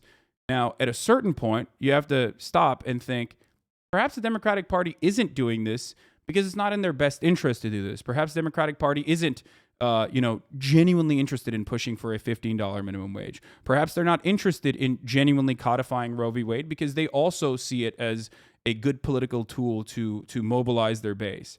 But I think that demonstrably, while there are more Democrats in this country, and demonstrably, while there are more incredibly progressive opinions, if you pick apart those wedge issues and look at the popular support for them, you would recognize that, these are issues that most Americans agree on. The Democratic Party keeps somehow losing elections. How is that even possible? Maybe it's because of the apathy that people feel when they see time and time again a bunch of millionaires caping for billionaires and corporations in this country and refusing to do even a crumb to actually defend their voter base beyond simply, like Walmart or like Nike or all these other companies, throw up a fist and say Black Lives Matter, and then refuse to push for any kind of initiative that the streets demand, or demanded, rather. A great example of this was when Donald Trump was in power, obviously, when the George Floyd protests were happening, the Democratic Party said, their first an immediate reaction to the defund the police movement, which of course not a single Democrat is going to go out and like go out to bat and say it, right? Because it was unpopular in the media because no one really understood it or defended it. What did they do? They immediately found a much more sanitized, policy-driven counter to that. They came to the table with concessions to the opposing party. They wanted to push for 8 can't wait. That was their initiative, right? We can't take money away from police budgets that are inflated and never ending and expanding year over year, and then put it into some social safety nets, or put it into hiring actual counselors or whatnot. You know what I mean? People social workers that would actually deal with like half the things that cops shouldn't be dealing with. Instead of doing that, they were like, no, we're just going to push for federal legislation for things that already exist, like a choke ban. That was one of the things in 8 Can't Wait. When Democrats actually came to a position of power, what did they do? They ran on police. They basically ran on funding the police more, but also reforming the police, which is something that they've been saying for many, many years. And then immediately, 8 Can't Wait didn't even pass. They didn't have the votes for it. They didn't whip hard enough for those votes. So, like I said, I mean, they just don't. Like the Republican Party would never let go of real, genuine momentum happening in their base. They do it for their 30% evangelical support. That's why Roe v. Wade is done. And they'll do whatever it takes to push for legislation that is in their agenda, no matter how cruel and unjustifiable said legislative agenda item is, because they're ride or die. They're ride or die for their base. We were talking about this earlier. Do you I mean, you got takes, you got ideas, you clearly have convictions. Do you ever think about running? What would it take? What would it take to get you to run? I would never run. Never ever? No shot. Why not? I mean, because, well, first of all, I am an imperfect vessel. I can urge other people to do so, but I myself, I would be a terrible candidate. I'm hot-headed. I speak out on my convictions too much, and also my most famous moments are saying things like America deserved 9/11 and numerous other things that would immediately there's so much to use against me in opposition research by literally taking clips out of context. You could just destroy me. I'm not popular enough to overcome that, nor would I ever be able to get a base of support to give enough money and enough good-natured coverage in the media to overcome that, because I would be effectively primarying probably like a blue dog Democrat or something, and the Democratic Party would destroy me. The establishment Democrats would come after me and because push you brought my it skull up. in. Because you brought it up. Do you regret saying that about 9/11? No. Do you want to explain for an audience that is meeting you for the first time? Yeah. Do you want to explain? You said it was a nuance. What are those nuances? I feel incredibly vindicated for obvious reasons, considering that in the 20th anniversary of 9/11, every single thing that I was talking about when I said what I said was made into documentaries, basically, or people were working on those documentaries for years, I guess. But all those documentaries that came out after 9/11 was like, yeah, we kind of did do this to ourselves, which is precisely what my point was. It's the backlash, or the blowback, rather, if you want to use the real term for it, of our meddling in the affairs of the Middle East for half a century. And it's true. This is not even something that people discuss in academia. What's up? I mean, you understand how that, there were kids in those buildings. Surely they didn't deserve it. No, of course not. But that was never my position. I don't believe the Americans that died on 9/11 deserve to die. Of course not. What I was simply talking about is American foreign policy and also, lack of intra-agency communication, the fact that, assets that we knew of and were monitoring were, literally planning this under the noses of the CIA and FBI. All of that paired up with, half a century of meddling and literally propping up the same people that ended up striking the towers is it's our fault. It's the American government's fault. Yeah, I think when you frame it that way, there's a discussion to be had, and there's like a compelling reasons. Do you worry about getting just captured in sound bites? I mean, I think it's going to happen no matter what. People that don't want to see what I am actually saying, or people that don't want to be charitable to what I have to say, are not going to be charitable. They're going to use everything they can to disparage me, and they do. But ultimately, I'm live for 10 hours a day. It's pretty hard to, if you do care, if you do legitimately want to hear what I have to say, it's not that hard. You can reach me. And I will talk about it endlessly, about things I believe in endlessly. All right. I don't want Ian to miss his train, and we're creeping up on time. But last few questions. Do you have a dream guest, someone you'd love to have on who you haven't had yet? Yeah. Dua Lipa. That's my dream guest. How's that going? It's not going well. I keep Well, DMing her. I'm like, Dua, please come on my stream. I love you. And she just does not respond. She's ghosting We'll me. hit her. We have some connections. No, I mean, all joking aside, no, I love that she puts herself out there when it comes to speaking out about political positions that she holds that the majority certainly is not too fond of, and I really respect that. I love when rich people basically put their wealth on the line, or their famous people put their charitability, I guess, on the line to speak out for marginalized people that otherwise would never be heard. And in 10 years, if your life is going well, what do you see yourself doing? I mean, I love doing this. I love streaming. So people always are like, "Oh, what else is next? What's next for you? What do you want to do? Do you want to get do you want to get it like a mainstream media contract or something?" Like, I've had opportunities to move over to mainstream media, but I don't like that. I like this. So 10 years down the line, what do I see myself doing? Probably this, hopefully at a much, much larger scale. I would like to be able to do what I'm doing right now to 1 million people at the same time, rather than the 30,000 or 200,000 when it's the election. When it's election coverage time. Well, if that's still going on, hopefully 10 years from now we can have you back. All right, don't wait for 10 years. You can have me on before that. Yeah, I really appreciate all the time you take and the thought you put in these answers. Thanks so much for having us. Yeah, no problem. Thanks for asking me to come on. This was great. I appreciate you. All right. Cool. Thanks, Hasan. All right, bye guys. All right, bye.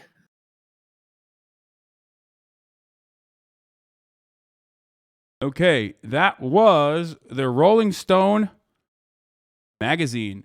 That was a little awkward. I hope that it was good. I hope you guys appreciated that. I think I was being a little fucking annoying, but I hate when I think I get too serious.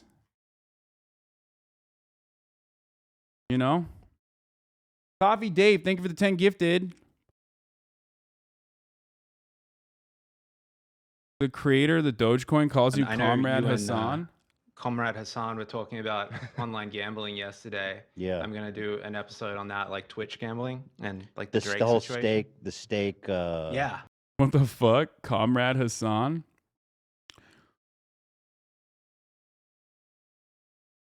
You Were Earnest is charming, chill. I think you guys like me no matter what. But so you don't see it. You don't see it as like a bad interview or whatever. But Lord, it was quite satisfactory. But I don't know what like the average normie person that listens to me is going to think.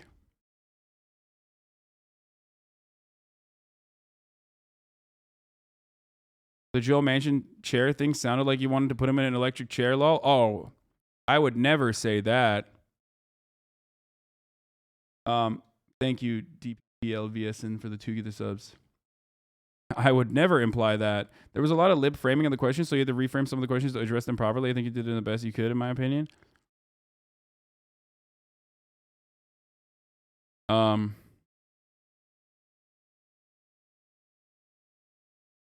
You've been annoying in other interviews, but this one was good. Dave Portnoy is trying to defend Elon Musk. Of course he is, dude. He's literally the Business Insider unironically wrote about Dave Portnoy, who he like made a big deal about and like tried to dismantle their story. But considering that story literally didn't go anywhere, I don't even know if Dave Portnoy won that battle. It seems like he might have. So it's not surprising to me that he is gonna fucking be like, fuck Business Insider and sexual assault accusations. For obvious reasons, he's gonna take that position.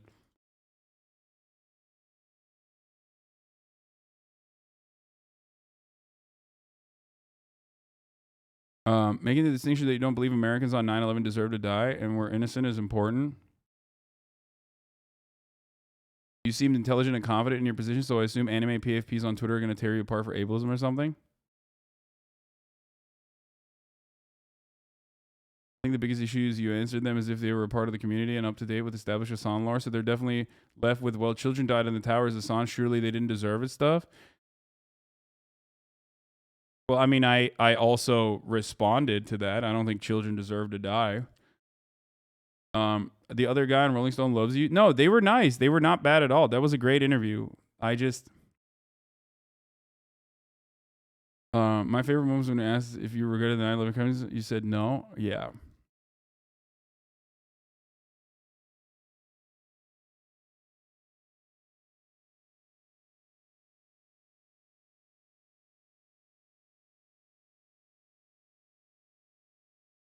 The way you answer questions is stream of consciousness might put people off. Sometimes you end up not properly answering the questions as a result. Maybe.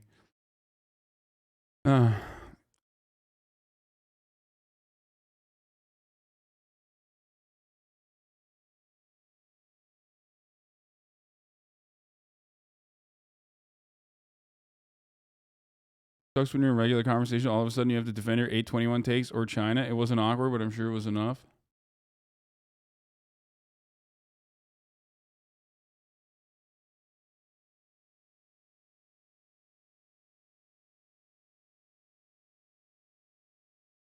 Were there kids? I don't think there were any kids in the World Trade Center, but you know, that's whatever. Anyway, all right.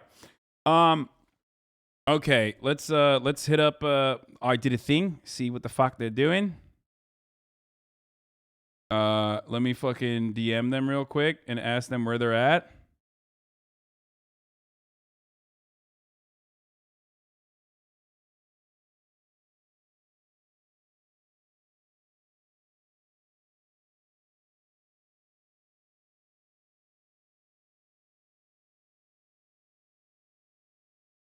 My favorite part was when I snuck in a Vladimir Lenin take. There's decades when nothing happens and weeks where decades happen.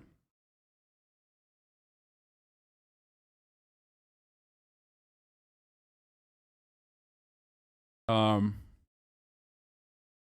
want someone find proof there was a daycare on one of the floors and it gets blasted on Twitter. The World Trade Center is a tourist destination. My uncle had a picture from the rooftop like 2 weeks before 9/11. Brother, I have a picture at the World Trade Center as well.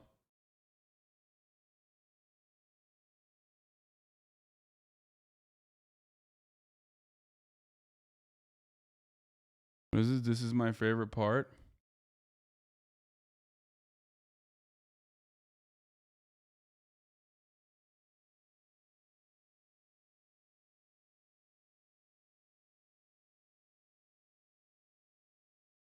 Not every conversation we have is contentious, by the way, chat. Like, just because they brought that up doesn't mean that person was being contentious. I think they were very nice.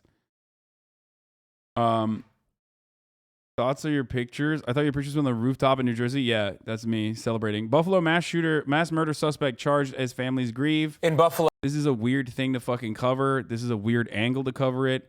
Still got to talk about Hillary Clinton, by the way. Whatever the fuck's popping off by Hillary Clinton. So let's get into it while I wait for the Aussie boys to get over here.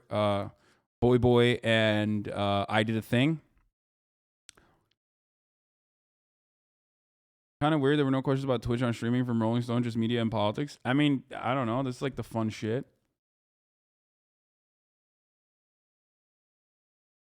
The only problem with the Rolling Stone interview that you didn't mention them, Blammo.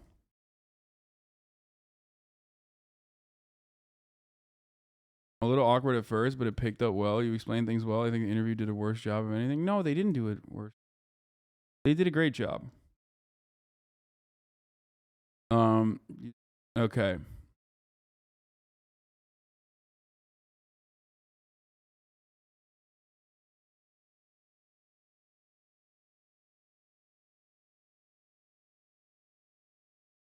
Why did you lie to them? You said to you and Hoscore that you're running for office. Did I say that? Oh, they're here? Oh, let's go. Okay. Hold on. Just take your shoes off and then you're good.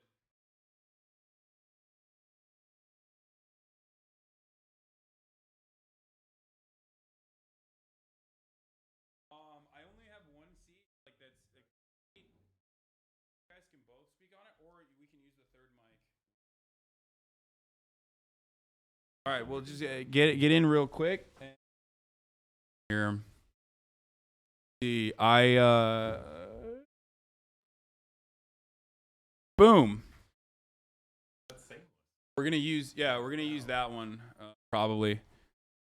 Here they are, boys, girls, MBs. We got boy, and I did a thing, all the way from Australia. And no, he wasn't wearing shoes. He was wearing flip flops. Someone said I didn't think he was wearing shoes. For free, dude. For free. No, I think the cameras are good. Let me just pull that like up to you,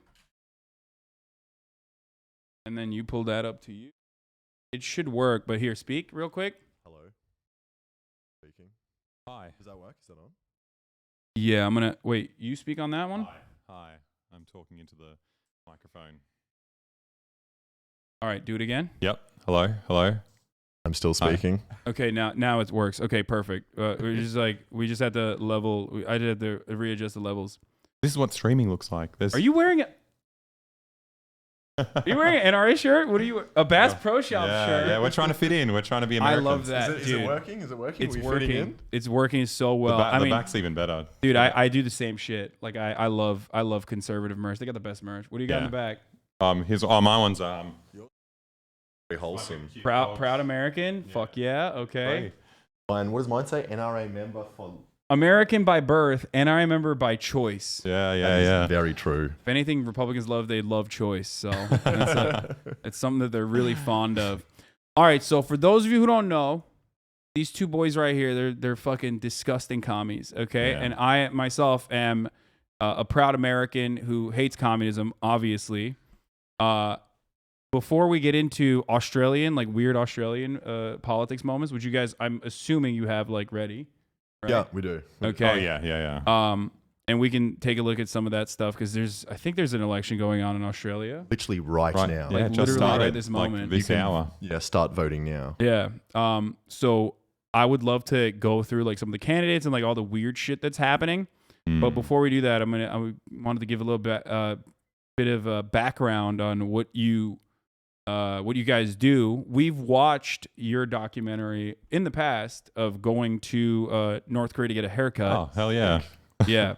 No, I'm trying my hardest not to do the accent. It's like so hard. The North Korean accent or the Australian one? No. I want to hear it now. Have you done this on stream before? It's fine. Okay? It's fine. Is that okay sounded Australian? Or is that just international? When you said okay? No. I haven't done it yet. No, don't worry. I'm trying not to. Okay, listen. We've also watched your video when you went to the weapons manufacturing thing. That was pretty sick. I can't imagine how that would stack up in America, though. I feel like you guys have much worse weapons things here. Oh yeah, for sure. Yeah, you guys are just like only now getting like nuclear submarines and stuff, pissing off France and shit. But that's in 20 years. We don't even have them yet. Yeah, it's not fair. Yeah. Yeah, you want the nukes now. We want them now. Yeah. We need to get these nukes immediately. Okay. Hold on. Let me just like tweet out that you guys are here as well. I'll retweet that as well. Oh shit. Yeah. I don't have Twitter on my phone. I'm just gonna sit here and watch. That's brilliant. That's great. Oh, it was completely unintentional. I got hit by a car when I was riding my bike and crunched my phone. And Twitter won't let me verify without that smashed phone. This is completely true. Yeah, it's horrible. The fuck? Yeah, I think the universe just doesn't want me on Twitter. Keep up with. So much shit going on. Pretty impressive control room. Like you've hooked us up on the microphones without skipping a beat. Yeah.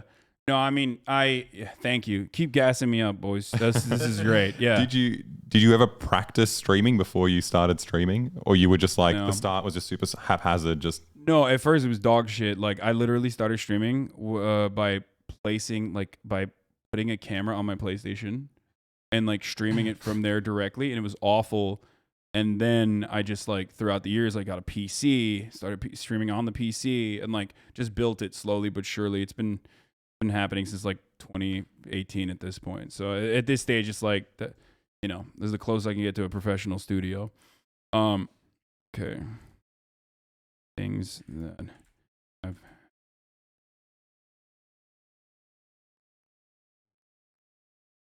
I'm feeling pretty American now, to be fair. I just don't remember much about Australia. The past 3 weeks have really, I don't know, worked their magic.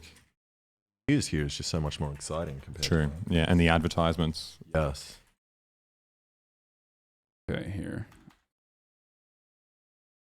All right, there it is. So you guys why are you here? Tell the people why you're here. Not in LA, but like in America in general. Like I didn't realize they let you guys into the country. Yeah, well, it was hard. So they just let us out of the country. So we left as quickly as we could. Planned to never come back. But I came here to punch someone in the face or get punched in the face. Who were you going to originally punch in the face? Well, I asked you. Yeah. And I'm actually very glad that you didn't say yes. What do you mean, dude? You're jacked as fuck. Yeah, but seeing you in person, I'm like, you're a fucking, you're a big large guy. man. I was like, can you stand up? Can we compare heights? Yeah, we can do that. Hold on, let me see. I don't know if it's gonna be tall enough. You wanna man it? Man the third one, Murat? Sure. Get a full body shot. Yeah, he's like twice as wide as you, Alex. Okay. Up there it is.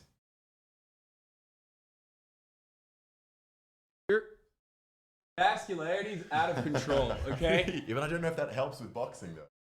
It does, dude. So height-wise, where? I have. Are you 6'5"? Dude, you're angled. It's. Do not very look at hard them. not to. I have shoes on, so you're taller than me. 5?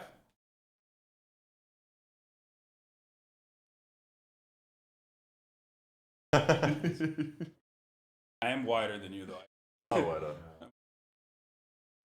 You have vascularity, though. You have like hella vascularity. I'm not as like I have big arms and stuff. How much do you weigh? Like 190? You guys are so nice to each other. This is like the friendliest weigh-in I've ever seen. Like, oh, your vascularity is no, because okay. So when iDubbbz sent me your like the thing that you sent, where is it? Hold on, I actually showed it before. Well, I was really confused as to how that got out because I had some people. I leaked it. Okay, I had people posting that to me, and I was like, "Where did this come from?" I swear, I only sent it to. Yeah, no, I leaked it. I leaked it, dude. Okay, so chat. So this is what. Hold on. So this is what this man sent me. Okay, he said reasons why we should box. We're the only 6'3" communists in existence. You're a liar. You're 6'5". You're 6'5". Okay. I don't even think you're 6'5". I think you're 6'5". I didn't want to make myself sound too scary. You look stronger than me. I sometimes get dizzy when standing up. Communists need to prove that we aren't all snowflakes. I've won one fight in my life, and that was in primary school by throwing a piece of bark. Bark is not allowed in the ring, so you're safe. I have 0 boxing experience. I have tendonitis in my wrists. I saw that photo. I was like, bro, this dude is... I literally told iDubbbz, like, wait, hold on. Let me see if I have the fucking DMs. You had an alternate where you looked very small. Why did you put that one on? Well, because my logic was... You wanted to look hot. Yeah, well, it was a little bit of that. I was like, Hasan needs to see me looking good. But also, it was... I was like, if I look weak, I thought you just wouldn't want to fight me at all. You'd be like, what's the point of this? No, I said, bro, this dude looks insane. My man literally looks like he grew up in Dagestan punching rocks for fun. I mean, that part's true. And he said, he's not so bad. He's a science YouTuber, weak, fragile. Yes. In parentheses, I said, he did science on his body to get the fighter physique. Jesus. Oh, anyway. So I was like, nope, I'm out. I'm not doing that. I'm a lover. I'm not a fighter. And I'm glad I didn't, because you fucking beat the doors off that other the animator dude. Yeah, it was fucked up. I saw you love violence. You try to act like you don't. No, I hated it. I was crying. I saw the your whole time. face. I saw it looked like a man who had seen blood and wanted to see more. It's because I was actually honestly scared. I thought like animators might have some like freaky, what is it called? Like up anger. built up anger, yeah, from being bullied as children. I feel like there's a special kind of like rage that animators might have. I had it the opposite, where I was going into the fight, I was scared and willing to punch someone, but then as soon as I landed the actual big punch, I was like, wait, you would not punch someone in the face? You would not Not- punch someone in the face before then? not at full force, like Oh my 30%, God, really? 40%, but actually having like, you could feel what people's like their bones feel like underneath their skin, even through your glove. Like, yeah, actually not nice. Like, no. No, it is not nice. Oh, you guys want something to drink, by the way? Just some water would be nice.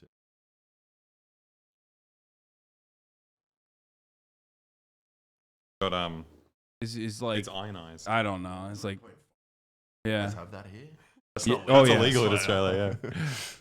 Yeah. Is the noise gate bad, chat? Like, are they not able to be heard when the noise gate is on? Because I can try to fix it here. There's always going to be some issues, obviously, no matter what. So you guys like were saying how professional I was. Oh, it's but- amazing. Okay, let's. I'm just gonna take out the noise gate completely, but now it's gonna double up on the audio probably. Yeah, now you can hear everything. It's not very forgiving. Okay, well now there's no God. noise gate. It was fine. They're just mumbling Aussie cunts. Yeah, that's the thing. We're hard to understand even in person. Yeah. No, I didn't want to say anything, but yeah, it's true. You are a bunch of mumbling Aussie cunts. Should we just keep our mouths open while speaking? No, it's fine. It's fine. You're fine now. They're just gonna hear everything. Are you guys hungry, by the way? 'Cause I was gonna eat food and I haven't yet. Well, you know, we're happy to watch you eat. We actually had some food just like down the street. But I'm That happy was- to. Okay, don't say what it was. Oh yeah, gotcha. yes. Jesus Christ. Okay. Yeah, just down the street, like very close to your house. You live in a place with food? Here we go. Whoa. Someone says the tall one needs to move closer to the camera. Maybe that's why you're like go closer to the I microphone. thought I was the tall one. Damn it. Yeah. Sorry to break it to you, Aleksa. So what's up? How is being? What are your like specific political allegiances? If I were to ask you, like, because I don't know. In Australia or just in general, like, what do you believe? I'm Get into some fractional infighting. Yeah, that's smart. That's like smart. it. Yeah. Well, I'm almost scared to say because I'm scared of the you're a fighting. trot. You have Okay, to. got it. You know what yours is, Aleksa. Come on. I don't know. I think like some vague communist. Like I love socialism, but I guess lean more towards anti-imperialist kind of Fucking stuff. canceled, dude. Yeah. I love imperialism. How dare you? Yeah. So yeah. How about you? I feel mine's similar. At first I thought I was just a hardcore socialist, but some part of me now has kind of just been like, maybe I'm just really for extreme taxes on rich people, and maybe that could just be, is that a political group of just taxing people to solve the problems? Hang out with this suck them cunt, Yeah, dude? no, What it's the disgusting. fuck? Oh my god, look at him. He's like talking about Nordic style democracy. I'd Oh, argue so with him. Sick. I'd argue with him, but he'll just knock me out. So, Yeah. Yeah. Didn't you make a fucking punching thing? Like you made a punch glove that kills people? Yep. They didn't let me bring it in though. The TSA stopped me. What, you tried to bring it in? No. Oh. How is that legal in Australia? I thought like you guys had gun laws and shit. I think you can. The answer is that it's not legal. It's not a gun. It's a what is it? You can't It's say something gun. else. It's a Let's see. a flinger. So I titled it 50 caliber boxing glove, but it's not. You made the world's most powerful boxing glove. Let's take How a you look real going? quick. So the other day, I found out that a YouTuber we all know and trust is sleeping with my 3-year-old nephew. The children's animator Odd Ones Out, also known as James Rowson. And not only is he sleeping with my nephew, but he also enjoys taking photographs of children all over Oh the my world. god, they got 2.6 million views, and you started off with we're calling that. him a pedo. And I then you almost feel fucking bad. beat him, dude. What's wrong with you? I know. Oh no. That's why you won, though. You got in his head with the pedophile stuff. Yeah, no, I just. Yeah, it just seems very unnecessary You have now. zero chill, dude. What the fuck? It was really confronting because you said you were going to call him a pedophile, and I was like, oh, I guess that's kind of funny. Then watch the video. I was like, oh, that's actually uncomfortable. You did this, and then you beat his ass on his birthday, dog. Yeah. What the fuck? Brutal. Thank God I didn't fight you. What the fuck were you gonna say about me? Holy shit. You don't want to know, Hasan. Yeah. You don't want to know. So I made a gun. Not a gun, but like kind of a gun illegally in Australia. Okay, I want to see the. Oh my god! That's just. No. This is not copyright. I need a hero that. So I found a weird version that all the way from is not lovely copyrighted. Australia to the one place in I bet world the that rights doesn't owner of have that song is free watching the healthcare stream for now, boxing and now you're Yeah, gonna you're get. fucked. Now, Hey, now you're you're fucked, buddy. fucked as well. However, Yeah, whatever. If I make a device that allows me to get him from a distance. But that happens to the majority of my videos. I find like a royalty-free version, and I get money for a month, and then they get demonetized. Inside my boxing glove, which rules out my first idea of just releasing my giant Beyblade into the ring. And the second place my mind goes is to that extendo my from God. Inspector It's Gadget. towards the which end should if be you want to pretty skip. easy to Yeah, make. Inspector Gadget, dude. Nice. Wait, how old are you guys? I'm 30. I just turned 29. Oh, okay, same. Cool, 30. baby. You're 30 as well, yeah. Yeah. That's why there's Inspector Gadget reference. That's why I asked. It's a very like 30-year-old didn't grow up in America. I mean, I know Inspector Gadget was probably in America as well, but like we would watch it in Turkish TV. Well, that's why you're allowed to make the pedophile jokes, because you're aiming for a 30-year-old audience. All your jokes are for 30-year-olds. Yeah, exactly. Yeah, 30-year-olds love making pedophile jokes. Oh my god.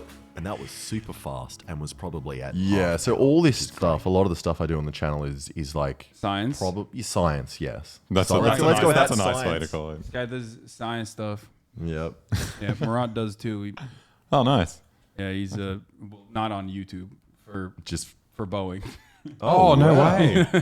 He builds, Which You make, like, Boeing? rockets the and good stuff? No, no, Boeing no. or bad Boeing? No. He builds he builds spaceships, satellites. Underneath the wraps. And you know, if I decide, Do you have a room for isn't that here as quite well? The enough spaceship power room? and I want to make it more No, he has dangerous. taken over my garage though, and the front yard. Oh yeah, he built that. The Dude, trailer. Can I see it later? Yeah. Yeah. He built that trailer shit. by getting like a corpse of a Porsche basically and cutting it. What would you call it? It was a chassis, right? It was a Porsche chassis. Yeah, I cut the rear end and then just welded on the frame and just go from there. Yeah. Wow.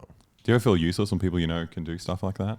Yeah, no, it's great. fucked. And then you ask them, and then they're like, "Fuck you, dude." Like, no, actually, I'm not gonna fucking help you with something that I could easily do myself. Yeah, it's awesome. Love that. I can always just take the nut off the end and replace it with a spike. I have no idea what's going to happen. All right, let's see. Let me see the big punch. What the? So I think you've already missed the big punch. This is it shooting something that Oh! will kill you. But that's not what I was planning to use. If you go back a bit, you'll see the Oh actual my punch. god, Go dude! back a bit more, And it's getting cold. Yeah, That was pretty good. Okay, let's test it out. Let's plug in the cartridge. It is annoying because this is illegal. Aren't you? in Australia. I was about to say, didn't you fucking worry that shit could explode in your arm or something? Little bit. It exploded before. It just gets really cold. Yeah. It like freezes your arm. But my logic was like, if it happens on camera, at least I'm gonna get more views for that. Are you familiar with stuff made here? Yeah. He's like a much better version of me. Who can actually make good things. Let's see how this works. Here we go. Oh fuck, 6 on. Big eye. That's crazy. Okay, that would fucking knock someone out straight up. It would hurt. It would hurt a lot. I kind of want to. The Don't you downside. want to? Don't you want to try it? Like you didn't want to On try it who? on a human? Are you volunteering? Fuck no, dude. Yo, try it on him. yeah, that's what I'm for. Come on, bro. I You feel like guys it'd be have to- useful for training. You know, just. I mean, move the out of way. downside is though, if the person dodges it, then they have 3 gloves. You know, Just to then hit you're, then you you're with. down a glove. Yeah, exactly. Well, I mean, doesn't it make you're more powerful to be able to deliver blows though now without a glove? But hey, Exactly, and you got a spike. It's for science, dude. It's valid. So yeah, okay. So I wanted to show some of your guys' work so they get a better understanding. You know what I mean, for the American audience. So they knew like what your background was. You know what you believe in. Before we move on to what I was really interested in doing. First of all, you want to talk? Are you going to do the thing that you said you were going to do and you asked me to do?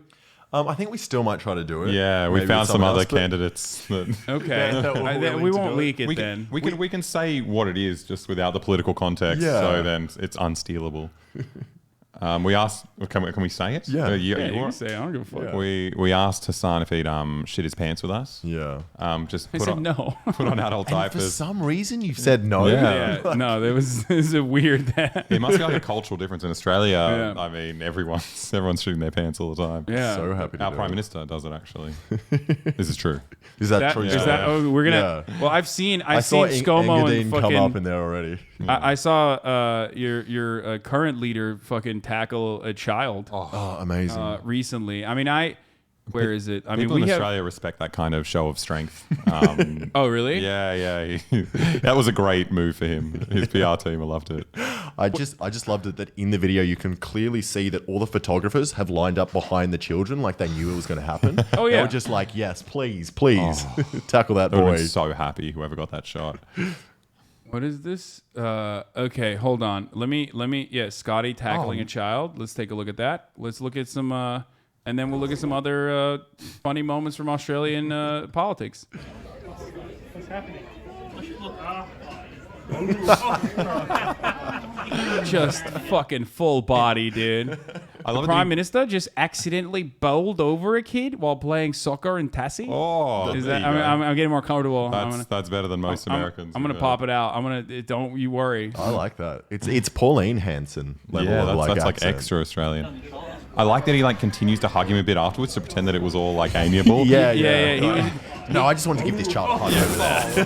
Look at this. This is so sick. He's just going for it, dude. He fucking put the shoulder down and everything. It's a very Boris Johnson moment for him. Actually, wait, he just did that. Yeah. A couple of months ago. Yeah. But just I love it that the kids as well managed to fake this man, like just a simple ball direction You don't change. have to be good at soccer to become Prime Minister. No. You realise? No. Yeah. You don't have to be that good either, from what I understand. This kid's screaming.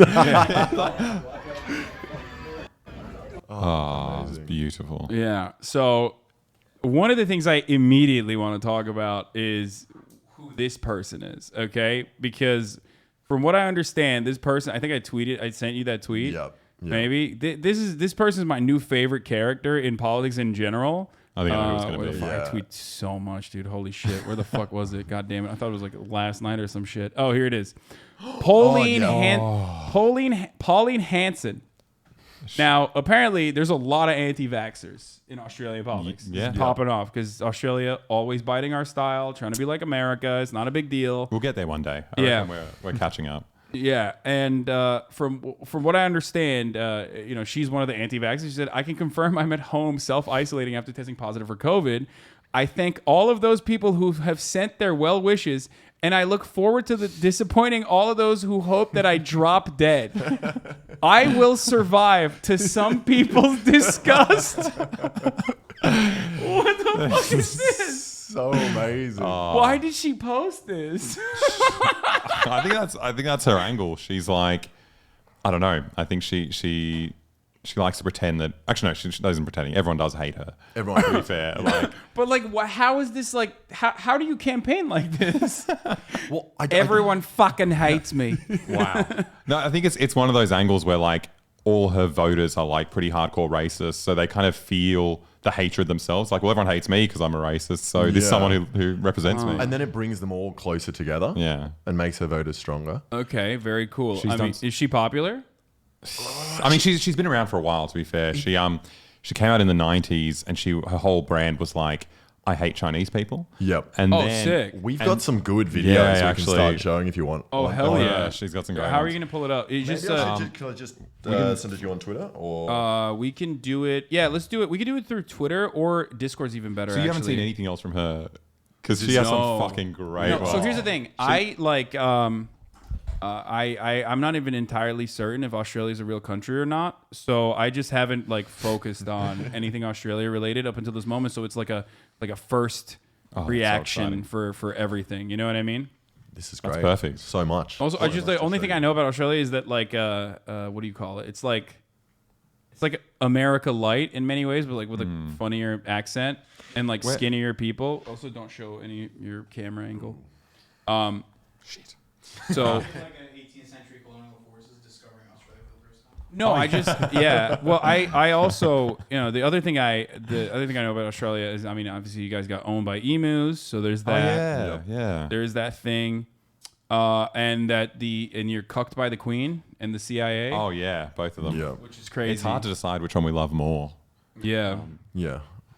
But they usually work hand in hand, so you don't have to choose. But that is a wild thing. That is like actually wild. Like that the Queen still has like power. It's strange though. Like I think the majority of people forget, and people don't talk about it, except for when- just one hardcore group of people.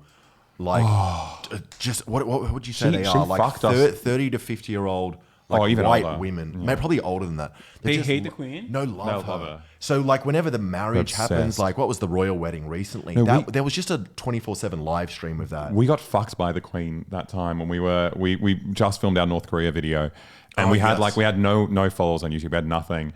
But like when you make something about North Korea, like news outlets get pretty excited, and we had like one of the main like talk shows in Australia was like, oh, let's bring you guys on, we'll do an interview. And that morning the Queen did some like she like faked her own death or some shit. They had Literally to stop us. Buckingham Palace made an announcement. They said like there has been a medical emergency. Updates later today. So all the news stations just cancelled everything. Yeah, and they're just- like, sorry guys, no time for North Korea. And they pranked everyone. The Queen was like, oh, everything's fine. I'm still alive. So you think she did it on purpose? I think they're very irrelevant, these royals. So they need to like do these little media spectacles every now and then. I feel you. Like fake a death here and there. You know, I get that. You know, or for many years collaborate with Jeffrey Epstein and like Yes. you know in sex trafficking, and then come out and do an interview where you basically admit it. To be fair, I wouldn't have known who Prince Andrew was if he didn't do that. Yeah, so no, it's I know. great PR. It worked. Like, Yeah. No. Now we know who he is. 100%. His Twitter page probably blew up after that. Yeah. No such thing as bad press. Philip was a prank gone wrong. Yeah. Okay. So you can send it to me on Discord if you want, or we could just like, DM it to me on Twitter, whichever is easier, and I'll just like keep pulling it. Yeah. Can we link it? It's just because like the DMs will show if you link me. Oh yeah, you can see all the horrible stuff you've been sending him. I do have maybe we Discord just on my search it on phone. YouTube because like I can't. Can you link from this? I should be able to. I'm Let's in see if I can trouble. copy this. What, you can't copy? Can you? Let me see. How fucked is your phone, bro? What the fuck? They're all bad phones. Mine is a free random phone that I got from a Chinese company. I was going. No, I figured it out. What happens when they see the front side? I mean, they can just get your information when you. No, I mean they can see like what you're texting and stuff. If you don't want, if you want to keep something private, don't show it. Is what I was saying. It's because you got like a terrifying surveillance room that you impose on yourself in your own house. Yeah, I mean, normally it's just like as long as you're like here, you know what I mean. You can't really see anything, so I don't have an issue with it. I get like pull stuff up all the time, but you know, leaks do happen. She said Discord. Here I'll. This is my. I'll just DM it to you right now. Said, I don't know. I don't even know what that. Okay. Said, bro, do you have any bread in your house? Actually, don't worry. I've got bread. I said, why? You said, you'll see. Do you want to show you now? We'll show you now. Okay, This is exciting. Why the fuck did you guys bring bread? We bought bread. Yes. Yeah. We bought bread and butter, and then we brought some Vegemite. I have Vegemite. I have Vegemite here. Fuck, we thought it was gonna be a big gimmick. I mean, I actually like Vegemite. A lot of people do. Yeah, I don't have a problem with it at all. I mean, we can have it. We can taste test it. Whatever you want to do. Can we all pretend we're just eating it for the first time? You as well. You guys are. Me. Yeah. Okay. Otherwise it's gonna be boring. I've. Oh, you should try it. It's The reason why I like it. The reason why I like it is because like zeytin ezmesi sen yemezsin ama hiç, değil mi? We have a Oil. thing called like olive tapenade, kind of like Oh, olive, yeah, I've had that one. like an olive spread. Yep. And that's what Vegemite reminds me of, except like it's like way saltier than that even. Are you guys Wait, are Turkish? Vegemite is saltier than the olive. Yeah. spread, Really? Yeah. Dude, it's like one of the saltiest things. It's very What salty. do you mean? It just like sucks your fucking. You know face how in. it's made? No. It was like the byproduct, the kind of resin that you get at the bottom of a beer. Oh, yeah, lager yeah. Thing. And Yeah. I think it still is. It's just from beer extract. Yeah. It even says it on it. That's pretty I don't cool. even know how to add people on Discord. Dude, I don't either. It's no, it's terrible. It's like hard as fuck to do. Hold up. Like their user interface is really stupid, straight up. Because it's copied. It's copied. Oh, it's copied. I think like maybe down here. Oh yeah, you go to friends and then you. Wait. No. Sorry. What have you done? Fuck him. How are you gonna respond to it? Fuck him, piece. Oh, I should actually. Wait, go back to that. That would be very funny. Go back to that. I'm gonna be like, you fucking piece of shit. Here. Did that work? Is he trying to do content with you guys? Who is it? Wait, is that No. We just want to go climbing with him. Oh, I want to go climbing. What the fuck? You want to go climbing? I like Sunday. climbing. I'm not here. Yeah, I'm flying out tonight. Oh yeah, that's right. Did it send? How the fuck am I gonna like? Once we actually- get this set up. Dude, I don't even know. I don't even fucking know where the. You've got the same thing I do. See, I did this as well, and I recently had some other YouTubers shout at me for being like, "You need to turn everything off and not let friend requests come through." And Yeah, is this one of your? What's your? No, Oh wait, what's it's your name? So let me. Is it like I did a thing? I did It should a be. thing, but I should be able to look up. Oh, it's okay. Boom. Yeah, sick. All right, we did it. Now I can. Now you can send me things on Discord. Yep, sick. What's your picture? Is that? Are you actually bold? No. I just mean, it's a pretty nice wig. Yeah. Yeah, no. You look like Pitbull there. That was like a Photoshop, but I have it ready for when I do end up balding. You know what I mean? Ahead of time. You want to order food? Are you hungry? Yeah. Here, go ahead. You look a little bit like No, they ate already, right? Yeah, I'm pretty full. I won't eat. We can just snack on Vegemite if we get hungry. Actually, yeah, we brought food. We've got to eat all that. Wait, are you going to EDC? No, I'm not going to EDC. See, this is they're spamming 5 head. That's my emote. Jesus. Have you worked it out? Yeah. So the first link I sent you is just a kind of good introduction to who. This is when she first got into politics. Oh my and went god, to this is Apollonov. like fucking many years ago. Yeah, like 95, 96. Yeah. Okay, so this is Pauline Hanson, the person that we saw who was like, everyone wants me to die. Yeah. And thought that was like a good campaign message. So let's take It's a look. worked for her for 20 years. So what party is she in? She swapped around. She was a. Oh my God, we're fucked. Maybe someone will tell us. It's not Australia First. I One think Nation. it was One Nation. Yeah. Yep. Isn't that lady the Islamophobic Yeah. burqa lady? Yeah. She does look kind of like a baddie in this though. Like I'm Yeah. digging the hair. Yeah, the hair. Most Australians want our immigration policy radically reviewed and that of multiculturalism abolished. I believe we are in danger of being swamped by Asians. Oh my God! What the fuck? She just said it like that? Yeah. Bro, even Tucker Carlson doesn't. He does. He'll say like, Guatemalans are dirty and shit. At least that's more specific. I don't know. Asians is so That's crude. broad, yeah. Goes all the way to like I'm technically, Yeah, there you it go. could be Turks, Russians. 1984 and 1995, 40% of all migrants into this country were of Asian origin. They have their own culture and religion, form ghettos, and do not assimilate. Can't imagine a Chinese Oh my ghetto God! in Australia. It's pretty matter of fact. Yeah. But this is surprising. She's just like straight up saying like, I'm a racist person. Yep. And that's it. The rest of Australia's racist. Look how chill these Yeah, guys these are. guys They're are just "Oh, like leading on it. just like, another Friday. Yeah, Just- she's like, I've heard that one before. Be called racist. But if I can invite who I want into my home, then I should have the right to have a say in who comes into my country. Okay, that's literally Tucker Carlson. Like, that's the tribalism is actually normal, and like saying it's just like you wouldn't want your family to have someone speaking a different language. Like that's the same argument that they make. A truly multicultural country can never be strong or united, and the world is full of failed and tragic examples, ranging from Ireland to Bosnia to Africa and closer to home, Papua New Guinea. America and Great Britain are currently paying the price. Yeah, on fire. Mr. Acting Speaker. Not because of capitalism or anything, No, but like no, because diversity, fucking awful.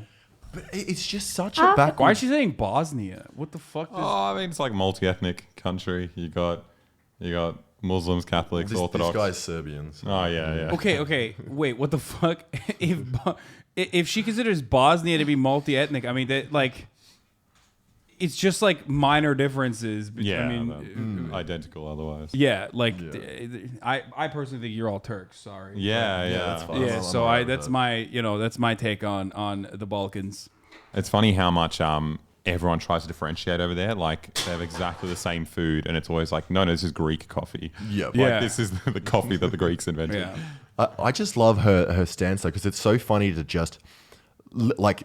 I think this was in the 70s or 80s. No, this was 94. This was 94. Okay, but still, like English people obviously migrated to Australia, killed everyone, and then she's like, "Oh yeah, migrants are bad. Yeah. Migrants are bad. Like, once we've been here, no more." Well, it's It's because like, you know what they do when they come. If they come and exterminate everyone, then they you're kill like, the indigenous people of the land. It's- Yeah, no, the greatest fear of like the dominant white in group is always that like they're going to be treated in the same way that they treated the indigenous populations. So that's why they're super scared, I think. It's weird in Australia because we had what was called the White Australia policy up until like 1973. What does that mean? You just Wait, what? What the fuck is that? Okay. Yeah, so like you just didn't let anyone in who wasn't white. Yeah, it was insane. Like it was super racist. And Yep, you can come that's inside. odd.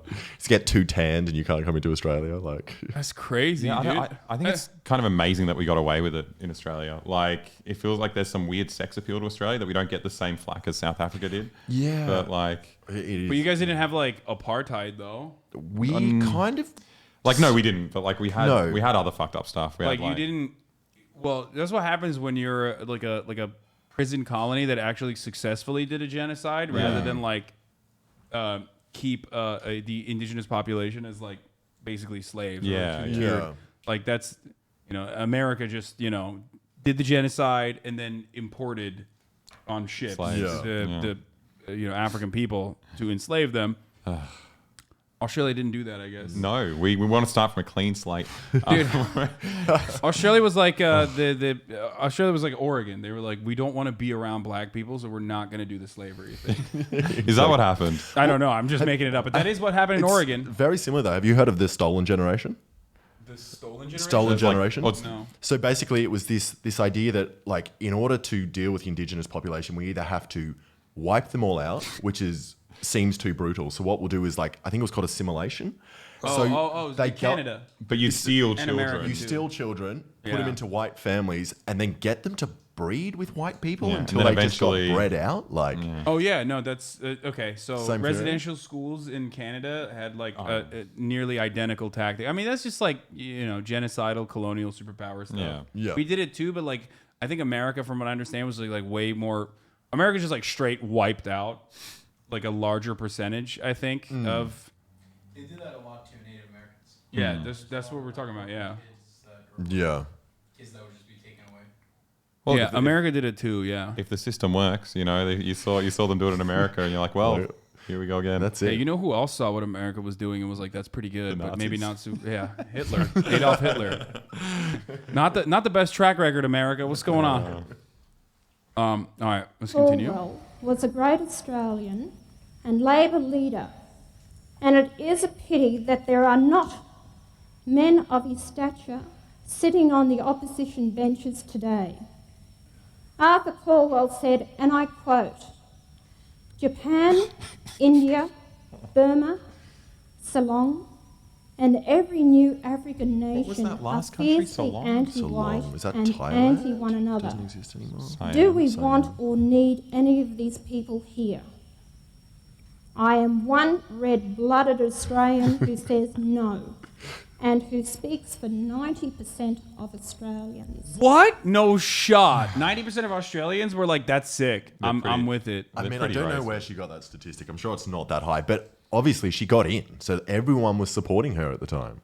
But it was really tricky for her to keep relevant because, you know, being swamped by Asians was the big deal, and then after 9/11 she had to do a big pivot. Yep. And it became Muslims. That was Wait. Yeah, the burqa. That's what we're gonna show. Oh, you're going to show me this anyway? Yeah, yeah, okay, yeah. well, cool, because we have this exact same thing that happened as well. What? Best of both. Oh, what on earth? What on earth? Australia Senator Pauline Hanson wore a burqa to the parliament in a bid to ban them. Senator Hanson. Whoa. He's like, yeah, look at you, so big reveal. It was me all along. Oh Who would've my known? God. Oh, dude, that's awesome. Happy to remove this because this is not what should belong in this parliament. In light of what is happening with national security, there has been 13... Wait, what the fuck does that have to do with, like, oh, Jesus Christ. What does a burqa ban have to do with national security? What the fuck? So that was the argument in Australia. National threats against us. They're like the women are hiding guns in their Yes. burqas? It was Have exactly you ever that, watched yeah. American Sniper? We watched that one on the plane. I saw a woman hiding like an entire fucking grenade in a burqa. It was a whole mortar, and then she gives it to her we son love, child. we love venerating our brutal, lying, murderous pieces of shit like Chris Kyle in this country. Horrible. Yeah. Well, I mean, fun fact, but you know, movies don't normally or should not impact legislation, but at least in the case of Antonin Scalia, rest in peace, Supreme Court Justice Antonin Scalia, one in his deliberations, like one of the decisions that came down that justified waterboarding, what we called enhanced interrogation, was the TV show 24. Nice. Amazing. Where he said, Nice. like, you know, in the TV show 24, like, what would happen if you know, Jack Bauer wasn't, or whatever the fuck his name is, wasn't actually torturing, and there was a bomb that was going to set off and kill everyone in America. Did it work in the show? Yeah, of course He it found worked in the the show, because I mean, it never works in real life, but it of course worked in the show. That's great. I mean, she's like a OG Marjorie Taylor Greene kind of. You know what I'm talking about? The lady with the 50 cal. Okay. Whoa. Oh, your ones are so much better. Your ones have guns. I'll show you. Yeah, I'll show you. Let's see this. Wait, hold on. Here, after this is over, I'm gonna with show you. terrorism, 3 that have been successful, and Australians have lost their lives. Terrorism is a true threat to our country. Many Australians are very much in fear of it. Order. What I would like to ask on behalf of the Australian people, considering there has been a large majority So of we had Australians one wish to terrorist see the attack, banning of the burqa. Considered a terrorist attack, but do you remember the Lint Cafe siege? It was. I don't think it Are counts. you talking about fucking literally like a Turkish terror attack that happened in like the history of Australia? That there was one, yeah. But the thing is, it's not even that. It was weird because it was considered a terrorist attack, but the man was so unaffiliated with any terrorist group that No, but he what had I'm to talking- ask for an ISIS flag when he was in the there. Turkish thing I'm talking about, by the way, the Turkish thing I'm talking about is like actually that's like way back in the day. I think it was like pre-Gallipoli. Oh. Really? Yeah. Oh, it was like a World War I attack. Yeah. That's what I thought you were mentioning. No. But yeah, I mean, you guys don't have good guys with guns, so That's how true. are you going to defend yourself against terror attacks? We had a good guy with a milk crate. That was kind of a big thing for a while. A guy kind of was running around the street with a knife, and a passerby trapped him with a milk crate. And they held him down until police arrived. Oh, we did this too. Carolyn Maloney Mr. did Speaker. this. Exactly the Oh, same. she did so much older. This is like OG. No, what's awesome is like she was doing this to talk about the Taliban treatment of Afghan women. Oh, because they care about that. So this was like pro. Okay. What? Okay, let me just describe this to you. It's gonna fucking break your brain with identity politics for a second. So this is Representative Carolyn Maloney, okay, a Democrat in New York 12. She's wearing a burqa on the House floor to talk about the Taliban's treatment of Afghan women to justify invading Afghanistan. Yes. So we Broke can the kill hearts them and bodies once we invade. Yes. We want to kill the women, not minds them. of most every American. It left us all wondering just what kind of people would turn planes into bombs and slaughter thousands of people. Is that what she's advocating She's right talking. now? She's literally saying like, what kind of people would turn planes into bombs? I don't know. As a representative of the United States, you're way closer to like the actual 9/11 attacks than fucking random Afghan people are. What the fuck? Oh, that was... Simply because they showed up for work. The answer is the Taliban.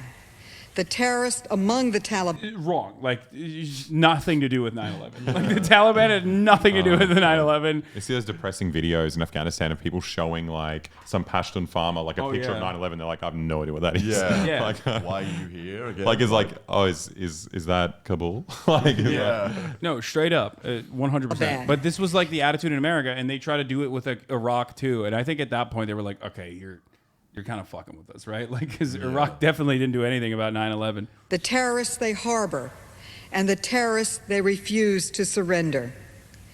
But anyone who was familiar prior to September 11th with how the Taliban treat women should have recognized that the Taliban are capable of doing just about anything.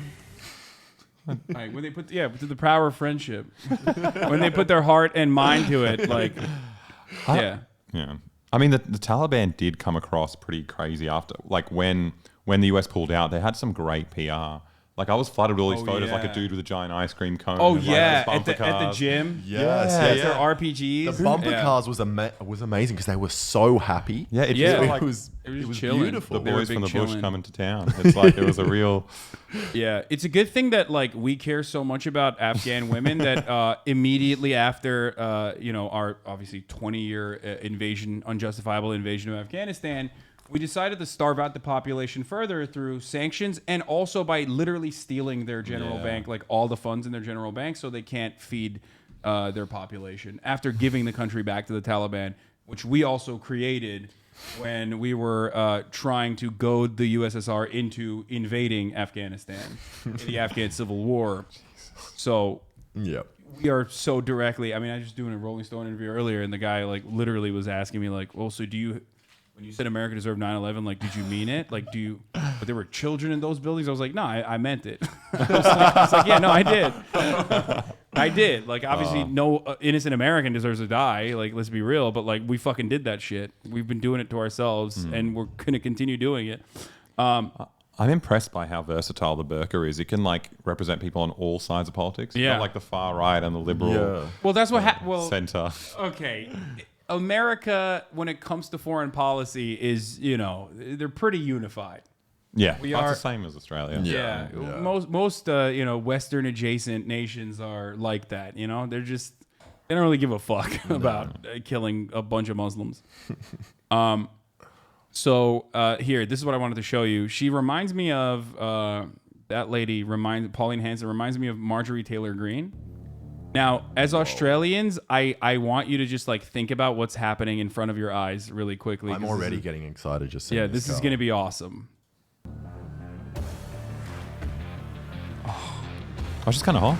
Well, you can't see her yet. You can see boots. No, she's not. Oh, really? She looks like a Joe Titan. Biden abandoned Americans in Afghanistan, got 13 of our best soldiers killed, The best gave ones. a kill list of Americans. She's like best soldiers. Like, if they were so good, why did they get killed? okay, Huh? Come on. Our best soldiers killed. Like, what if they were bad? It wouldn't mean that much. By the way, that was like that was very timely.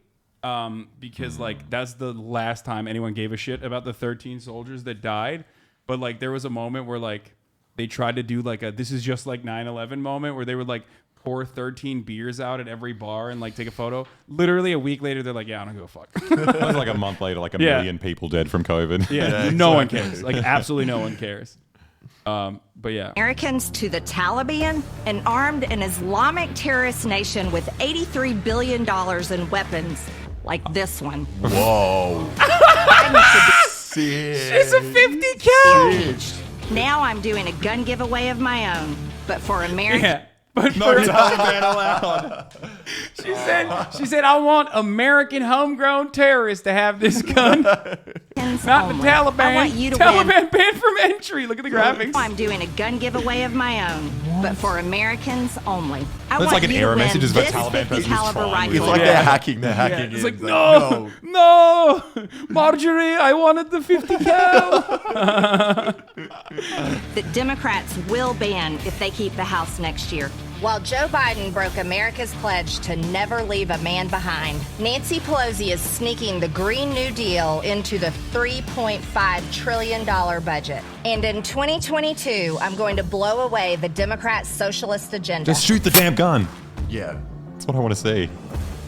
Oh. It's a Prius, and it says socialism on the Yes, side. It's going to be Is filled someone with driving tannerite. Isn't it? Yes. Yeah. Ah. That is amazing. Dude, how much Tannerite do you think they put on that? That's like so much. Oh, they filled the car with it. This. Go to the website below and It's sign still- up there's to a win my controlled 50 fire. caliber gun before Joe Biden bans it. Yeah, greengun.com. So she did a fucking like 50 cal giveaway, which by the way, I mean this is like She actually gave it away. I don't know if she ended up giving it away or not. I don't know who won, but I'll tell you this much: like this weapon itself is look at those are the bullets. It's around $14,000, I think. You can buy one, but you know it's basically priced out of the average American's budget. And Because they all need one. and that no, like that gun is like specifically designed so it can pierce through tank armor and kill people inside of a Useful. tank. Yeah, very useful in So, LA. you know, incredibly important in self-defense style situations at the home when you want to literally kill a neighbor in a different zip code after Well, it it's good. blows through like 11 walls. You can shoot the robber before he enters your Yes, room. You know? yes. It's Yeah. in the kitchen. Yeah. No. That's just the AR-15. You can do that with the okay. AR-15. Which, That's all you need then. Yeah. No, this one you will literally, I mean, I'm telling you, like it's armor piercing through tanks. It kind of kills me. This is like one of the coolest things I've seen. And like we spent the past 2 days dredging up all the Australian stuff. We were laughing. We thought it was hilarious. But I don't think we have anything better than this. This is we're just getting started. No, the point is like I want you guys to show me some Australian shit, and then I'll show you like American versions of that. Which will just be one-upping every Yeah, Australian. yeah. You got the burqa, but she has a 50 cal. If you guys are here for an extended period of time, we could like go to a gun show. We can like shoot something. Oh, we there. really want to do that because we've been wanting to do Yeah. a gun video where we see if we can get a gun. As foreigners, like sneakily. Like, So the problem there is like they always have like TSA agents and shit at situations like that, and you kind of, I mean not TSA, ATF agents. I'm sorry, you're right, Marat. So like I don't know if you can get away with it. I think I can get away with it. In Oklahoma, you could. In California, probably. but what about the like? The gun. Really, you think they're more strict in California? If we went to the right gun show, like the really racist ones. Nice. Oh, and we got our shirts. Yes. Yeah. Well, No, these shirts. No. Like I'm talking. When I say really racist, I mean like they have swastikas like everywhere. There's like I don't know they're if I just wanna like wear that straight. And- yeah, oh yeah, it's not hidden. Like there's literally swastikas everywhere next to like the Anarchist Cookbook. Oh my god. Next to a They're historic artifacts. yeah. When you ask them like, because we snuck into an Oklahoma gun show. Like we went into an Oklahoma gun show, and I would like was documenting it and stuff. And I would ask like to the people like, so what's up? Why is there a swastika? He was like, oh, I'm just a fan of history. I love history. Next to the Confederate flag. That's They'll have items like priced for $14.88 and stuff. Like it's. Ugh. Yeah, well. That's so weak though. Like I find Nazis are disgusting, but what's worse is a Nazi who's like, "Oh, I'm just a pretend little." Yeah, like-" I'm not a Nazi. It's Yeah, like- conservatives love doing that though. That's Oh, why they say like, always "Let's do. go, Brandon." Like they love having fun little games. You know Yeah. what I mean? Oh, Let's Go Brandon is actually hilarious. Though. I love that. That think, is funny, yeah. That was just really well done. But- Have you heard of the Australian politician named Clive Palmer that bought Hitler's car? Was this What? recently? So recently, Recently? I think it was It was probably like 3 months ago. 3 months ago, he bought Hitler's car. Oh no! It's Oh, not it's real. a fake news story. Ah. He denies it. He's denying it. Media report dismisses fake news by Palmer's theme. Claimed Palmer intended to include Mercedes in plane cover. Oh no, it's not a fake news story. No, yeah. He's like, it's not for me, it's for my museum. It's the same excuse. It's the same thing. It's like, I'm just a historical fan, is what he's saying. Okay, why is the fucking Australian media so dog shit, dude? What the fuck? What do you mean, the layout? Or I no, like because it doesn't have ads on the side of it, like no, yours. no, Rupert Murdoch. I feel like yeah. I feel like a lot of I did not buy Hitler's car. It's more fake news. The Nazi dictator's bulletproof Mercedes-Benz 77K Grosser Offener Tourenwagen was seized by the U.S. Army when World War II ended, but has changed hands several times since. A spokesperson for Palmer's United Australian Party told the feed that it was all fake news, so they did buy it, but they just... Oh, I asked the government to stop Clive Palmer's importing Hitler's car using the Customs Act. Today, the government has acted on my request. Oh, so they couldn't even get it. That's why it was fake news. Because they didn't let him. This pussy, Patrick Gorman, didn't want him to have a fucking car, dude. What's wrong? This is why America's the free country. Yeah. That's top tier pussy. Yeah, that is good pussy. Yeah. Can't even fucking buy a goddamn... wait, what is this? Locals debate Nazi symbols, bomb Thank you materials for being joining sold us. at gun show. Nazi propaganda. Oh, there you go. Oh yeah, I mean this is pretty basic stuff. It's not. This is literally every fucking gun show. Anyway, okay. So what else you got for me? Oh, what do we have? We have more. Don't feel bad. Oh, do Pauline Hanson on Uluru. Yes. That's a fucking amazing one.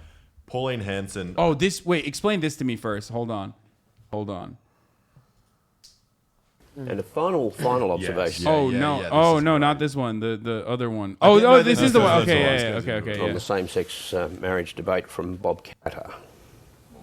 I mean, people are entitled to their sexual proclivities. I mean, let there be 1,000 blossoms bloom. Why is he quoting Mao? Yeah. Like he went. That was what when I saw that, I was like, what the fuck? And then it gets even weirder.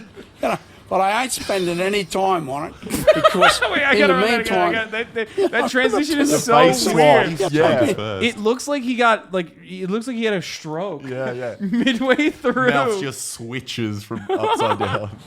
People are entitled to their sexual proclivities. I mean, let there be 1,000 blossoms bloom as far as I'm concerned. But I ain't spending any time on it because in the meantime, every 3 months, a person is torn to pieces by a crocodile in North Queensland. Okay, what the fuck was that? What just happened? To be fair, is this guy like a Maoist third worldist? Like, what the fuck? He definitely doesn't know that's Mao. 100%. Oh, yeah. You reckon? I don't know. He might be a clever guy. He's like, we need to do a protracted people's war against the fucking crocodiles. What the fuck? Oh, God. There are a lot of crocodiles where he is, though. I mean, if someone is dying a month. Dude. I think it's because his voters are all just country people. Yeah. And he knows that they hate gay people. And he's like, well, what's much cooler and a cooler thing to focus on? Crocodiles. Okay.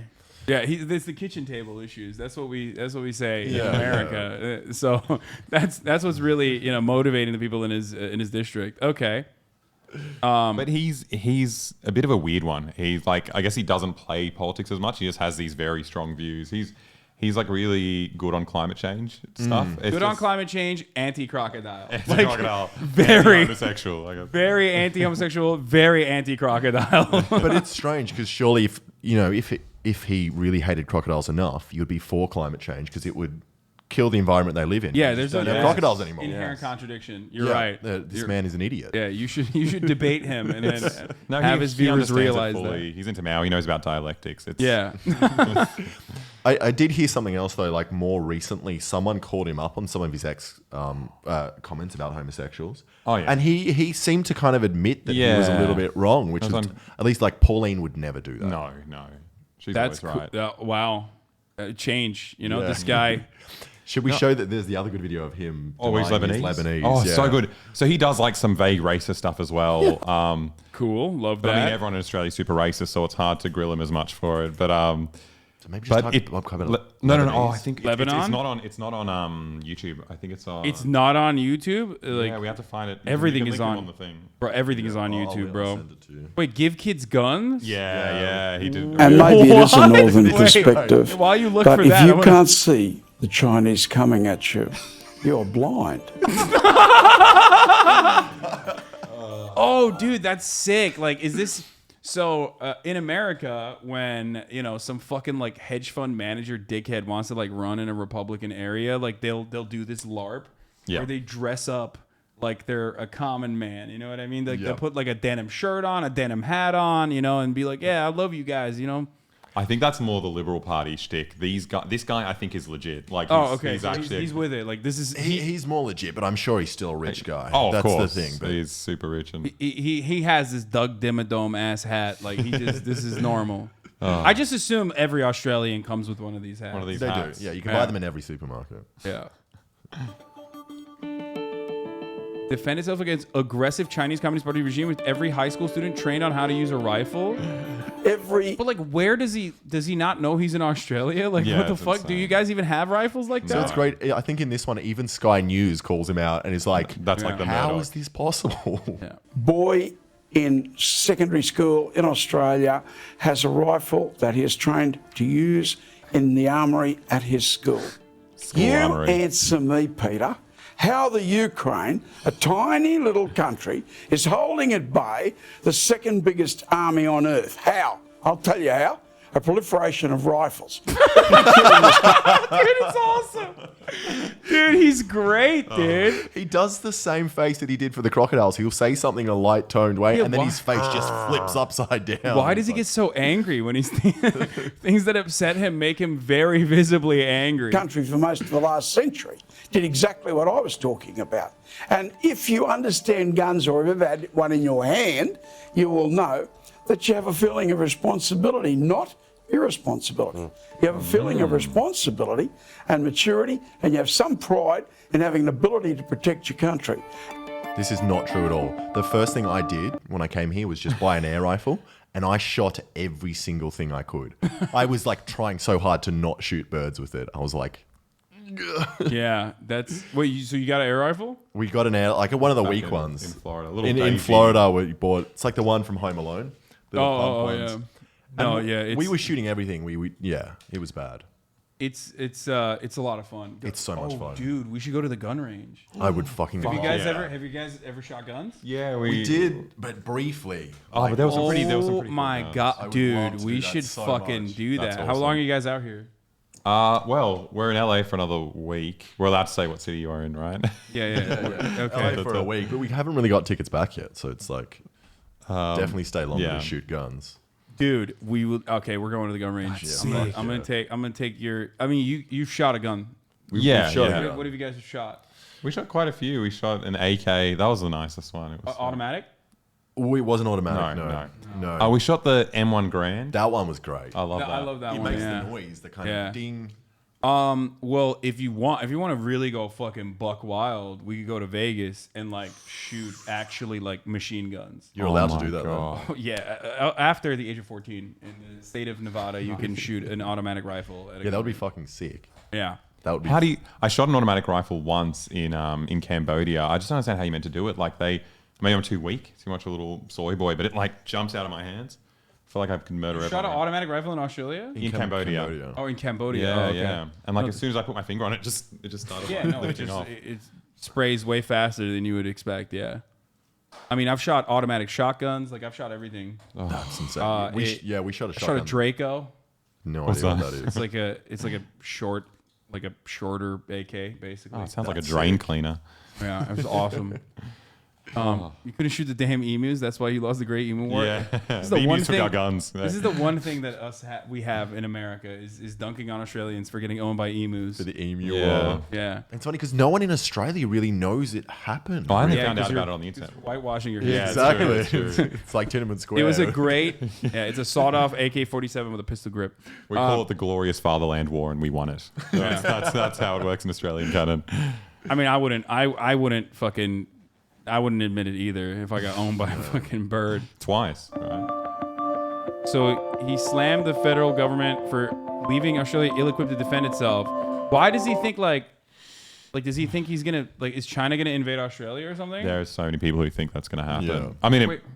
fuck, they're trying very hard to make it happen. Not China, Australia. Australia, that's what I mean. Yeah, it's like just- I think we just want to be America's whipping boy. We want to we want to have the war that America wants at home in Australia. And it's honestly scary to see because in the last 3 years, it's really ramped amped up. Like the Liberal Party, it's kind of one of their main points that they bring up is this war that's about to happen with China and we need to be prepared. They're building military bases close to us and expanding into the, South China Sea. It's just like...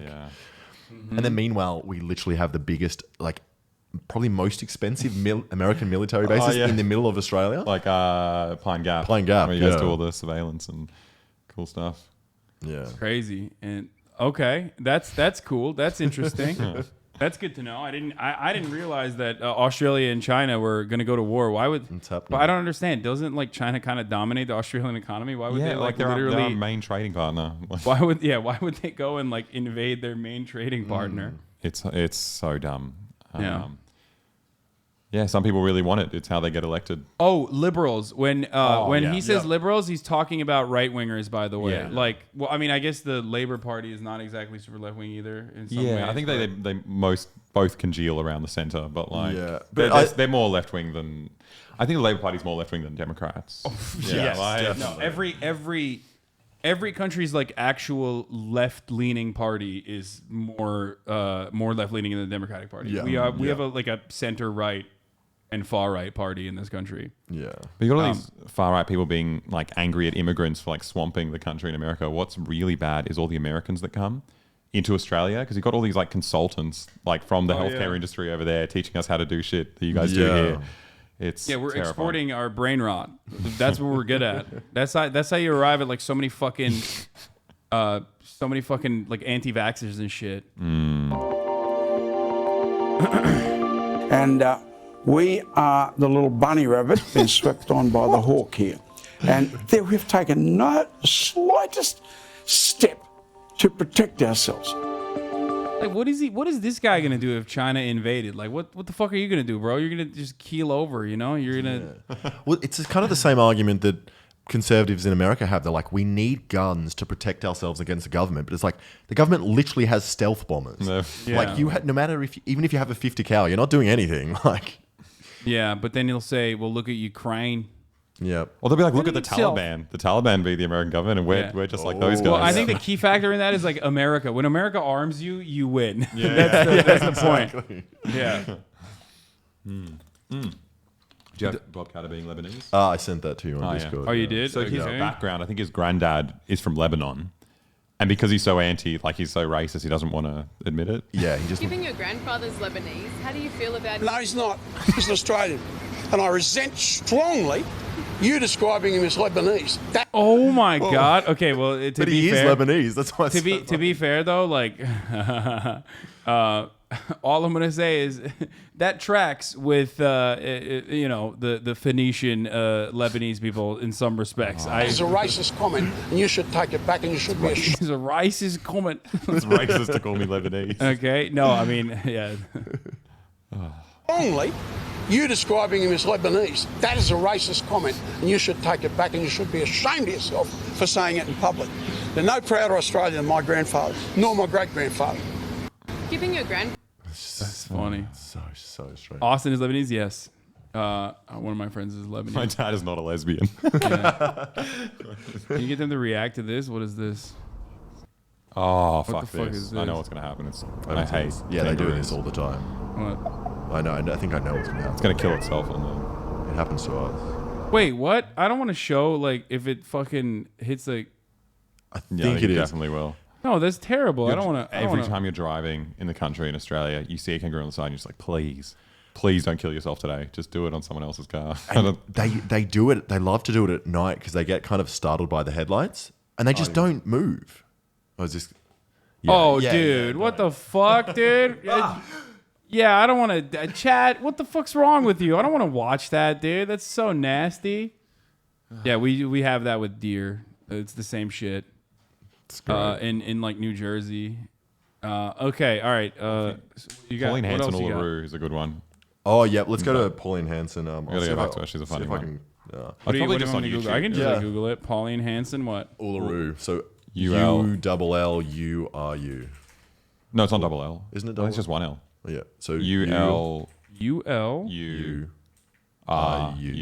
Maybe just double L. Oh, we'll see. It'll come up. Pauline Hanson. Uluru belongs to all Australians? The one that she uploaded, if you scroll down.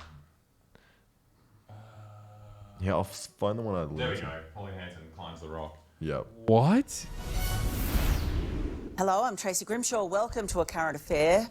In exactly 2 months, no one will be allowed to climb Uluru. Most people have an opinion on that, and Senator Pauline Hanson is no exception. She's been leading the charge against the ban. Tonight, you will hear from both sides of the debate as she and our own Marty King go to Uluru, meet with local landowners. Wait, why are people not allowed to climb this? Oh, it's like a sacred indigenous site. And I think like people have been climbing it forever because no one gives a shit in a settler colonial country. And then finally now they're like, probably shouldn't climb this. Yeah, I think it was after Indigenous people kind of campaigned for a long time that finally people started listening. But the best thing is like I doubt she had any interest in climbing it until it was like you can't. And it's like fuck. She reminds me of Anne Whitcomb a little bit. Like she's giving me, it's not an LGBT phobic comment, but like she's giving in the closet lesbian vibes a little bit. Yeah, definitely. Which Anne Whitcomb as well. I think it's the hair. She's had some pretty like high profile affairs in Australian politics. Really? I didn't know about this. Yeah, she slept with a dude called David Shoebridge, who was by visibility. A Liberal MP. Yeah, she does it all. That's awesome. Climb the rock. We want to hear from you tonight. On the bottom of your screen are the real-time results of our Facebook poll, which started moments ago. Should it be legal to climb? So please do join the conversation as you watch. Oh, I love A Current Affair. When I heard about the rock closing, I was not happy, all right? And I thought, this belongs to all Australians. She's not going to climb with this fit. I think she does. No shot, dude. It's amazing as well. I think it's special. It is special to be here. What reasons people come out, whether they see it as a challenge, it's an iconic part of Australia to be involved in it, to enjoy it. I'd like to see the climb stay open. To enjoy the rock. It's a big part of our Indigenous culture. Yeah. And I'm listening to the traditional owners of the land here, and I will talk to them. So our opinion doesn't matter. Wait, that's awesome. She's like facing them too to be like, yeah, I don't give a fuck, dude. I'm climbing this fucking rock. All these chicks are like service sector workers as well. It's super brave to like come out of the restaurant and be like, oh, by the way, you get fired for this. No, it's pretty amazing. Oh my god. Oh shit. Jesus Christ. My brother fucking ordered food and then left and didn't realize that the door was locked. Oh shit. Hold on. I'm gonna people go deal with that. Hold on here while this Even though we're Indigenous. Beautiful. I'm listening to the traditional owners of the land. Nice. It's our stream now. What do we say? Let's cancel Hasan. Look at the rock. The constant mark that has now gone Should we make out? That's going to be scarred for years. One giant leap. No, you got to go to our channel to see us kissing. I might argue the point with you. I'm Indigenous. I was born here. I'm native to the land. Pause it, but then the people need to watch something. People need to watch, yeah. So, there's... Oh, that's pretty funny. I'm Australian as well, and I'm Indigenous. That's pretty funny. I love that. She was claiming she was Indigenous. She's like, she's claiming? Yeah, she's like, I was born here. That's more woke than the other guy who was like, I'm not Lebanese. It's fucking racist to call me Lebanese. No, there is no noise gate. Also, she cameratsana. Do you understand Turkish at all? No. I mean, there's a couple of words in Serbian that we stole. Serbian, yeah. But yeah. Okay. Oh yeah. Yeah, I just told that. And here, you just keep playing or show another thing if you want. I gotta go pee. Yeah, sure. And I'm probably gonna order food as well. I'm fucking starving. Oof. Dude, Jesus, we're not. Well, so I think any part of Australia is very look on your face. Why do you look so down? You want to jump in the big boy seat? Yes, I am. You look cool. Do you know the word Indigenous? Yeah, I do. Yeah. I was born here. Where's my land if it's not Australia? How did you make this so warm? No, it's not. See, I don't know England. It's I like- wasn't born there. Not as warm as this. It's the rumble. Jesus. The rock. You a fan of police? No, no, not really. Why not? You don't because you don't know me. People have been climbing the rock all these years, and now all of a sudden they want to shut it down. It's no different to coming out I and love saying, it. but She's saying that when just like the longest generation, I mean, the longest continuous civilization on Earth has been there and not been climbing the rock. And then that you come in up for 100 years, you're like, well, we've been doing it forever. But it's even better because she obviously has no interest in climbing anything. No. Like, there's a billion rocks you can climb like right next to Sydney, but she flew there specifically because she's not allowed to do it. Like, Oh my God. let's see what people are saying. Oh yeah, you can read this Let's stuff. segue the rock. Oh. This is a high-tech business they have going here. What, Hasan's, or you mean the rock climbing? I mean, Hasan's and the rock climbing. If you can climb... Please, how do you read this in time? I don't know. How does he do this? Maybe he pauses and scrolls? Can I pause? Can someone send us a message telling us how to do these messages? Yeah. Okay. Oh, I'm back. Keep up with this. You can scroll. If you scroll, you pause it, basically. No, okay. But I also read incredibly fast. Ah. Yeah, you'd have to. That was impossible. This would kind of fuck your brain a little bit in that it A would little make bit? you Dude, it read fuck- everything just like... No, it does fuck my brain straight up. You're getting banned again, bro. They're saying learn to read, nerd. Aw, that's mean. Why do you have so many mean people? Oh, dude, yeah. There's so much meanness.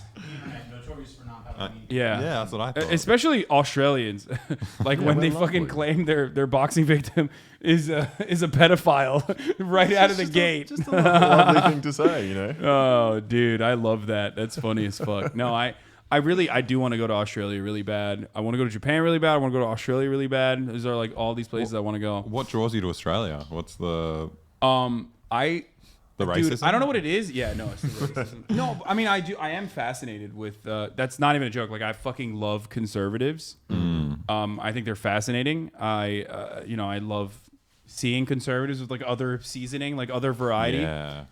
And, so that's part of it. But the other reason is like, I don't know. In America, we just have this like understanding, assumption that like all Australians are hot. Oh, really? Because all the Australians that come to at least Los Angeles are fucking trying to be actors. Yeah, and they're shit. the ones with the money to travel. Well, and the ones that are hot. as Yeah, well. yeah. Yeah, exactly. So I just like want to go and see. I also like the accent. I don't know.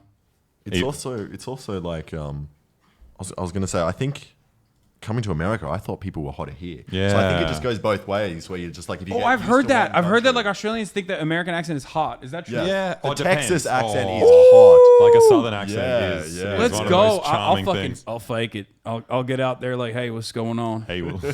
I want to put some shrimp on the Barbie. You know, whatever, Some shrimp on whatever the y'all are Barbie. doing. Perfect. I love Wait, you Texas do it. Yeah, accent. you do. Do I do it all right? Does it sound all right? What are people saying? It's terrible. Oh, it's a shit. Damn You do a good Johnny Cash one. Yeah. Wait, I keep do doing sing. it. Keep doing it. No, it's I awesome. don't know what to say. I'm just trying to be here on the stream. It's pretty good, actually. No, I was fucking with you. What about me? Do I sound like I'm from Texas? No, dude, you Damn sound, it. you sound so Australian. You sounded more Australian when you tried to do the American accent. You're a patriotic man. It's the only thing I can do. Oh, hell yeah, brother. No, that's pretty good. No, someone said it was great. Yeah, they're lying to you. It's fine. It's all good. Okay, hold on. Let me just like order this fucking food. I'm starving. Sorry, boys. I'm gonna eat right in front of you. No worries. We had our chance. Yeah. Can you look at the Oz Liberal Democrat website and analyze it? Sorry? You want to toast that? Should we eat Oh yeah. Let's We go can toast it. We can toast it too. Yeah, that'd be lovely. ScoMo ukulele. Is that possible? Yeah, that was great. A live toasting on the stream. Have you ever had a toasting live? What is the charge? No. Oh, this great. guy's pretty good. Have you seen him before? What? No, I think maybe I might have seen A this. bit of context, this guy's like an ex-chess champion, like Hungarian chess champion / Australia. Okay. And he runs off, like, what do you call it? He doesn't pay for meals, is Yep. his big shtick. And that was a thing. Oh, he's he a did dine for- and dasher. Yeah, for dine and dash, years. that's the one. And this is him finally getting caught. Well, not finally. I was, I support him, but. Oh, yeah. Yeah. Yeah. That's crazy. Why the fuck does he? Is that like his kink? Like what the fuck? Why? I think he's just he knows what he You're wants. not so. gonna fucking toast it on camera. Yeah, live toasting on the. Cool. The suspense. Okay, here. Then point the camera towards the toaster, I guess. Where are you gonna plug it? You got a plate now. That's a nice plate. They brought Vegemite, Mom. That's what is going on. Vegemite. Have you tried it? Vegemite. You said it's similar to a Turkish thing. Zeytin ezmesine benziyor. Ama çok daha acı ve tuzlu. It should be the bread it goes it's on. All, I think it's all just yeast. It's just pretty much. So I don't know if it's gluten-free. Yeah, it's probably all gluten. Yeah. Big bottle of gluten. Mistaken identity. He wasn't the Dine and Dasher. What is the charge? Your mum looks Eating exactly a meal, like my mum. a succulent Chinese meal. American Express. What the fuck? Wait, that's awesome. Eating a meal, a succulent Chinese meal. American Express investigator followed a man he thought was one of Queensland's most wanted to a Valley restaurant. Minutes later, police had the business surrounded, then sent in a delegation. We're under arrest. Look, I'm under what? Under what? Gentlemen, this is Democracy Manifest. What is the charge? Eating a meal, a succulent Chinese meal. Democracy Manifest. And he didn't appreciate the way he was handled. Dude, this is kind of crazy. Yeah, don't put it on your the lap. bottom's going to get hot? I've never... I don't know. What have you never toasted before? I've never toasted something on my body. On my lap. Put it over there so that we can possibly see it with that other camera. You know what I mean? And we'll just show the toast. You guys only have 120 volts here, though, don't you? So we can stick our finger in it. Yeah. Just a little bit. Is that how that works? Yeah, we got 240. We got double. Yeah. Damn, So dude. this is another reason why Australia is better. Okay, here, point it down. I can't point this one down. Oh, sorry. Oh, you can't? I'll Yeah. Wait until it's like there you go, you can see it. Here. Can I do it now? Hold on. Yeah, you can do it now. Look at that. Murat brought over the freaking. We're gonna have to. There it is. As well. And then you can spread it on camera later. But we'll go back to that. ASMR. Yeah. A little bit of that. Okay. So he wasn't the actual Dine and See Dasher? that chap over there? Get your hand off my penis! It took 6 officers to What? restrain him. His major concern was the meal. It's always kind of funny seeing like someone like this who's like very clearly resisting arrest not immediately get murdered. No, yeah. That's like very strange to watch whenever I see. So your cops don't have like they're not fucking armed to the teeth, right? No. Oh no. They've been getting more over How do time. So wait, how will they defend themselves against the Chinese invasion then? Very badly. Yeah, I I think we just give up at that point. But no, it is interesting because it's not like a lot of our cops actually are armed, but I think they teach them. Not to say Australian cops are good; they definitely do fucked up stuff, but at least they de-escalate a little bit. Like I've depends seen on what race you are. Yeah, it depends on what race, but sometimes, especially for people that are just having like like a drug-induced psychotic episode, the cops won't shoot them. Most of the time. Most of the time. But in That's America, crazy. Yeah. You get a couple more American consultants in your country. Don't worry, that'll fucking change real quick. What I think is wild is like the weird like cop culture here. Like they all have that. What's that? The Punisher. Yeah, that's sick. Like that is. You'd feel like you're part of a video game. Yeah, with that shit, like roaming around town with that spray painted Like the on. dark No, they literally think like everyone's out to get them and like murder them and stuff. I wonder why. And that's basically what they teach. So that's like in their training is like basically shoot first, ask questions later. It's really fucked up. Some of the cameo videos Friendly Jordies got made with them. You guys did a video with them? Friendly think so. Jordies? I don't think we did it. Oh, maybe you did a cameo with this man. He'd left behind. Wait, what? Friendly Jordies is that like sexy dude, right? Isn't it? Yeah, he used to be a model. Yeah, he's quite sexy. Good looking. Yeah, guy. but is he a lib? He's a little bit of a liberal, maybe. I don't know. Yeah, but like in the American sense. Yeah, he loves the Labour Party. Maybe rotate him a bit. The what party? The Labour Party, which is more left than the Liberals. Yeah. Okay, so it's hard because they're both not that good, but Labor is definitely better Much than Liberal. better. Yeah, like they're a million not trying times. to scrap like every government program. Yeah. Unlike the Liberals, who are literally trying to remove healthcare. How do you run on that? That actually is surprising that like there's a party out there that can like fucking run on trying to remove healthcare. I think they do similar stuff that they do here is that they run on this. Look, they want to get rid of healthcare, but they run on like culture war stuff. So I think like trans athletes became a really big thing in the past month in Australia. Dude, this is like a carbon copy. What the fuck? It's always so strange. This is like 3. Like they're literally like it's a national debate over like 3 14-year-olds that are like you know, they're like how do we stop these 3 14-year-olds from like, you know, destroying the country? Yeah. It's, which like they're not even winning, you know what I mean? They're they're not even that good. Like they just want to live. It's so fucked. Okay, let's see. Dude, all the Portuguese are going to be so fucking upset with me because like they always ask me to do Portuguese politics and then I never do it.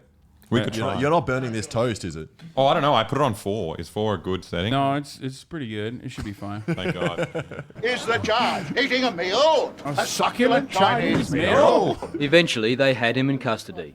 I believe that it's all to do with stolen credit cards. I understand that he has played small parts in what a beautiful amateur theatre groups. That's perfect. You did it. That's good now. Look at that toast. All right. Oh. We don't give you knives. We'll just use our fingers. It's all right. No, this dude is... No, this motherfucker's nasty. Don't let him do that. He will do it. He 100% will do it. No, let's not. And then I'll touch every single thing in here with Vegemite hands. Let's not do that. I've seen your fingers and your toes, man.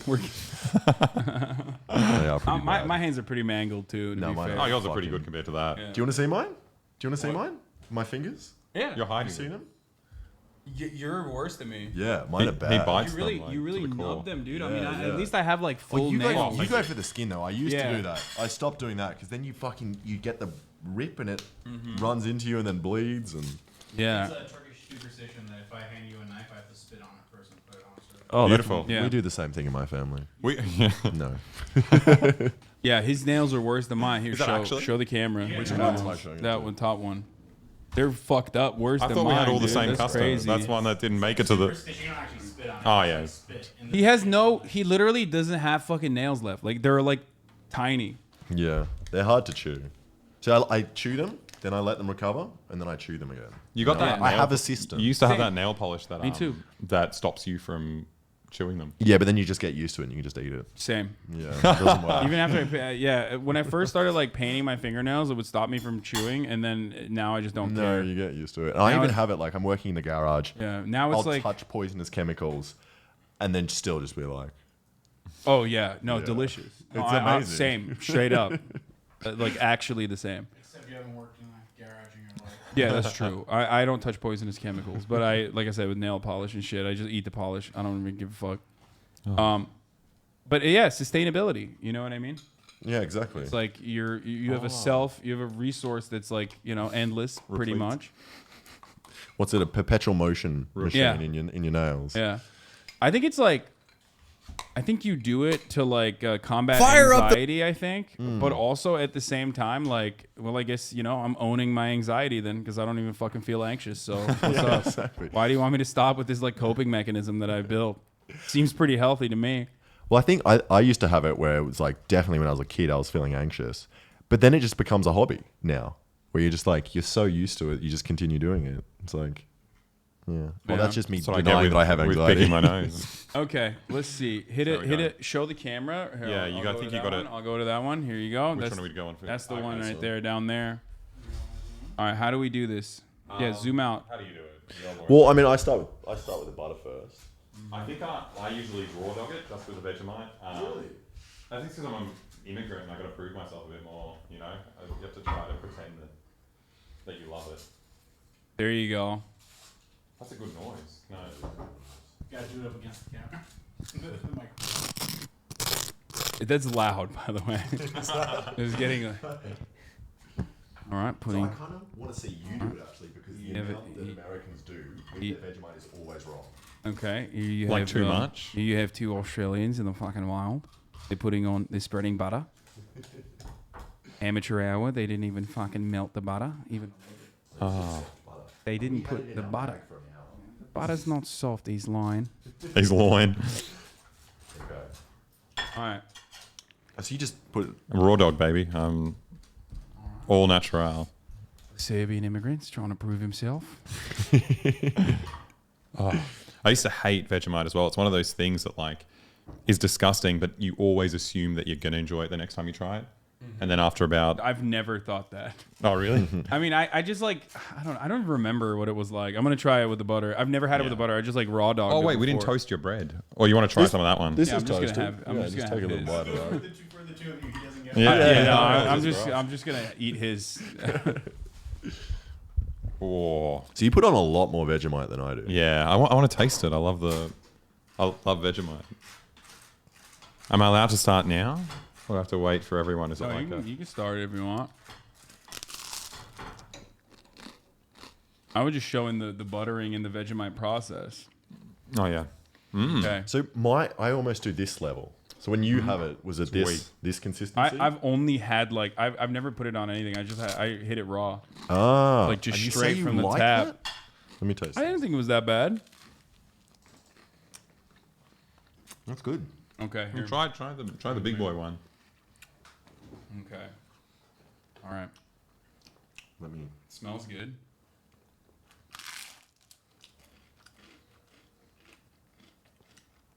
I mean, that's pretty good. With like butter and on toast. Yours is a bit too strong for me. That's still pretty good. Sour. Yeah. It's a little bitter, but mostly just sour and salty. I feel like all the commercials for it seem to like present it as some kind of healthy food when we were kids. I kind of doubt. Yeah, I doubt that they it is. say it's high in B12, I think, and it's like the one thing. There's no shot that this is healthy. No. The sodium alone is like packed. Does it tell you sodium other than this? Did you import that? What's the difference between Vegemite and Marmite? Oh, I think Marmite's an English product. But it's got something weird in it. Whenever I eat Marmite, it's got this weird aftertaste. It's because you're a patriot. Yeah. Yeah, I don't know. I think it's... Guess how much protein there is in this per 100 grams? How much? 25 grams of protein per 100 grams. What? Yeah, and salt is 8 grams. A quarter of it is protein. How is that possible? That's not even a lot of salt. No, that's not that much salt. Why is it so salty? I'm just crushing this, by the way. Yeah, it's pretty good. We got more on the way. Oh yeah, keep them coming. Yeah, I ate all of it. We'll eat this whole loaf. Yeah, you can put more. You can put it on like 5 or 6. It's already on 5, bro. He's the toasting expert. Come on. Okay, now I got a healthy, like one that was like a lot of Vegemite. Yeah, no, it reminds me of like olive spread, like olive top. It's not even top and out. Like we have olive spread, which is like pretty much the same, and it looks the same too. Like when you spread it, it's not as. I don't know. This is the whitest thing I've seen on Twitch. There you go. Does it taste like anything except salt though? Yeah. Yeah. What is it though? You can't even describe the kind of other taste because it's so unique. It's like I don't know why people make a big deal out of this. You just slap an avocado on this. This shit's decadent. Yeah, that's so good to do. Well, your grandma made this awesome Vegemite recipe. Did they have avocados in Australia? Yeah, and they're really cheap at the moment. $1 an avocado. It's great. But yeah, my grandma made a recipe. For some reason, she saw it in like the back of a newspaper.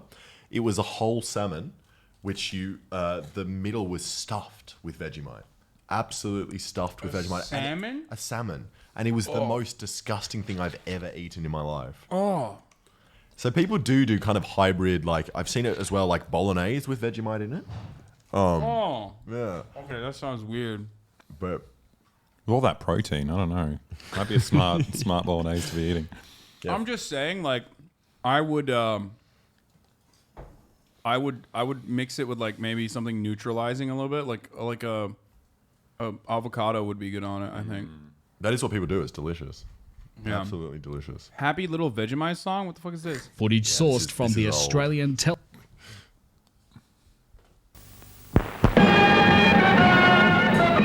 This is back during White Australia, obviously.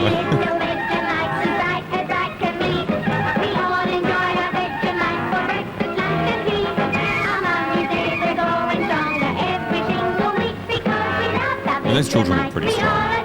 Vegemite. Are they eating? Look like adults. Yeah, they were stronger before the immigrants came in, dude. My children had pride. They would fucking do... They would dance around on television.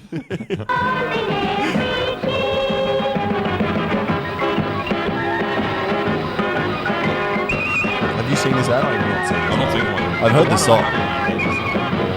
This is terrifying. It Like, if is, I was a yeah. kid, you know, growing up in white Australia, and they were like, "Here, have some Vegemite," and then they showed me this clip, I was like, "I'm never eating that." That's. I would think I'm going to start tripping out if I ate it. It's fucking terrifying. Okay, give me some more. Give me some more Who are you on? Where's my batshit phone? moments in Australian politics. Unless, like, I don't know. Unless we Well, just. the Uluru one was pretty funny. There's a bit of a Yeah, thing at the end. So what happens to her is she starts, you know, she's kind of advocating that you should still be able to climb it, and then she gets kind of stuck on it and starts freaking out. She can't Oh, get down. really? Yeah, Oh, I yeah, missed it. It's very funny. It's like the perfect. Oh shit! karma. Hold on. Let me. Yeah. The ancestors just stopped her. Exactly. Hold on. What was it? Uluru, UL. Uluru. Is that how you say it? I think the far right would call it Ayers Rock. Yeah. Because it was discovered by.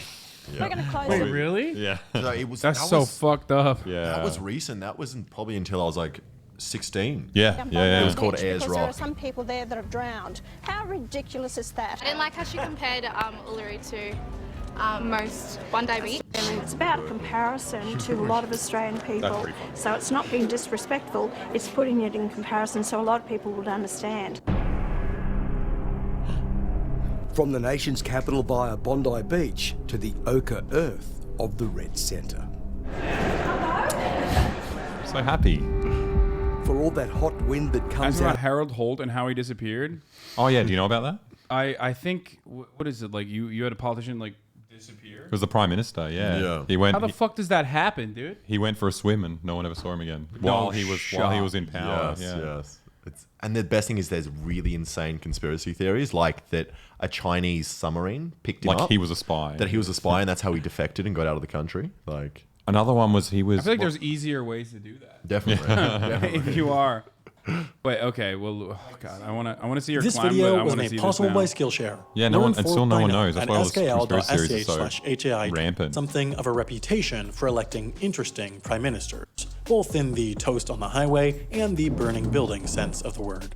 On the toast side, the current Prime Minister, Scott Morrison, was once a child actor who appeared in TV commercials. In addition, Bob Hawke, who served as Australia's Prime Minister from 1983 to 1991, once held the Guinness World Record for beer chugging, guzzling down I think I've seen this guy who go to like sporting events and just like fucking chug a fat one. I use the butter one for the butter. Oh, you got a butter one for the butter? 2.5 pints of ale in 11 seconds, but perhaps no Prime Minister I'd is hate more to. interesting than Harold Holt. I can't who imagine. I served can't as even do that Prime much Minister water. from January of 1966 until December of 1967. Unlike most Prime Ministers, though, he didn't stop serving because he lost an election or resigned. He stopped serving because he just got lost. And nobody ever found him. Lost. So what happened to Harold Holt? He's Well, still out there nobody swimming really knows. today. Like I said, no one ever found him. But we do know what happened before he disappeared. On December 17th, 1967, the day of his disappearance, Harold Holt was vacationing Where's near Portsea? Portsea, Victoria. Around 11:15 a.m., he and 4 of his friends drove to Point Nepean, and then on the way back, Holt said they should stop and swim at Cheviot Beach. Holt and another member of the group started swimming around 12:15 p.m. According to his friends, Holt was seen going And then he out used the into bottom of deeper the and Vegemite. deeper water, and then all of a I don't sudden, have a just like system. that I never have a 2.5 system. pints Now of you know ale, bits of butter in the Vegemite. See, it's the same thing though, because then I put my butter one in the Vegemite one. And the butter goes well on Vegemite, so if it's buttery Vegemite, But it doesn't there matter. are times where you don't want to have Vegemite in your butter. No. I want Vegemite always in my butter. Okay. Oh, this seems like There's Is it contentious like a issues. hot drink, domestic Holt argument here? was Yeah. gone. You might be thinking, well, he didn't disappear, he drowned. And while most people do agree that's the most likely explanation, Someone said it's shark impossible to took a say for mate. sure because his body was never found. Were there And it's not sharks like in the nobody water? looked. They hadn't lost some chopstick, they lost the Prime Minister. So after Holt disappeared, the government put together an enormous search party, which is a lot less fun than it sounds. At one point, there were 50 divers simultaneously searching for Holt, and the total search party included 340 people. But despite 5 days of looking, nobody managed to find Holt's body. Plus, and not to get all conspiracy theory on you, but it seems a bit odd that Holt would just randomly drown because he was an unusually proficient swimmer. He probably used skill share. Spearfishing, that is just Yeah, he's a Holt used to spearfisher. spend You didn't know? hours spearfishing and snorkeling year. They were doing like the Cultural Revolution at that time, so like I doubt they had anything going on outside of China. Like, They definitely did not have submarines, I don't think. In Australia. Especially in... in 1967. Year Like, round, whole and country would was even civil. amuse himself during long parliamentary debates by seeing how long he could hold his breath, which really says something about Parliament, that suffocating yourself is more fun than listening to debate.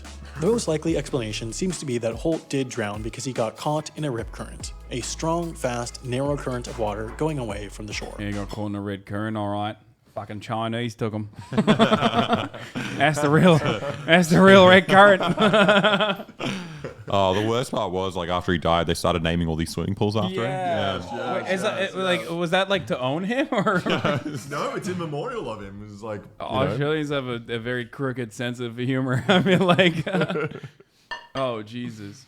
But of course, not everyone is convinced by the easy explanation, and so, for years, Harold Holt's disappearance has been the subject of conspiracy theories. No shot. One theory They claims think a that Harold Holt Komodo, was like a actually a lizard. lifelong spy for the Chinese And they're government, showing non-Australian and that on lizards that as fateful well. day, he Just was picked up insulting. by a that's Chinese fucked up. submarine to live out the rest of his days in Beijing.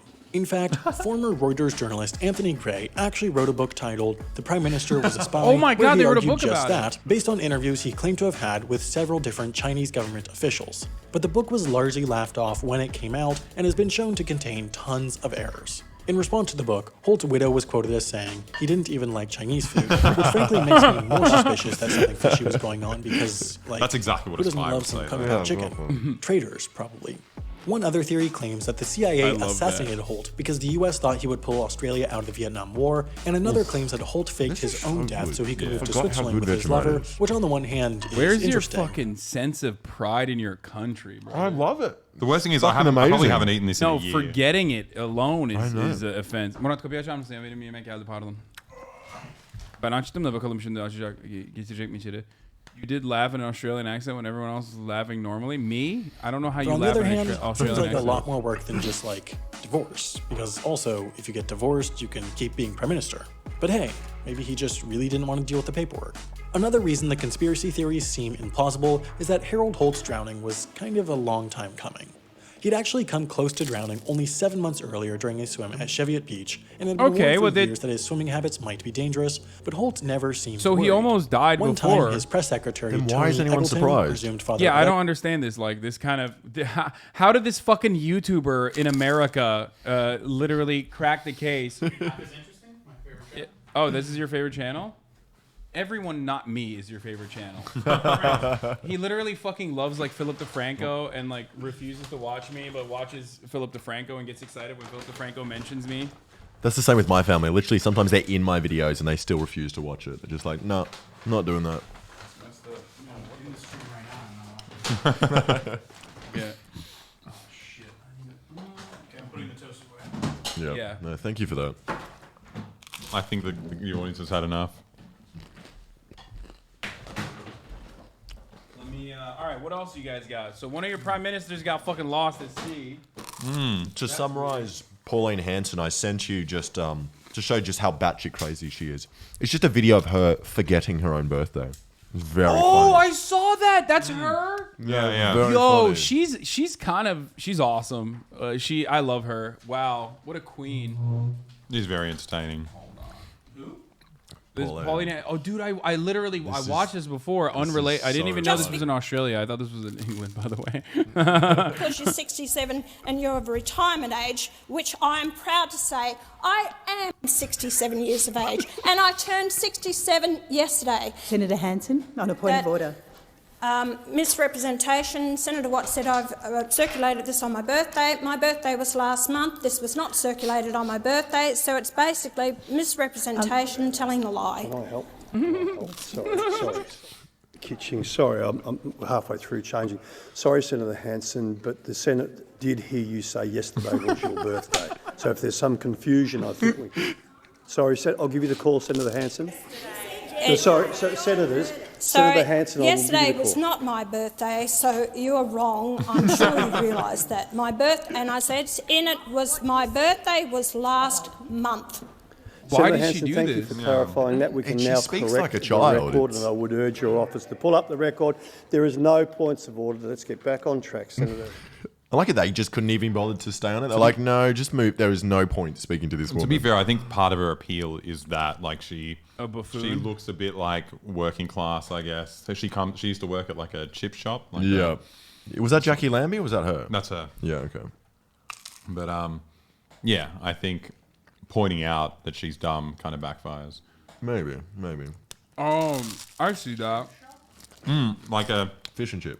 Like a chicken shop. I don't know, what would you guys call it? Like a place with rotisserie chickens. Oh, okay. Oh, yeah, that's right. He worked at Walmart in America. Asking about Whitlam dismissal, more prime ministerial conspiracies. Oh. I don't know enough about Whitlam. Well, I Like, just it's know pretty cool stuff. he was one of the best PMs we've ever had. He introduced free university. Free healthcare. He did Medicare. Free healthcare. Oh wait. Oh, okay. I know about this guy. No, Whitlam Doc is Whitlam. the guy that the Queen took And then down, right? they And the stepped CIA. in. Yeah. Is there a good video on this? We can all learn about it together. I don't know about the videos. Yeah, we don't have anything on him, but I'm sure you can find something. There's He just 30,000 wasn't funny people in enough. here. He was just a nice guy. He was just good.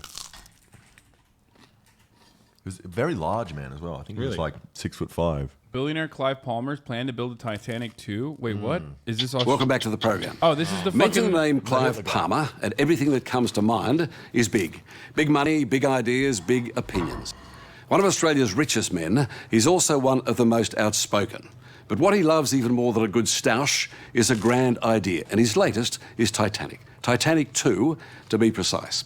You see, he's building an updated, near-perfect replica of the... I don't understand. It's like trying to build like the fucking, what was the Zeppelin? The Hindenburg. Yeah. It's like most notable for sinking, dog. What the fuck is wrong with you? Why are you recreating this thing? This is how you know. Every time billionaires do dumb shit like this, I love it because it's like it's just so obvious that meritocracy is a lie. Like this motherfucker, like, how did you get this money? Yeah, if it's you're just doing an shit? idiot. There's no icebergs in Australia though, so it would be safe to True. go around anyway. And global you know? warming, there'll be less and less of Yeah. them. So he's sorted. There's no icebergs I mean, if you go down Probably to Tasmania, maybe. You're probably right. You got him. The legendary Shouldn't argue luxury with the guy who cruise liner built that stuff. sank 100 years ago. Clive doesn't know what it'll cost. And in typical Clive style, he doesn't seem to care. What? Welcome to the Big Apple.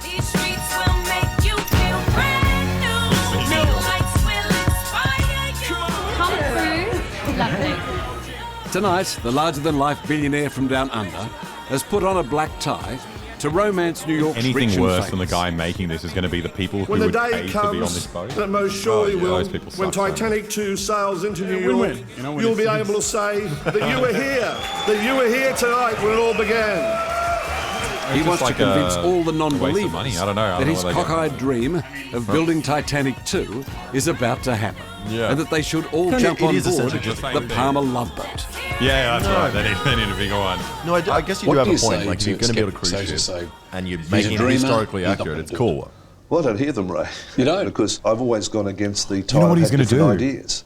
That's just He how got I Hitler's think, I guess. car. But do He's you going like to try to being recreate the different, sex scene in eccentric? Titanic. Oh, well, but in you know, Hitler's I car. am who I am. I don't think I'm eccentric. yeah. When I look in the mirror every morning and have a shave, I say, am I looking at an eccentric person? I don't think so, right? I just say that, why is it eccentric to take up the challenge? How was he a billionaire? What has he done? Mining. Yeah. Building a new Coal, I Titanic think. may be the boldest of Clive Palmer's ripping crazy off the ideas. workers. Yeah. Maybe. Oh, he's got a dinosaur park. What? That is a good T-Rex. How Why have about we a never been? life-size Oh tea? my god. Okay, that's sick though. What the fuck? But he has a dinosaur park. Look, there's one dinosaur in the middle of a golf course. Is that his dinosaur I park? think he's got more dinosaurs. But this feels like a pretty American thing. I feel like your average. dinosaurs do you have at your park? Exactly. None. But I don't claim to have a dinosaur park, though. That's the difference. Rex. Well, neither. I mean, Turning he, one of he claims, Australia's but he top doesn't golf have one apparently. courses So. into You guys are Jurassic not that far Park. off. Whoa. Can I actually just ask you a question? A famous Queenslander once said, please. Dude, I just like, this is when I get the most like fucking triggered. My chat just starts blasting like, give them food, give them food. It's like, shut the fuck up, chat. We've already eaten. We're fine. Thank you. Yeah. Thank you, chat, for your support. Explain. Yeah, He's our exactly. We've got salesman, so much right? Vegemite. Because he's a symbol of the resort here, and he's got a great backdrop with Cronulla Mountain there. Australians don't actually eat It's anything other classic than Clive Vegemite. Palmer so business strategy. We're allergic to real food. He picked up this struggling 5-star resort for an absolute song. He changed its name to the Palmer Coolum Resort and then sacked 3/4 of the staff. With Palmer Lodging, he says he's saving jobs. Saving jobs? Oh, yeah. The people who owned it, I think, were going to close it down because it was losing $15 to $20 million a year. So the question really was, do you save those 250 jobs which are really legitimate here? I guess I would like to describe him as an ordinary person, but he's probably not Is that his wife? anything but ordinary. Anything. Where's she from? She seems like... Of course he's going to have a Eastern Russian. European, yeah, it's going to be a Russian wife. I don't know what all the fuss is about, really. What's the chandelier rate? Because it's Life at home with his wife Anna. Do you reckon it's worth at their having sex Gold with him Coast for all that mansion stuff? is certainly anything but ordinary. Now that's a big chandelier, isn't it? Depends on how many It dinosaurs. was here, yeah. We'd never put something as ostentatious here, Ray, as that. We'd have a little light. If you come down here, Ray, you'll see all our photos. It's the first time this very private couple has opened up their inner sanctum. I think it just depends on like how much There's a money you President have. You know what I Billy mean? Like Clinton. if she was like in a truly destitute, like I mean, not great situation, then you know, she must. He looks like you'd kill him if you were having sex with him. Like he just I seems think like that's he kind would. of the goal Oh, usually. Yeah, you're right. Yeah, you're as right. quick as possible. Over there, right? And do you find him as sexy as your husband? Oh no, I find my husband very sexy. Oh yes! What did you pay for I this? missed that. Did she say he's Oh sexy? my god! Yo, what the fuck? 60 Minutes in Australia is like. I mean, is this even American 60 Minutes? No, it's 60 Minutes Australia. This is ours. You guys, you're asking some questions, bro. He just straight up said, like, do you find him sexy? President Tahiti and Billy Clinton over there, right? Billy Clinton. Ooh, another, you know, another good friend to the billionaires. Oh, no. I mean, this guy hung out with fucking Jeffrey Epstein, too. Find him as sexy as your husband? Our neighbour in Oh, no, I Florida find my husband very sold sexy. this guy Clive Palmer a plane. What did you He was pay for telling this? us about it. Wait. Good to take you out here. Well, when we were there before the boxing match, we had an rented out an Airbnb. Airbnb, and the guy who lived next to us sold planes to Clive Palmer. Yeah, apparently. Such a... Two. And Jeffrey Epstein did stuff on planes, didn't he? Maybe there is a bit of a... So did Elon Musk, apparently. Oh, yeah. Oh, yeah. According to the latest revelations. Oh, I'm so happy about... Well, no, I'm not. But, like, I mean that, like, that it's coming out and he... Fuck. I like that he's in trouble. Yeah. I wonder if he has a robot dick. That's what I want to know. That's what I heard. No. He doesn't have a fucking robotic dick, dude. No shot. Wow. I feel like that's the only thing I would do if I was him. I just get a robotic dick. Nothing else. Yeah. It's like, hey, I mean, that was Jeffrey Epstein's like goal ultimately. Yes. He was like a big transhumanist. That's why he has a lot of connections with Elon Musk and numerous other important thinkers, right? And he's connected to Jeffrey Epstein through Kimball Musk to his brother. His brother dated one of Jeffrey Epstein's like girls. Who? Whoa. Elon Musk's brother, Kimball Musk, dated one of Jeffrey Epstein's like girlfriends. Jeez. Girlfriends, girls. Oh, yeah. No You way. have your high heels. They're not that high. Clive and Anna came together in the wake of two personal tragedies. They had both lost their spouses to cancer in the same week. What? And the Turkish bar. That was his plan. Odd coincidence. And during the early courtship, He did the Fidel Clive Castro kind of undersold like cancer just how dance. rich he really was, for fear of frightening her off. I told her that I had an aeroplane, and Anna said to her girlfriends that she thought I was a nice person, but I lied a lot to try to impress her. You know, of course, I did lie. I had 5 aeroplanes, but I thought if I told her I had 5, she might think I was a bit too much. So you had no idea how wealthy he was when you first started dating him? I guess it wasn't really relevant to me. And if he had gone overboard to try and impress me, it would have had the opposite effect at the time. Is that Anna? Is that your hair? I used to be very blonde. Used to be blonde, yeah. Really? Born in Bulgaria, I thought they were pointing Anna to a has handful of degrees hair in on the law ground. and accounts. Yes, I keep it in the closet. Together they have Mary, who is now 5. And with 2 adult kids from his first marriage, the outrageous Clive sometimes surprises you with a moment of reflection. Yeah, I regret Why that are I they, didn't like- spend more time with my first. Okay, I take it back. They're doing a puff piece on a fucking Yeah. billion. I mean, I guess They kiss that's his the ass, same. Yeah. The worst thing is even like the kind of more left wing, like the state media, like ABC, they also do puff pieces on him. Yeah. Like they do like bring him on cooking shows and make him look like a human being. What's It's really disgusting. strange is he uses all his coal money to kind of run for parliament, Oh. but he never actually kind of intends to get in. Like he's never going to win. But what he does is, because he runs in some areas, he takes seats away from Labor. So that's kind of the strategy, I think, from And he him. spends like Wait, really? Yeah. Scroll- Oh, so exactly like America, where there you go. Yep. Michael Bloomberg ran in the primary. Yeah. With the express purpose of like taking out Bernie Sanders Yep. if he possibly could. Yeah, it's exactly the same thing, and they like. I mean, they- the Democratic primary literally was that, but just for Medicare for all. Like Bernie, there were two candidates, one actually advocating for Medicare for all, one not really advocating for Medicare for all. Fuck you, Elizabeth Warren. Trump had the best fucking burn for when he called her Pocahontas. Yeah, God damn he it, owned her pretty hard. he's so clever. And basically the rest of the Democratic Party platform was just running on like strapping yourself with a suicide vest and like screaming like we're gonna take down Medicare for all no matter what. Yeah. It's bad. So bad. And he also copied the kind of meminess of Trump. Like he was Yeah, trying to be like this, yeah. a little bit of a dickhead. He had his own like mobile He game. hires and- all these like, I don't know, 15-year-olds to do his social media. Yeah, it's just incredibly cringy. Exactly. It's just horrible. No one can be as catty as Trump though. Like Trump is sassy. Wife and I wasn't as sensitive as I could have been as a person, right? I tried to do my best in the circumstances. I'm sure a lot of Australians are in the same way, but I regret that. But that can't stop me going ahead. There's a nice one of Kevin Rudd and me after the mining tax debacle. There are, in fact, two Clive Palmers.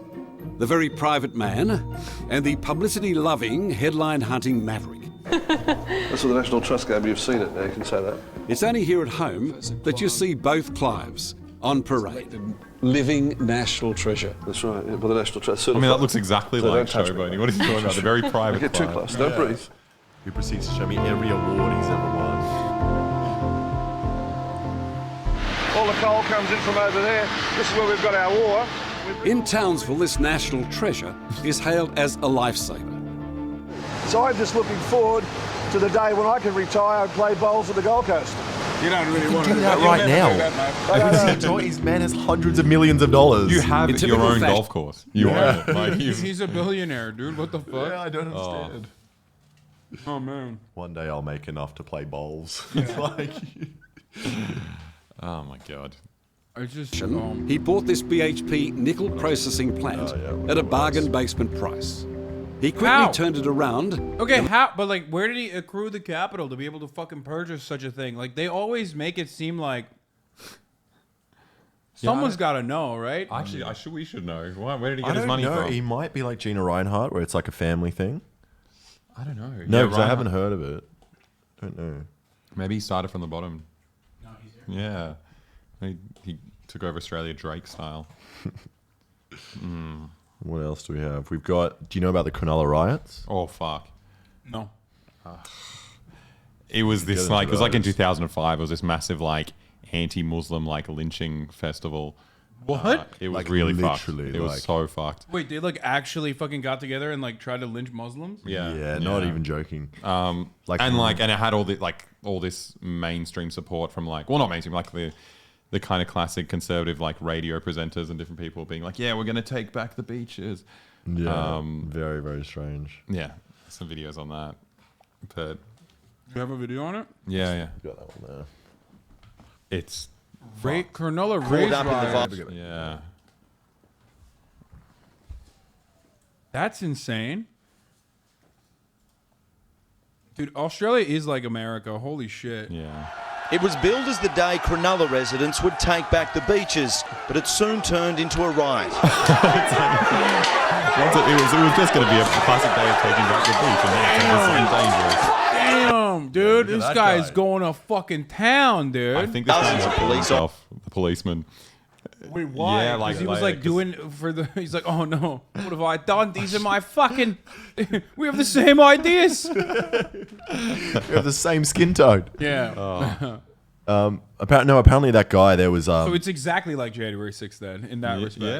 Yeah, but they apparently they just targeted, like, they went to kebab shops and just beat the owners up. They got on the trains and they just that's it, literally. And they found like just a random Asian man on the train. And they just started beating him up, and then one of the cops came to the rescue. Was that it? And then beat everyone up. But then that guy got PTSD and killed himself. Oh my. Really?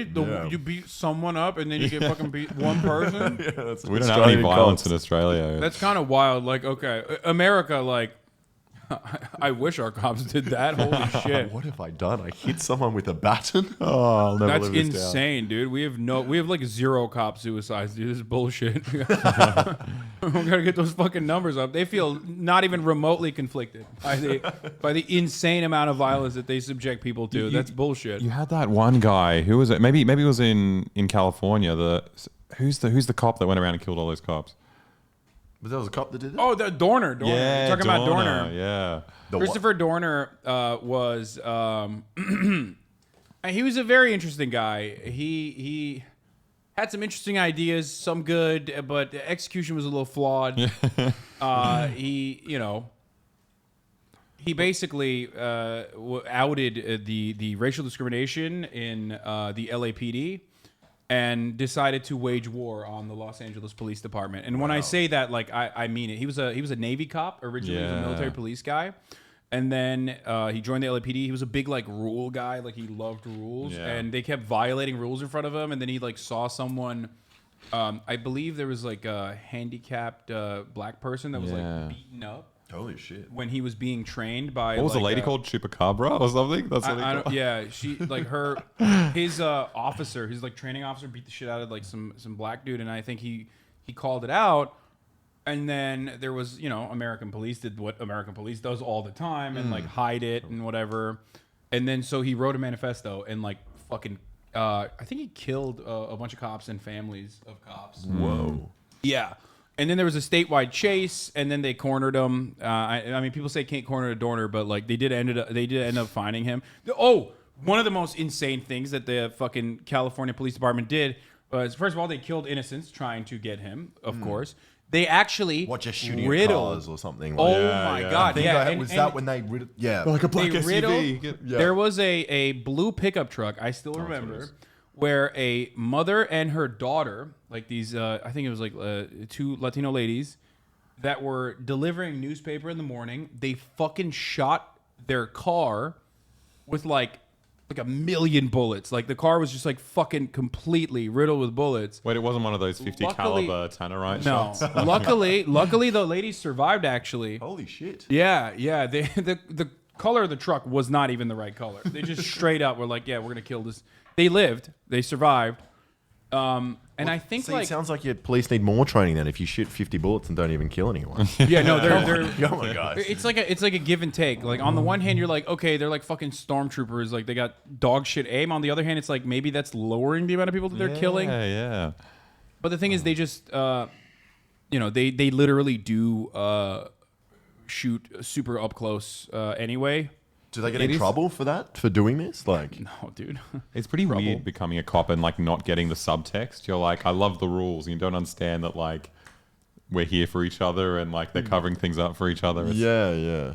I think that's why they do it though. It's just, they want to be part of this big boys club where they can all break the rules together and get away with it. I think their role in society is to, undermine the working class anyway and protect and serve the interests of capital. So I don't think people think about theory that hard before they try. No, but my point is like why it becomes so violent and why it's never checked. It's like unchecked violence for the most part. Yeah.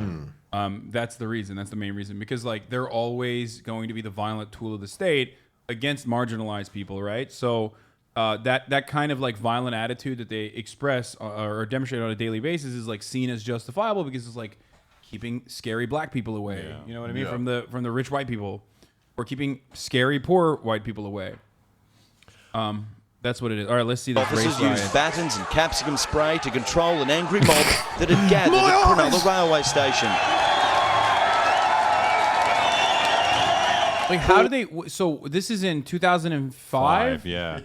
It was. Why? What the fuck do they have to do with like Muslim immigration? Like, why was Australia trying to be like? Why were they trying to be like us? Okay, what's going on? That's a story of our lives. We're just catching up to America. I mean, it's like what, 4 years after 9/11. I think a lot of that like Islamophobia was pretty hectic in Australia. I mean, it was popping off. I'm just saying, like, but like, why this level of fucking racial tension didn't even happen in America? So I think the background was like some surf lifesaver got in a fight at a beach.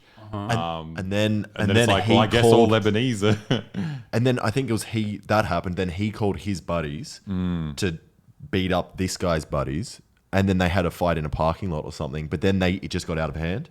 Not out of hand, obviously, but yeah. I mean, so what I don't understand. No, there were gang rapes. Okay, immediately that 100% did not happen. Like 5 month subscriber, a fucking doubt that was what was going on. Okay, yeah, I don't think so. That Yeah, seems I've like never heard of seems that. like a incredibly reactionary fucking thing, dude. That's like the classic thing.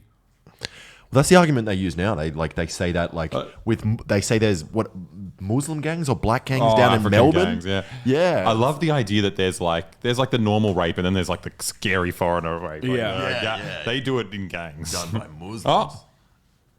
Oh What is no! it? Sydney gangers were a series of gang rape attacks committed by up to 14 Lebanese Muslim Australian youth led by Bilal Scaff against Australian women and teenage girls. 2 Italian parents, young as 14 in Australia across several days. What the fuck? What did they get together? They specified what his background was, but the people that they're raping is just Australian women. Yeah. Wait, that is weird. What the fuck? This seems a little insane.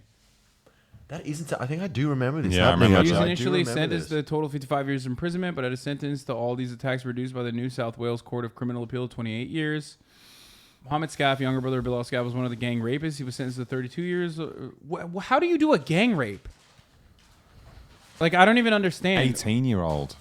Holy shit! No, like what are you like? Oh, let's get the gang together, like do a rape together. Like what the fuck? I just don't understand that. And I've only heard it about like black people or Muslim people. Yeah. You never hear about it like, oh, white people are out there doing gang rapes. Yeah. And the thing is, we've had gang rapes with white people. They're just not labeled as. I had like how incredibly fucking stupid and painfully Caucasian and also so incredibly reactionary my audience could get to say apologize. I didn't ban the motherfucker. I searched it, found out that it's true. Okay, and you motherfuckers are literally acting like gang rapes are not disproportionately directed towards black and brown people, specifically Muslims, all the time. You want me to apologize for making the immediate assertion that I wasn't fucking a white supremacist racist piece of shit? Suck my dick. How about no? You know what? I'm gonna ban that motherfucker. But it's also just drawing the link between these like I'm race sorry. riots in 2005 Yeah. with. I'm sorry that I fucking my immediate interaction with this thing that I see so frequently, which is always fucking fake, was aggressively against it. Which one was it? Was it this one? But it just makes no sense because even if it was Muslim people that raped people, doesn't mean that you need to have a right to beat up every single Muslim person. No, I know. Like, that of has course nothing not. to do Of with course it. not. Of course not. Obviously. No, that's like the same cyclical justification that people say for like fucking disproportionately targeting black people in black neighborhoods. Like, oh yeah, they're doing violent crime. It's like that's so stupid. Yeah. We had but also this is like 5 years Okay, later dude, I'm as sorry. well. No, wait, I'm sorry. Stop. Fuck you, dude. There you go. Dumbass. Take a month off, dude, before you can even ask the fucking mods to get unbanned. I hate it so much. Like, apologize. Hordes of angry youths had been tearing around Cronulla all day looking for a fight. That guy's just riding his bike. You know what I think when I see dudes like this, though? These dudes definitely don't gang rape. Like, for sure. That's what I think. When these guys are doing rapes, it's individual acts of rape, so it's very they all different. split up. Yeah. Their target, anyone. Tulsa. No, but the Tulsa one was built on like a fake foundation that like a black person whistled at a white woman or something. Like that was bullshit. There's plenty of examples of like fake instances. This does seem like there was some criminal charges dished out. And Tulsa was like the law enforcement was involved as well. Like right? Tulsa, they turned the other cheek. They like didn't look. They didn't do anything. I mean, half the fucking Klan is literally in law enforcement, but they were dropping bombs from like planes and shit. Oh, God damn it. This is the third fucking hour that I forgot to run the hour ad break, by the way. I'm going to run it right now. Sorry. Oh, nice. I might go to the bathroom then. Yeah, you do that. I might piss as well. Is that allowed or do you get out and then first... Hey, do we have to bring the cameras with us? And yeah, the microphone? You have to. That's how it works. Yeah. One of Middle Eastern appearance, who I'm they going to run claim the have been hour, harassing top of the hour ad break here. If you no longer want to see the ads, all you need to do is subscribe. You can do that for $5 or for free. I keep forgetting. Here's the 1 minute ad break now. What's going on, dude? You understand why I got mad at that chatter, right? Apologizes for ads, but not chatter. No, I didn't even ban that person. So obviously, and I went to check what he had said and found out that what he was saying is correct. But when I hear fucking gang rapes and Muslims, of course I'm not going to apologize for assuming that there's some fucking reactionary bullshit. Locals at the beach. Young women caught up in the violence, along with an ambulance. It was pelted with beer bottles for carrying Lebanese victims to hospital. Over 1,000 people chased one man inside a pub, with a fight breaking out inside. Police kept most of the mob outside. They started screaming racial taunts. Those Middle Eastern gang rapes were ages before the Cronulla riots? 2000? Oh my God. That fucking chatter. Wait, first of all, that fucking original chatter was wrong too. He tried to say that was why it happened? Really? 5 years before, dude? In 2000?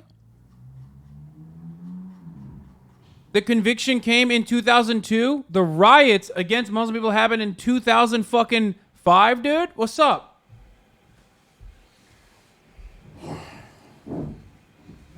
Are people still on the... Yeah, and we found out that like the justification for the fucking the gang rapes thing was bullshit as well, because the gang rapes happened in 2000 and then the conviction came down in 2002. So why the fuck was someone running around trying to snitched? Really, dude? You would rather? Huh? I did a thing, said that right after. Oh, I didn't even hear that. What did he say? I guess he How was do the you one. keep track of this? It's wild, dude. Like delayed release of like racial retribution that's completely unjustifiable.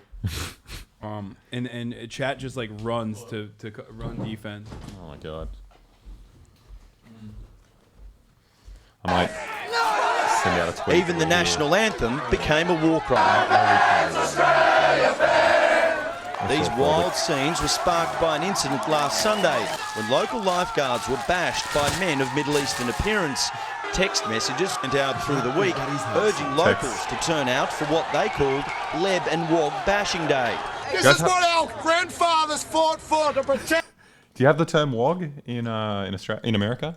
It sounds like a bad word. Yeah. I mean, it's kind of, people try to take it back. I think it's not. What does it mean? I think it was like an English acronym, like Western Oriental Gentleman. So like everyone from the Middle East up to like Italy. Anita raid me. Sweet Anita, thank you for the raid. I hope you had a good stream. Wog means not white. Oh, really? Yeah. Because my relatives were called Wogs. Yeah. And then What ethnicity are you? my background's Russian Chinese. Like they're born in China, but they're Russian. They're the bad kind of Russians. They fled Russia during the revolution. Oh no! And then they were in a place called Harbin in China, and then the Chinese Revolution happened, and they fled to Australia from that. Damn, bro, when is the Australian Revolution happening? What the fuck? Yeah. Then where will I be running? New Zealand or something like? I just hotspotted myself, but I just wanted to, because I can't tweet from my phone. I got to take out this. I didn't tell you this, but they went to North Korea to get a haircut. famously. Yeah. That was our first ever video. Yeah, that was fun. Yeah. Lovely place. Just leaves. Like. What are you walking away? Aw. We use a security clearance. Oh shit. Okay. To be fair, yeah, like we had trouble coming to America after that. Yeah. Wait, really? We couldn't get. I think Trump did it like pretty much a month before we first came to America. It was suddenly like anyone who's ever been to North Korea has to do this next level of like interrogation. What the fuck are they gonna do? Like, dude, you went there, dude. What the fuck? What do they have? They have nothing. Yeah. And like what? That was nonsense. Then they interviewed us. The questions were so strange. They were just like, so why did you go there? What were you doing there? To be fair, like I want to know that too. But I mean, you kind of mentioned it in the fucking video anyway. But like, that does make sense. Like I would be like, damn, these guys went to North Korea. Why'd they go? Would you ever go? Yeah, 100%. Is it? You'd have to probably use. You got Turkish citizenship, because I think the American government doesn't let you go anymore. Dog, I don't think they like Turkish people either. Oh yeah, probably not. I'm doubling down on that. Like both sides, both passports I use in that situation are enemies of the. Well, Aleksa used his Serbian passport, and that was good because with the Australian passport, they weren't angry, but they did bring it up there a couple of times. They were like, Australia was involved in the Korean War. Yeah. You literally bombed and killed millions of our people. Why did you do that? Why did you do that? Oh god! But they were nice about it. It's nice. Wait, you stole the Korean cookbook, didn't you? You said. How'd you not get punished for it, or was it gifted to you? It was just. You just got to be more talented than Otto Warmbier. Yeah. Well, so he stole the poster and then put it on the ground and then peed on it. Well, I don't know what the actual. Well, that's what the Koreans say. That's what the Koreans say. But no, I was just there's a souvenir store in the hotel, so I didn't mean to. Wait, it just happened. Wait, is it a souvenir store to buy or? Yeah, you can buy stuff. Yeah, we got so much cool shit, like all these like North Korean like militaristic children's cartoons. Yes, that's fire. Hedgehog and the Weasel or something. When you were there, you should have asked like, why did you betray Marxist-Leninist principles? No, we're completely Juche. That's what am I doing? Just don't show your camera. Oh. Don't show your message to the camera. Not that you're like high. I don't know. You're not important, Alex. Yeah, I know, it's fine. WOG is an umbrella term that encompasses Middle East, Southern, and Eastern Europe. People call me a WOG for being born in Chile. So yeah. I think it's just like not white, but it's not Asian. You know, it's like Oh, it's like lesser white. Yeah. So like, would I be a WOG? Like we? Yeah, would you'd be. Yeah, we're all considered WOGs or were considered WOGs. But like, I think the threshold of WOG changes over time. Like I remember watching. I watched. That's how whiteness changes over time. Yeah. Too. Yeah. When I was watching Lawrence of Arabia, he called a Pakistani kid white. A WOG. Yeah. So like, I don't know. I don't know what it is anymore. What other good stuff? We've got the Fraser Anning. It's a term to describe Mediterranean people. I like that. Yeah. It's cool that like we get a word. Yeah, yeah. Oh, there's a movie that was released in Australia like 10 years ago. It was, what was it called? The WOG Boy? The WOG Boy. It was a lot longer. It was like early 2000s. Yeah. Nick Giannopoulos. Yeah, it's just about a... Yeah. It's actually, It's kind of a funny movie. There's also those racist British dolls that are stereotypes of black people that go by a similar term. No, that's... Pollywog or Gollywog. Yeah, that's... Yeah. Yeah. Which is such a... Like, if you didn't have any understanding of what that was... like, just by judging by name alone, you would think it's like a cute thing. You know what I mean? It's really fucked up that like it's something so disgusting. Okay, well let's... What else have we got? Do you know... You got banned for saying cracker, and now you're repeating a slur you don't fully understand? Dude, I'm learning about it contextually. I'm not calling someone that directly. You're not allowed to say the C word? I did get... Yeah, I got banned. I mean, I called someone a C word bitch. And I got banned for 7 days. For saying cunt? No. Am I allowed to say that? The saltine. Oh, yeah.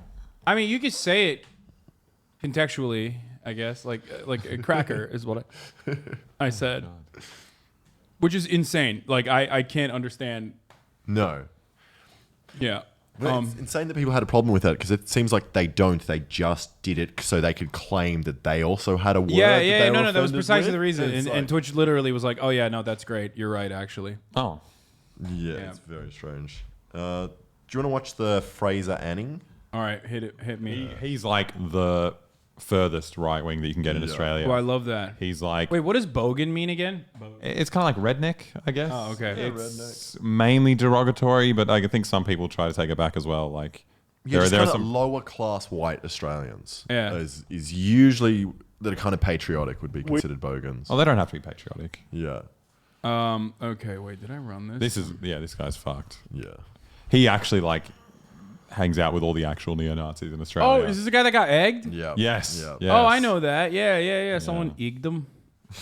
We as a nation are entitled that's to New insist Zealand. those who are That's allowed New to Zealand. come here predominantly reflect the historic I only know this European from Christian fucking, composition of Australian. From summer. What is it? Summer Heights High. Oh Yeah. wow! Yeah. Holy shit! Fuck you, miss. Did that exist here? That was, or is that just you and your internet? No. It was on HBO. I think a lot of Americans actually watched it. That guy's Predominantly reflect the historic European Christian composition of Australian society and embrace our language, culture and values as a people. In order for us to remain the nation that we are now, those who come here need to assimilate and integrate. Those who are most similar to the mainstream majority in terms of ethnic culture, language and values most readily do so. culture. Historically, however, one immigrant group here and in other Western nations that has consistently shown itself to be the least able to assimilate and integrate is Muslims. The first terrorist act on Australian soil in 1915 was in 1915. Was that the one you were talking about? Yeah! That's the one? Bro, What happened? I don't motherfucker actually straight know. up. Dude, that's He like, called you out. bro, that's wild. Like, he held on to that. Like, most Australians don't even fucking know that, right? got Like, you didn't know 120. that. I knew that because it was a Turkish guy, I think. Right? But then, is that even a religious thing? If it's a world war? No, actually, it was. You're right. It literally wasn't even a religious thing. That's the funny part. Wait, hold on. A Day in Terror in Australia: The conspiracy that brought Anzacs to Gallipoli. Oh, it was like a Lusitania kind of thing. Wait, is that what that really? Maybe it was a fucking false flag. Yeah, totally. You know, Turkish diplomats slain. No, that's not it. Australian ISIS terrorists out of jail. And That's too recent. Maybe 1915. If I can find it. Bu dondurma filmi değil mi?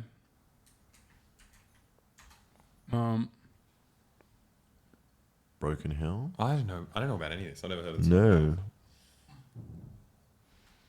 Australia says has information on possible Gallipoli terror attack. This looks recent. Have they just dug up the information? Yeah, that's warning. weird. This might happen 100 years ago. Anzac Day marks the first. Oh, they were gonna do a terror attack on Anzac Day, maybe. Yeah, we heard But wasn't about that. Oh, like a recent one. The fuck?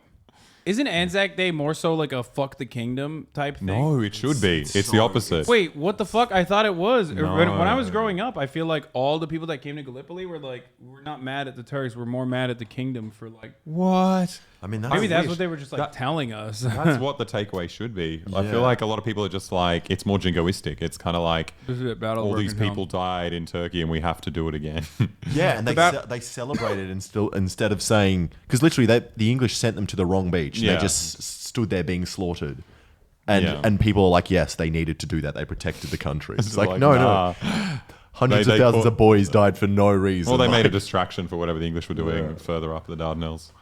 Yeah, I thought that was the point, like that they were mad at the British, but I guess not. No, that's not the way it's told. It's horrible. Wait, what did they say? The fucking barbarian Turkish hordes slaughtered your big beautiful boys? Well, I don't think it's even that anti-Turkish, to be fair. I think you might be right on that sense, but it feels more like we made this big sacrifice for freedom and for the Australian way of life. Yeah. What freedom? Yeah, exactly. Freedom to go to Gallipoli with our guns. I love it that you invade another country and then say you're protecting your own Our country. boys. All Yeah, the way literally across the world. at the behest of an imperial superpower. Yeah. At the time. I'll pop that. Türk İşi Dondurma adı abi filmin adı. So this is the Battle of Broken Hill was a fatal incident which took place in Australia near Broken Hill. Though politically and religiously motivated, the men were not members of any sanctioned armed force, and the attacks were criminal. 2 men were later identified as Muslim Gans from colonial India. Some sources incorrectly identify them as Turkish. I thought they were Turkish. They were both camel drivers working at Broken Hill. There's camels in Australia? So there's the largest population of camels in the world is in Australia. Wait, like indigenous to the... No, they brought him over. They brought him in, but we actually export camels to Saudi Arabia because, like... Ours are a rare breed. Yeah, because when they brought them to Australia, they couldn't mix with any of the inferior camels. So, like... What the fuck? Why do you have... Dude, what the fuck? Yeah. That's so weird. In the outback, you see them as well. Wait, you see them in the outback? Like, they released them? They're just there's around. So many of them. There's feral ones, like...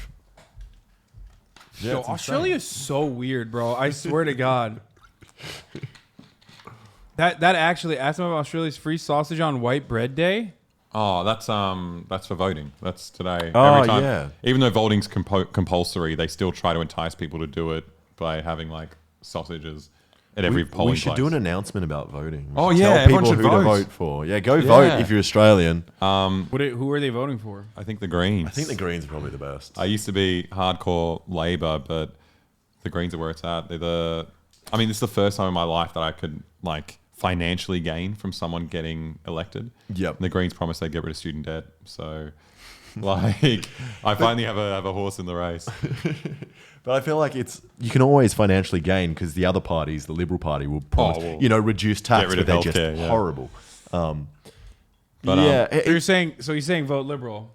No, vote Greens, vote Greens. I thought you were fucking. No. I thought you were leftist, bro.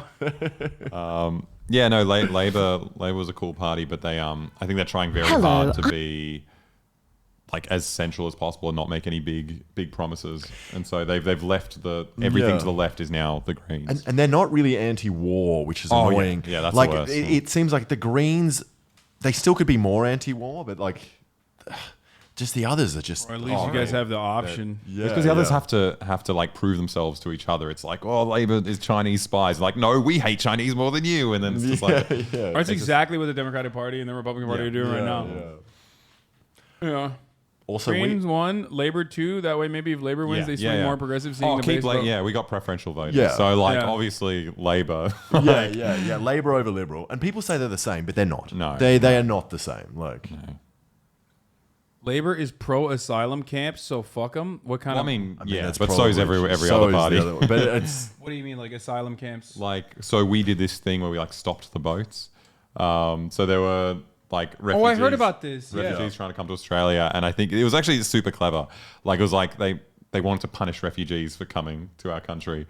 But they phrase it as a kind of like, we're saving lives because the water is very dangerous and the boats are rickety. So if we stop them from coming, we're actually doing a good deed. There was a campaign where it was called like Children Overboard. Bro, that's literally and like... they showed footage of people throwing kids out of the thing and they were like, this is what refugees do. Like, we need to stop them. Like, what the fuck? That's like Lauren Southern shit. Yeah. Like, that's what she did with... you know who else did that? Identity Europa. Yeah. Fucking Nazis, dude. But we were early. Like, we inspired all of the Western countries. Like, all the shit that was happening in 2016 in Europe is like, they learned border security from us. Like...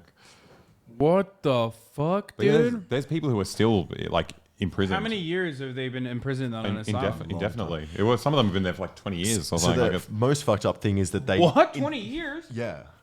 And they didn't want to do it in Australia, so they got kind of like islands that I think they're kind of like owned by Australia, but they don't count as Australia. Yeah. So instead of letting them land there and having rights of like people in Australia, because we signed up to all the Manus Island and Christmas Island and Nauru as well. Yeah. Well, Nauru. That's like Guantanamo Bay, like where America's like, we need, American prison is torture, but they were like, we need extra torture. Yeah. So we're gonna, purchase this land from Cuba. But the worst part is that like bureaucratic workaround, because we signed up to all these like UN refugee protocols. Like we're meant to take people when they come, and then we just start cutting off bits of the country. Like, oh, technically you didn't arrive because this meter where you've landed is not actually Australia.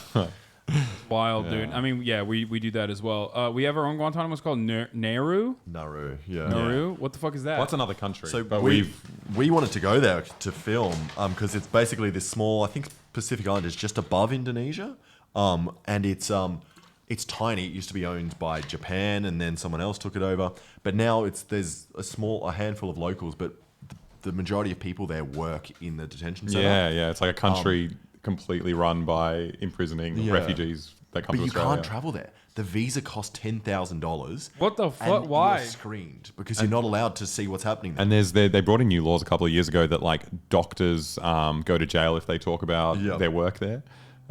It's like what? Yeah, it's been going for, and both parties are like backing it. Wait, what? Who are they keeping there? Refugees. So like anyone who's tried to come to Australia. But that's like by different boat. than the other client state islands that you were talking about. This is like somehow different and like worse. They're all. I think they're all similar, but I think Nauru's the only one I've heard about where you just cannot travel to it. Oh yeah, I don't think you can go. Can you go to Christmas Island? I think it's a holiday destination as well. What? For refugees. We should go on a holiday. Oh my god.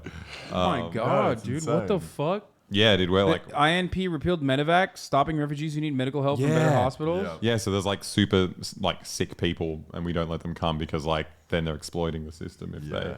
No, and the other thing was queue jumpers. That was the big kind of racist thing. Oh, so there is actually like a method, like there's a process where they wait enough time, like they can be eligible. Yeah, I think if you get asylum like while you're in Indonesia or something, and then but can you leave that island? No. No, it's you're just like in permanent jail. It's a prison. They're there forever, and it's like fucked because no one can go there to see what's happening. So it's this weird limbo. What the? I feel like people should talk about that. Yeah, it's huge. It's and you get in trouble for talking about it. Which is insane. Yeah. Like, oh my god! But we had like I remember when Trump got elected, he was kind of saying like, oh, they're actually doing all these great things in Australia. Like, we got a lot to learn from them.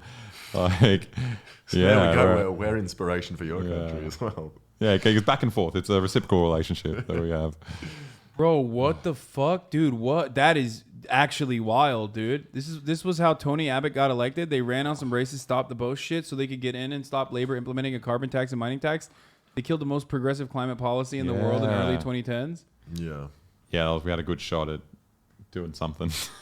Who was 2010? What the fuck? Was that Kevin Rudd? Yeah, it was in Australia, there's refugees stuck in hotels for 10 plus years and they can't get out, including kids who grew up in said hotel. That's what happened to Djokovic, anti-vaccine tennisman, but only a few days for him, of course, including Palestinians. Yeah. But yeah, I feel like the fucking vaccine quarantine is a little bit different than like. Yeah, I don't know how Djokovic is tied into that. I think I think like you can get out of the hotel. You can't leave the prison island, which sounds like a fucking anime. Like what the fuck? Yeah. It's so fucked. Oh, they get abused like crazy. So do they not even like? So people are criticizing it, but like they can't even speak about it. Is that what it is? It's hard to get any info out because you go to jail. Like if you work there. And then sometimes I've seen it like our kind of the good broadcasting channels, SBS and ABC. They're kind of reluctant to talk about it because they receive funding from the government. Yeah. So then it's kind of like they don't want to be speaking. And out they get raided. Like last year, they got raided by the federal police. Like the news outlets. Was that a whistleblowing thing with the? That was about the Iraq War. The military. Yeah. What? Oh wait, yeah. The Australia. No, that was Afghanistan, wasn't it? Yeah. Probably. Yeah. No, there was the fucking abuse that like the Australian military did in like Afghanistan. I thought like they did torture and shit. Yeah. Right. I think maybe it was Iraq. I don't know. Maybe I'm misremembering. I feel like wherever you put these soldiers, that's going to happen. Yeah. Like, yeah. Wait, no, it was Afghanistan, right? Wait, I'm thinking of.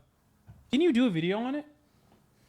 Didn't you have like a leg or something? Oh yeah. That's Ben Robert Smith. Yeah. Yeah. Is that a different one? No, that's a guy. Where did he do it? That might have been Afghanistan. Oh. Yeah, that was Afghanistan. I think that was Or you did a fucking video on it. Yeah.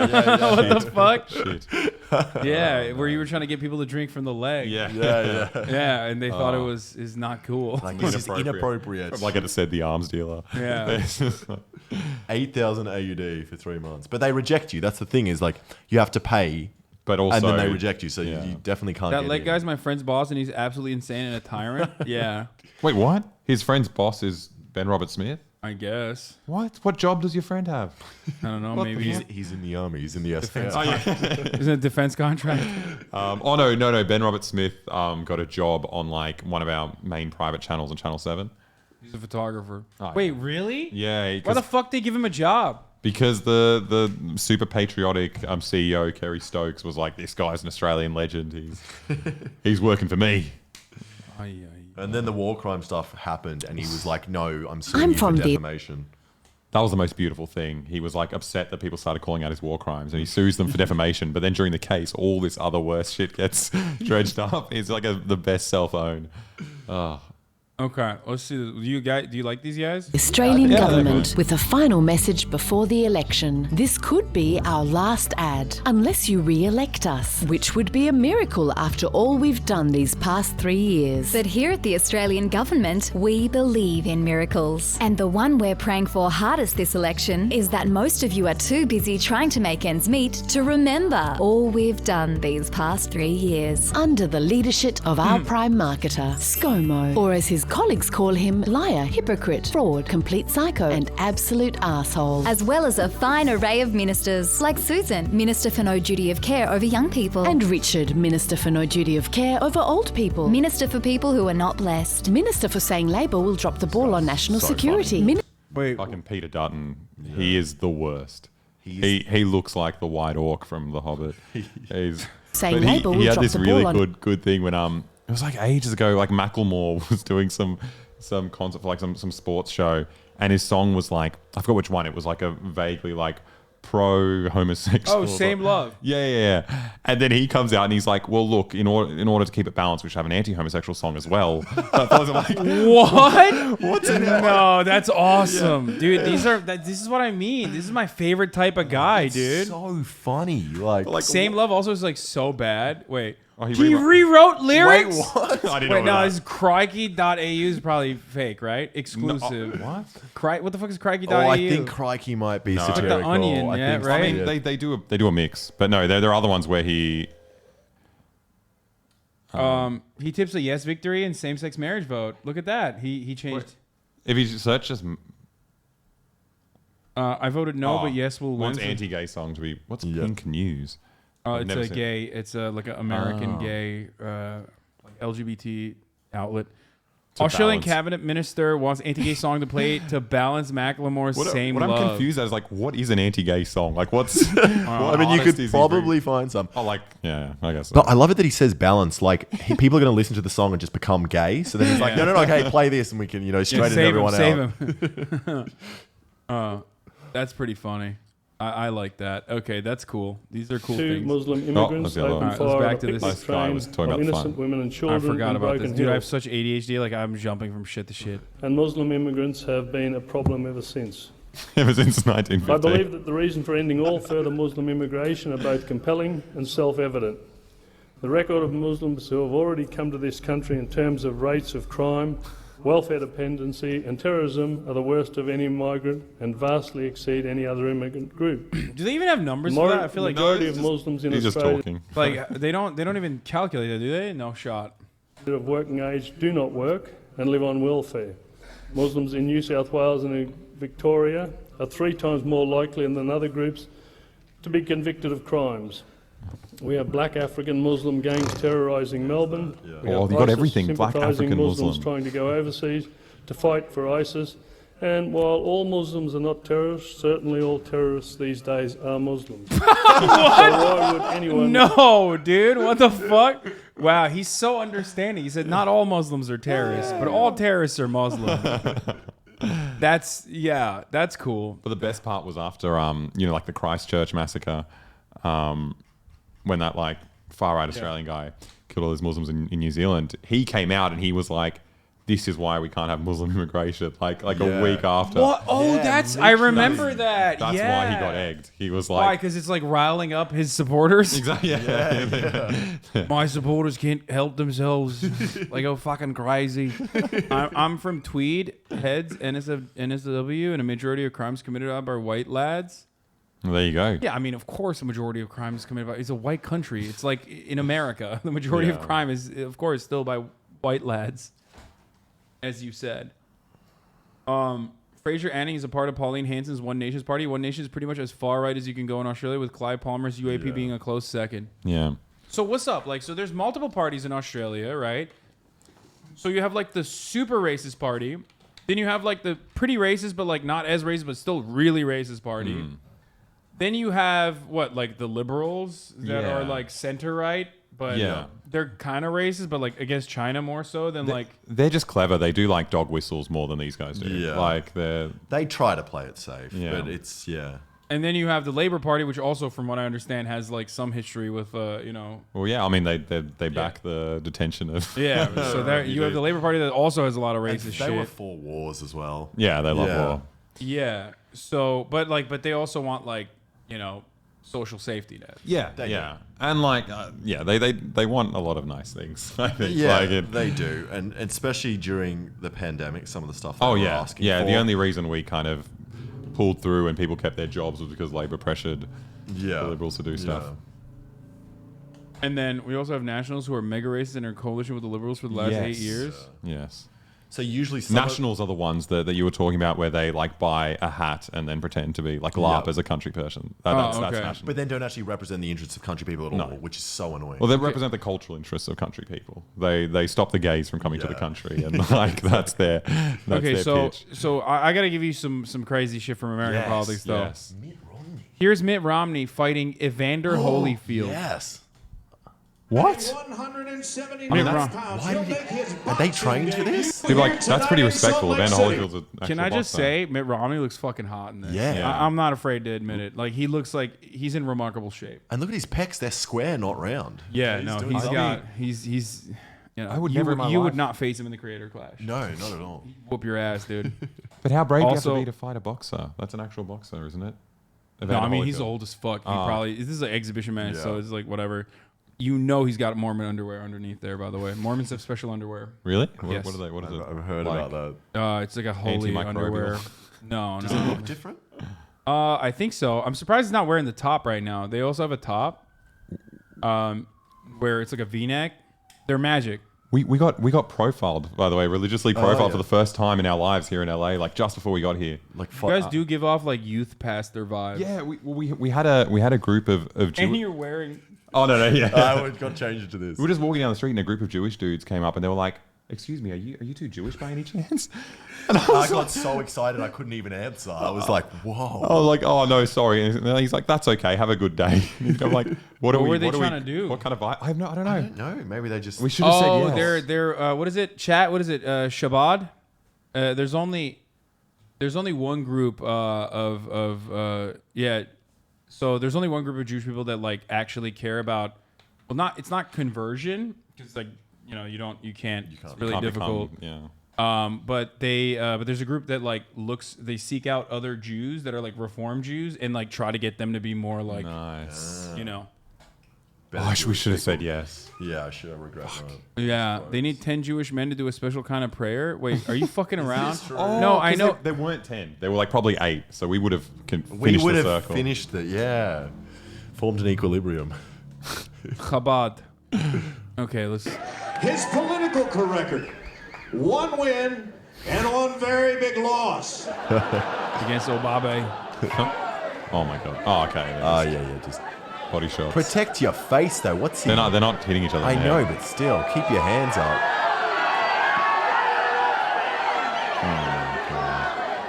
He looks like he's tickling me. He's like, come here. He's so hard to tickle someone with boxing gloves.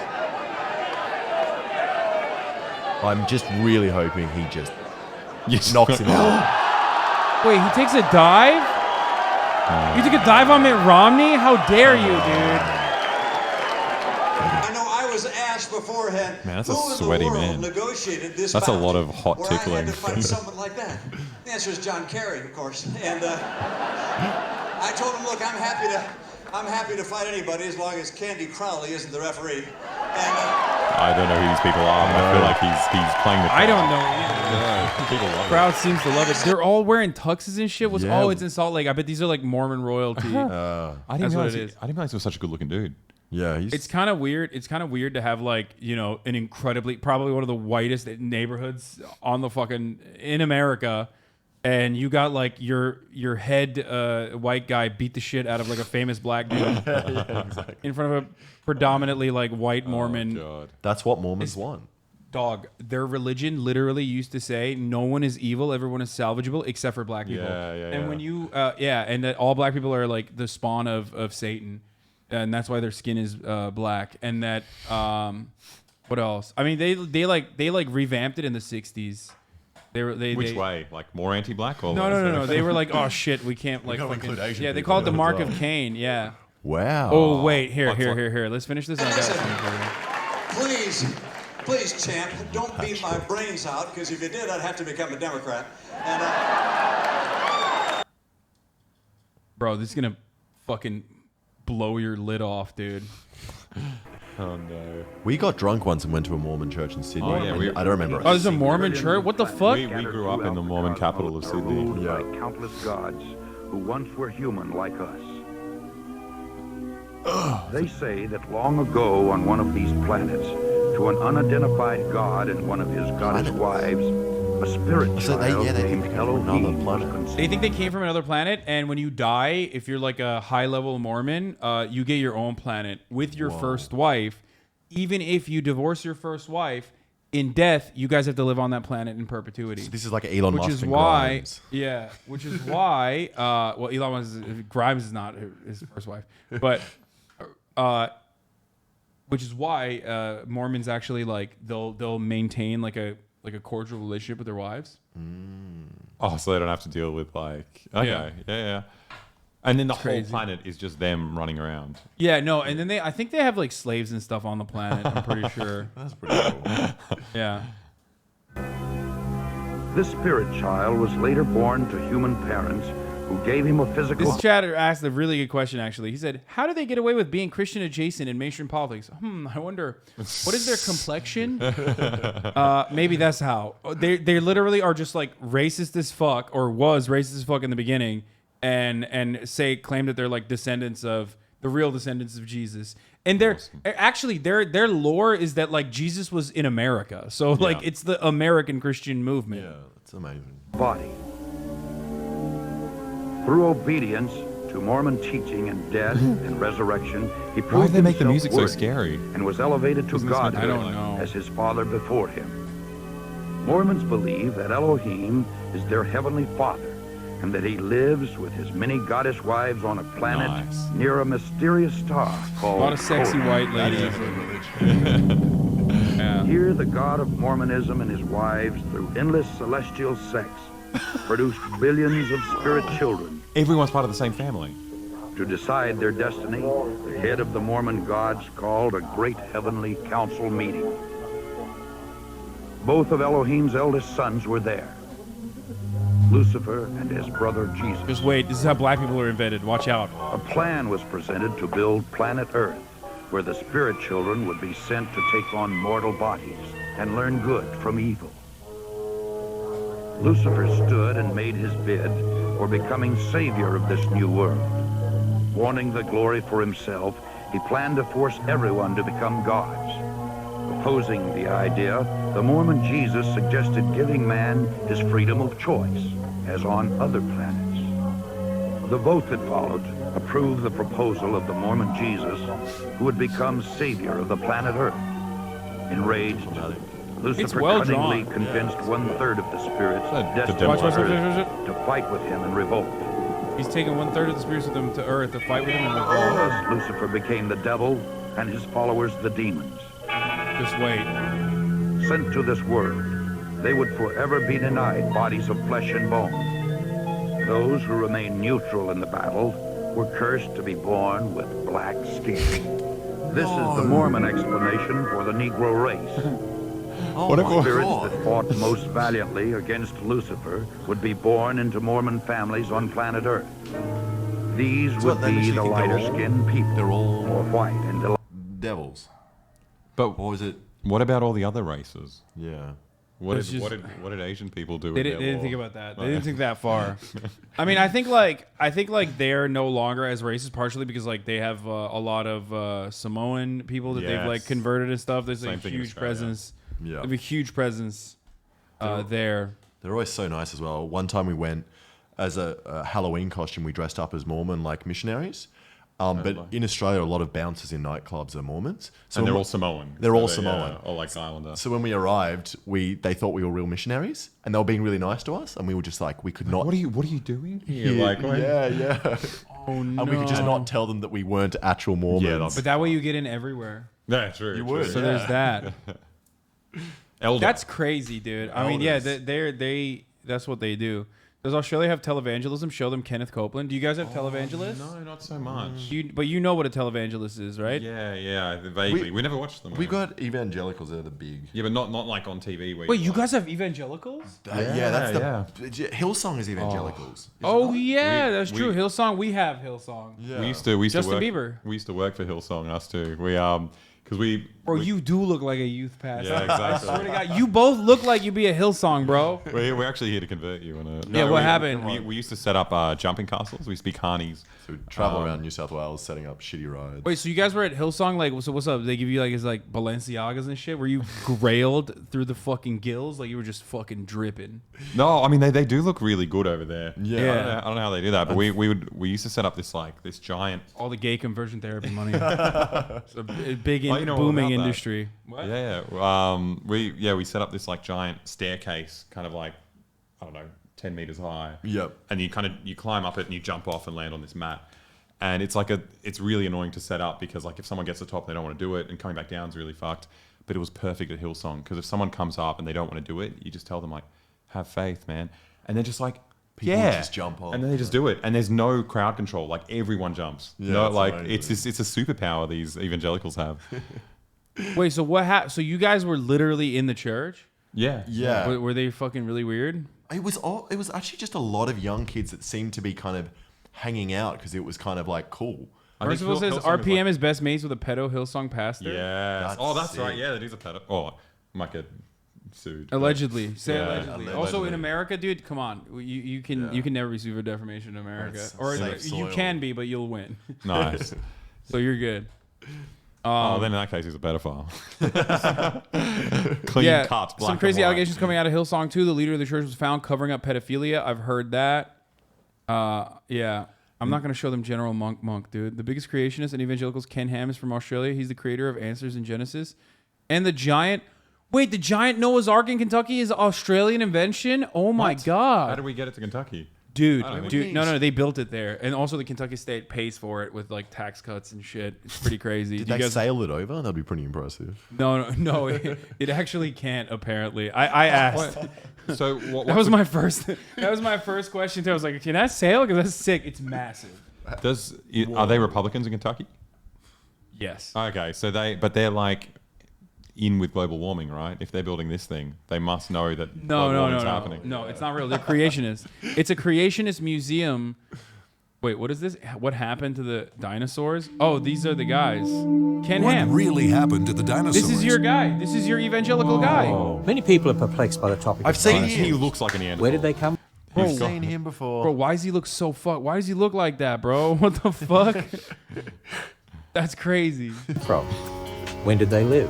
What happened to them? You see, when you dig up a dinosaur skeleton, it doesn't come with. Bro, I see that. What is that? A mole? What happened to his face? I think it's just very aggressive beard growth. No, that's not beard, bro. That's like a mole or something. Too high for beard, but he has it on the other side as well. Or is that just a shadow? No, that's a shadow. It's a hickey. Dude, when you see religious homies with a beard but no mustache, run away. You know what I mean? That's OP. That's their superpower. Yeah. When you made that commitment to just have the beard, there's something going on. You're extra religious. Label attached saying, "Hi, I'm 65 million years old, and this is what happened to me." Oh my God, he's literally saying that he is a Neanderthal. Yeah, he killed the dinosaurs. What a dickhead. Yeah, I know what happened to the dinos. I killed them. To interpret that skeleton in relation to the past. So where did dinosaurs come from? What happened to them? When did they live? I want to show you that when you take God at his word in the book of Genesis, that we can explain dinosaurs, and observational science actually confirms that explanation based upon the Bible. See, the Bible tells us that God made the land animals on day 6 of creation. And who else was created on day 6? Well, Adam and Eve. And how long ago was that? Well, when you add up all the dates in the Bible, about 6,000 years. So taking God at his word in Genesis, dinosaurs lived beside people about 6,000 years ago. And they were vegetarian to start with. Genesis chapter 1 verse 29 tells us that all the animals are vegetarian. But then Adam sinned, and because of sin, everything changed. The whole creation... all the animals were vegetarian? Wait, what the fuck? Is this guy a vegetarian? Yeah, probably not. I think it's because of sin. Wait, so he's saying that vegans are about to fucking turn on me and become evangelicals right now. Wait, so sin is what caused man and all the animals to fucking consume flesh? Yeah, I guess so. And now groans because of sin. In fact, after the event of Noah's flood, God told Noah that now humans could eat meat, could eat animal flesh. But before that time, they're instructed only to be vegetarian. So sometime after sin, obviously animals started changing their diets as well. And the Bible tells us that there was a global flood and 2 of every kind of land-dwelling, air-breathing animal went on board the boat that Noah built, Noah's Ark. Now, people often say... Dude, it's so weird because at least when someone is really into Magic the Gathering and shit, they still know it's fake. Yeah. This guy just literally is a historian for Magic the Gathering but thinks it's real. That's wild. And just makes up Hey, the wait a most minute. insane story as well. To think that you can actually get every animal on an ark and then you're just it says that is real. Yeah. That's what happened. Do you even get every animal in wherever he was? Where was that? Armenia? Where was Noah? Yeah, Turkey. Oh, yeah. They're right, sorry. Yeah. They have kangaroos in Turkey, right? Yeah. Siberian tigers. Yeah, all of them. He's having fun, though. Yeah, he's just making shit up. Televangelist claims the Bible says it's time for another insurrection. Okay, no. Do they know Liver King? No. They need to know about Mormon soaking. Do you guys know what Mormon soaking is? Oh, yeah. Someone explained it to us 3 weeks ago. What about jump humping? Do you know what that is? Is that soaking with a friend? Soaking, but then you have a third person come in and jump up and down. So the bed is going up and down, which is subsequently causing your penis to go inside and out. I don't know why everyone has an issue with that. That sounds like the perfect kind of sex to me. I feel like I've said this before, but it literally feels like that's more. There's more. It's weirder than just one-on-one sex. It's kinky because there's another person involved watching. Yeah. We 2 weeks ago we had a really strange encounter with some Christians. We went to this rally in Disneyland, which was called Hold the Line. Hold the Line, and apparently it was to protest that Disney was turning all the kids gay. Yeah. Oh yeah. Grooming. Yeah. We went there and it was so. I've never seen. Did you guys film it? We filmed it. Oh, hell yeah. But there were people speaking in tongues, and I've never seen that. That was. Oh yeah, they're the best, dude. Yeah, what's their name? Turning Point USA. Turning Point USA was there. We interviewed one of the girls, and they have no idea. They just thought we were just we're just good old Christian boys. Wait, do they think? Oh, Pentecostals. Thank you. Nice bathroom. Yeah. Pentecostals. That's our prime minister's Pentecostal. Yep. Scott Morrison, the current guy. He says he was sent by God to lead the country. He's a fucking idiot. That's awesome. Ugh. How they work the Hillsong and not hurt tongues? They don't do tongues in Hillsong. I think Hillsong is quite literally, aside from the gay conversion therapy stuff, isn't Hillsong very PR oriented? Yeah, where they try to make themselves look different and cool. They try to be very cool. They always wear the most, I don't know, the coolest clothes. It's just like a concert for kids, is what I kind of saw it as. They were just playing popular music. Why do you never wear shoes? I just don't like shoes very much. Yeah. I think it's once you build up a lot of calluses on your feet. I don't want to show my feet again. Please don't show. I'm trying not to look. Yeah. You realize you don't need shoes. I think it's an Australian thing. People don't wear shoes over there. I wear it a bit more because my feet are little dainty, soft feet. But oh, dude, it's train wrecks. Dude, he's got so much money. Train wrecks. I hate these fucking grifters. The evangelicals, they're so fucking. talking about. Australia shoes are for drinking, not from what? Nice. Yeah. As an Australian, wearing shoes is fucking dumb. Just grow calluses. That's so weird.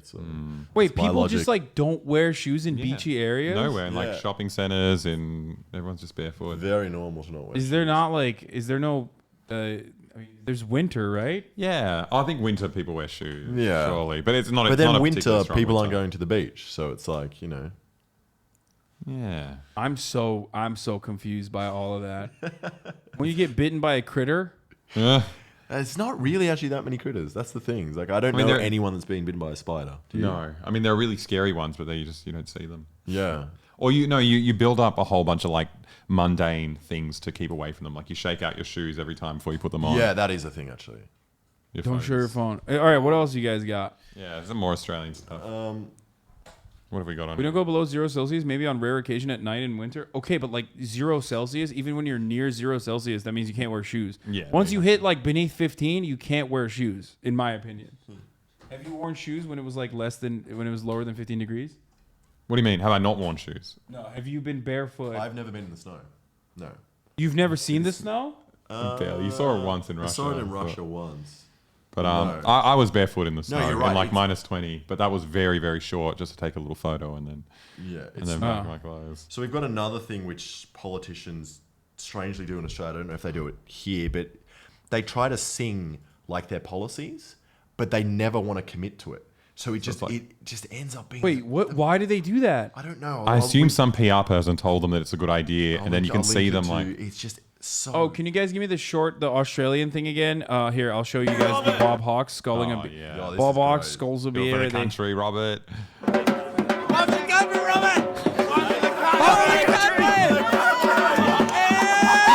way too old to be doing that. I mean, he's a little slow at this point.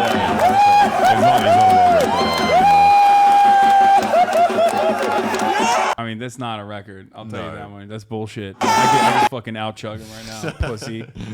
Fucking, I bet he's dead now, so I could definitely out-chug him now. Yeah, he should have, like, Labor should have won the last election because he died in the week before the election. Everyone got all that nostalgia, but it still didn't work. They brought the evangelical back. Yeah. Damn. Okay, so this is they sing. It's just so cringy. I hate this shit. Yeah, like this is the mood. Why do they sing? Is there like mood in Whyalla? The time the minister of trade inexplicably burst in the song mid-interview. Yeah, and he just waits for his song to start. It's out of time.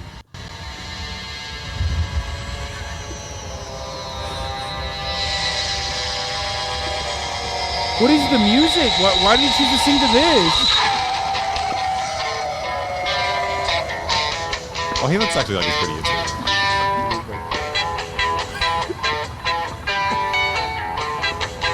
What's he gonna sing? No Whyalla wipe out there on my TV. No Whyalla wipe out there on my TV. No Whyalla wipe out there on my TV. Shocking me right out of my brain. Shocking me right out of my brain. I don't even know what that means. Like, Whyalla is probably his What the electorate. fuck is going on, bro? And he's like 2 times faster than the song that's playing right next to him. No Whyalla wipe out there on my TV.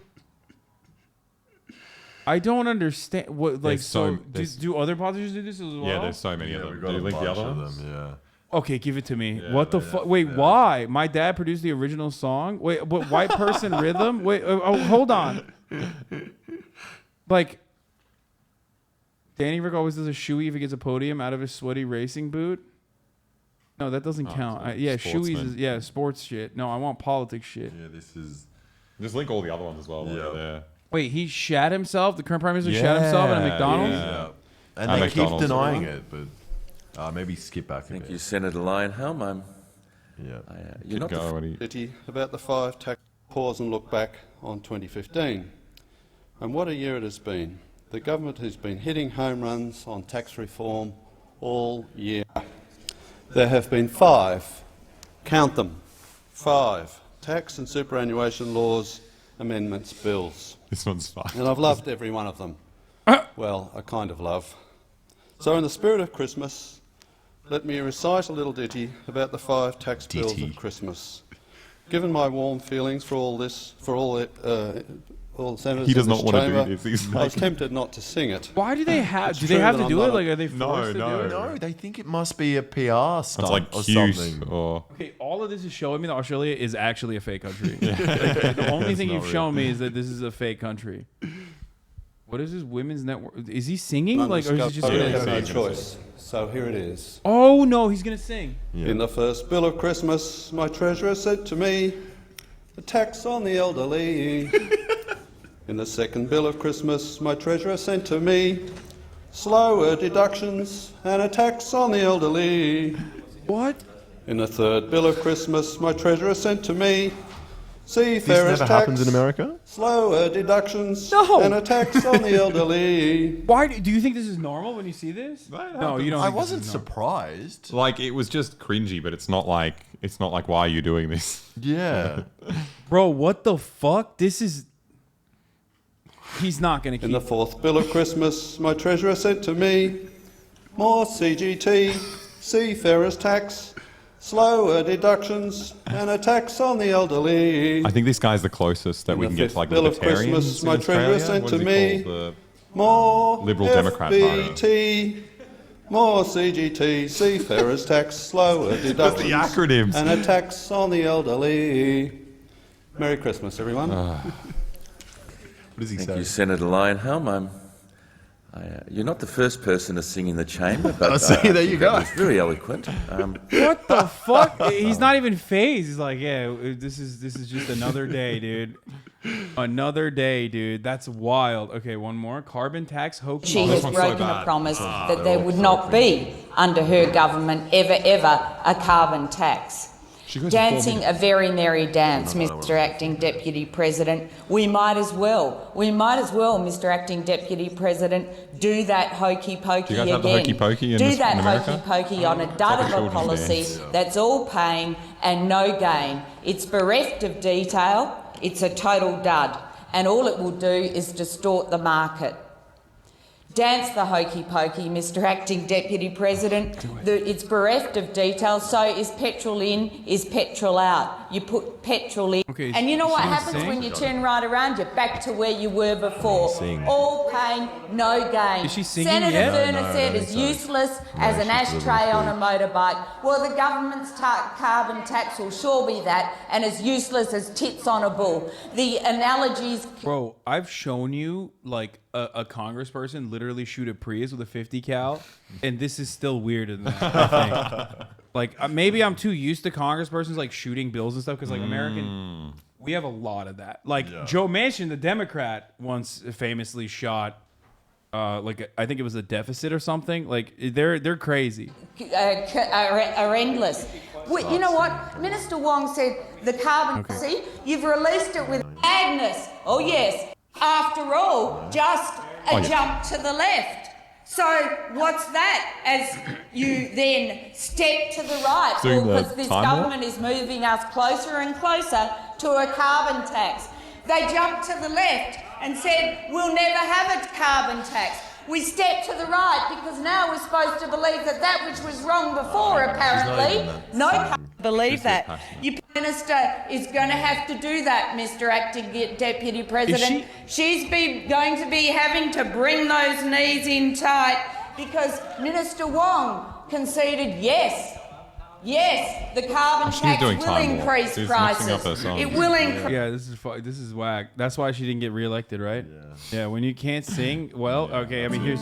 I'm Joe Manchin. I approve this. This is a Democrat. Yeah. Because I'll always defend. He's super West rich, right? He's the. As your senator, I'll protect our Second Amendment rights. That's why the NRA endorsed me. There you go. I'll take on Washington and this administration to get the federal government off of our backs and out of our pockets. I'll cut federal spending, and I'll repeal the bad parts of Obamacare.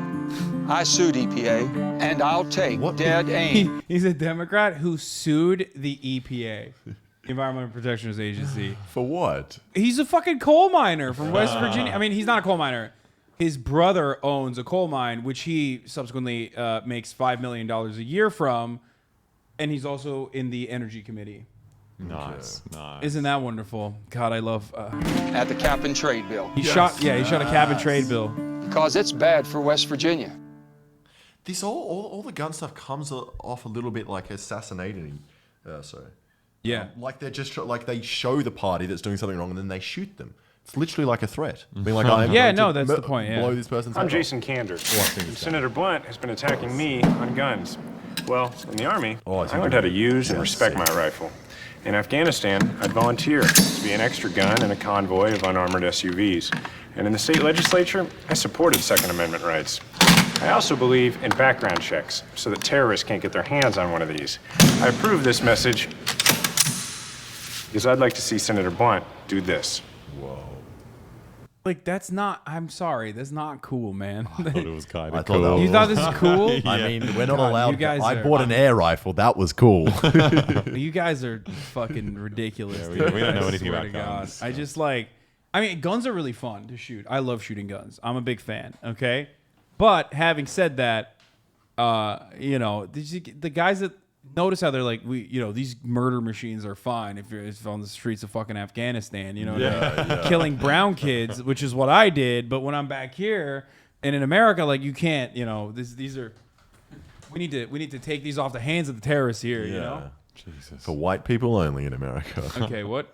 Prime Minister Tony Abbott has explains talked about why he ate a raw he bit into a raw onion last week.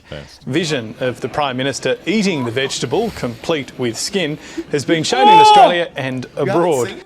Bro, what the fuck? Why do you do that? I mean, look, I love onions. Like, I have raw onions sometimes with food, right? Yeah. But he ate it with the skin, dude?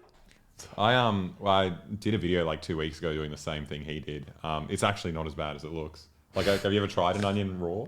I have raw onion. I've had raw onions. I've just never had it with the skin. No, it wasn't that bad. Bite, it makes your eyes water. No, it's like each consecutive bite gets better and better. Yeah. I have had raw onions. I'm surprised that he is. Well, okay, that's very Serbian and Turkish to be like, oh yeah, I love raw onions, but like, yeah, this guy, he doesn't understand. I'll see. What's his reason? Why did he eat it? I don't know. Speaking to radio station 2SM this morning, Mr. Abbott offered this explanation. I thought it was very important that I should show my support for the great products that the Tasmanian agricultural industry produces, and I enjoy onions. I normally have them cooked on the barbecue, but I enjoy onions. The industry group Onions Australia is trying to cash in on the publicity. It'll deliver the PM a basket of onions, a list of onion recipes, and a cooked meal featuring onions to promote its campaign to get shoppers to buy local, not No way would watching the. Oh, fuck. Colonel Jim Crichton, the US commander of context Australia's of this troops is in it's Uruzgan. like, a soldier was killed in Afghanistan. Yeah. And then he was there to talk to them about the incident, and He made Tony a bit of a Abbott gaffe. said shit happens. And province defended the operation but admitted mistakes. We all learn and learn. But all the stuff that you see here and more was available. And this was Tony Abbott's response. It's really obvious that We showed Mr. Abbott the vision today. This is where it gets really weird. Was his reaction. Yeah, look, you've taken this out of context. You weren't there. I would never seek to make light of the death of an Australian soldier. I'm not suggesting that, but he was explaining what happened on the day that Joe McKean was killed. Yeah. There was the email from the soldier suggesting there was not enough support, and Crichton was saying all the support you see here was there. Cantwell was saying he was upset that there's a Sky News presenter, so this Murdoch guy really doesn't want to go in on him. The operation on the day when McKean was killed, and as a response to that reaction, you said what you said. I was doing my best to support the soldiers that I was discussing with then. Look, a soldier has died, and you shouldn't be trying to turn this into a subsequent media circus. The soldiers shouldn't. I shouldn't. Yeah. But I'm not turning into a media circus. I'm showing you vision of your reaction to his explanation about what happened on the day in the operation in which McKinney was killed. How's that? Bro, I'm gonna be honest. Maybe I'm too American, but this is pussy shit. No way. You see what he's about to do. Just see what turning into a media circus.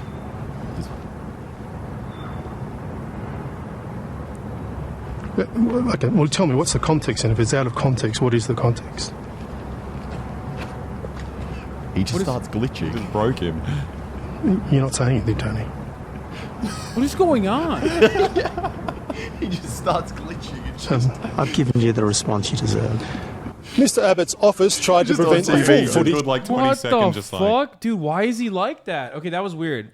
But the reason why I said this is pussy shit is like Trump literally told John McCain, I like my heroes. I prefer my heroes not to be captured. It was awesome. Yeah, I think the saying shit happens isn't that bad. Like, I don't care about that. It was just his response was so weird of just turning it into an NPC. Like, Morning, Gloria. You're through to Tony Abbott, the Prime Minister. Hiya. Hi, Mr. Gloria. Abbott, Hi. I would like to ask you if you'd like your mother or your grandmother to be in my situation.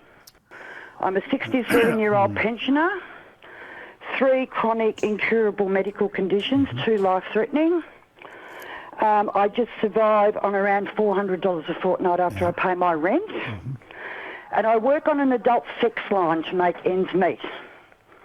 Now, that's the only way I can do it. What the fuck? Bro, are you serious? That's a 67-year-old sex worker. He just winked at her. He's just like telling him about all her problems. He's It's like, Mr. yeah. Prime Minister. He's like, oh yeah, I heard sex. Yeah.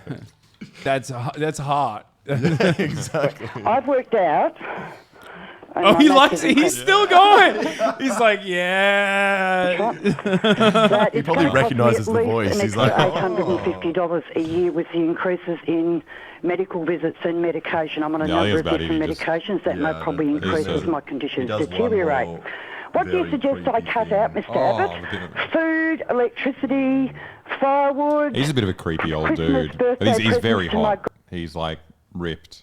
this he was, guy? Yeah, he was like our hottest prime minister in terms of. Yeah, I mean that's not saying much, but Yeah. Like, what do you mean? If you search up a picture of him in he Speedos. always wears. Do you know what speedos are? The little Yeah. the swimmers. Yeah, I know what Speedos are.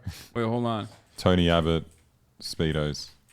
Like, Tony Abbott shirtless. Oh my God. yeah, he Bro, looks. he's got some fucking ears on him, by the way. Yeah. What's up? They're big. My man's got fucking, he's got, damn, he's fucking jacked, dude.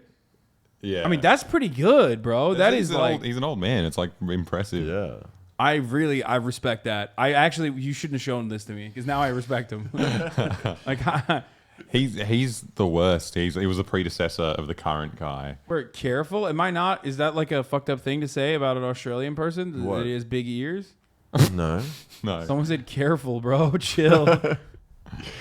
No, that's all the newspapers talked about was his big ears. He's got big ones. Hasan immediately respects men a lot more if they're in decent shape. 100%. Yeah, for sure. Same. The Michelle's Fiore ad. Oh yeah, this is a Vegas governor. Someone running for governor of Nevada. These are high production value ads. Yeah, we have too much money. I'm Michelle Fiore, and I'm running for governor. I spent my whole life fighting the establishment. I was the first female majority leader in the Nevada Assembly and one of the first electeds to endorse Donald J. Trump. And you better believe I was attacked for it. Washington Post called me a gun-toting calendar girl. And Politico magazine said I was the Lady Trump. And I don't care. We need outsiders, fighters, not the same old, boring, moderate, compromise, blue blazer politicians. Whoa. Let's start with a 3-shot plan. Bro, she can't take it out fast. Like, it's pretty funny. Like, the holster is supposed to be for, like, easy access. Look at this. So I would Let's never start- realize that. Like, No, I just, like, no, it's just funny because, like, you know, there's a lot in the way. 3-shot plan. yeah. Ban vaccine Show mandates, that. Socialism ban beer, critical CRT race theory, beer. and stop And voter voter fraud. fraud beer. The Joe Biden administration is coming after me. I'm Michelle Fiore, and I'm ready for the Yeah, fight. she kept it, like, you know. Oh, they didn't even show her actually hitting though. Like there was just cutaways to the bullet hitting the beer. That'd be Yeah, way more it's just impressive. like it's just we have the dumbest shit, dude. I mean, that's at least it's entertaining. That's, Yeah. That's very That's fun. true. That is Yeah. true. I mean, you're telling me, bro. You guys have like fucking dudes singing and shit. I don't think anyone actually compares to how entertaining Trump is though. He is nothing, just yeah. the most entertaining man. It makes no sense. Yeah. I mean, Joe Biden's kind of pretty entertaining. He is very. Yeah, in but a they more of won't a let him sad out. way. They won't let him out. Yeah. Tony Abbott also does a thing where. Do you have Big Brother here? Did we ever have Big Brother? I mean, I'm familiar with the You know show. what it is? Yeah. So he goes on Big Brother, and for some reason he calls his daughters hot. He's like, you should vote for me because I'm the guy. I with linked it to you in Discord. Oh It's my! very strange. Why did he do that? What? I mean, oh, they oh my are god, they hot. are hot. Yeah. Oh my god. Yeah. I mean, he's a You good-looking want- dude, so I think that's like. A better government.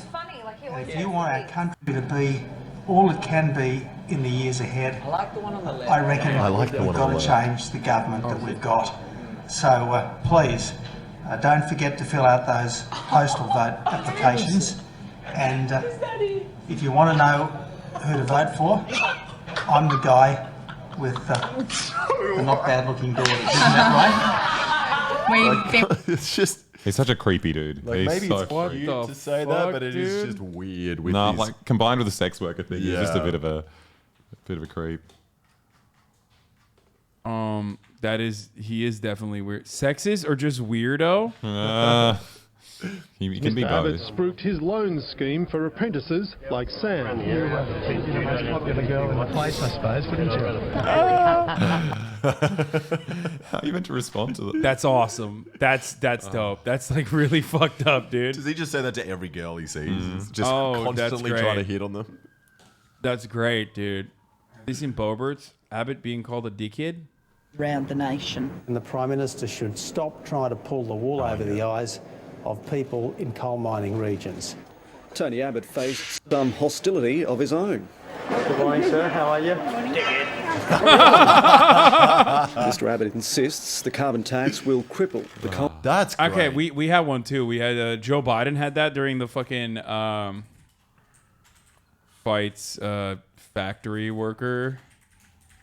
What the fuck? I wonder if they. I remember this. Yes. This was awesome. Yeah.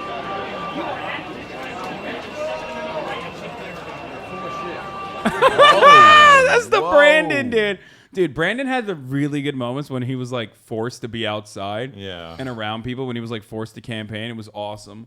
When Like- he challenged that dude to do push-ups. Yeah, yeah. That was Listen, pretty fat. sick. Listen, fat. The best one I heard was for some reason he was telling that story of kids playing with his leg hair. Oh when he was yeah, in the yeah. I pool. love kids sitting on my lap. Yeah. Yeah. Oh, this one's really funny. I love it. I saw this one. That time Tony Abbott and Peter Dutton were caught on boom mic laughing about sea levels rising. Oh, that's really fucked up, dude.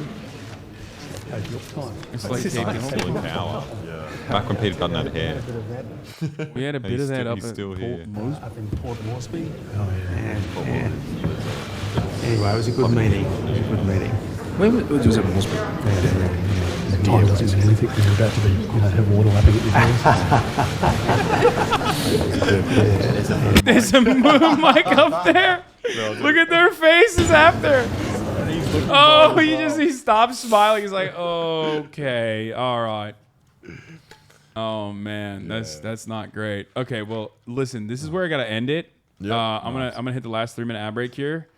Unfortunately, this was a lot of fun. Yeah, thanks for having us on. But I gotta fly out soon, so that's why I have to end it early today. Well, not even early, but 7 hours. But we ran out of stuff anyway, so that was perfect timing. Yeah. For us. Oh, that's great. Yeah, you, dude. We'll do some more stuff with you guys. I'll figure it out over this weekend. Yeah, fuck I'll, yeah. I'll come up with some cool shit to Shoot do. some guns. Yeah, I'd be down to shoot some guns. We could even do that as a boy video. Yeah, Shooting yeah, guns, yeah. Coming up with something to do. Yeah. Nice. I do love conservatives as well. I do love hanging out with them. So. Can you do Figure that? it I feel out. like you'd be too recognizable, right? If you. I don't know if I can do it anymore. I mean, last time I did it at like a QAnon rally, there were still some people that like recognize me, but like when I do it, I wear like, like weird shit that you can't really tell. Yeah. I got some Trump stuff. Oh, I want to find some. Do you have to go to rallies to get it, or can you just like? Are there stores? Is there a Trump shop? There you gotta buy it online probably, because in other circumstances, like I guess you could. There was a point where you could buy it at like every gas station and shit, but I don't know. Because I feel like he's such a grifter. Surely he'd make more point of sale places. Yeah. Like, it sounds like his kind of scheme.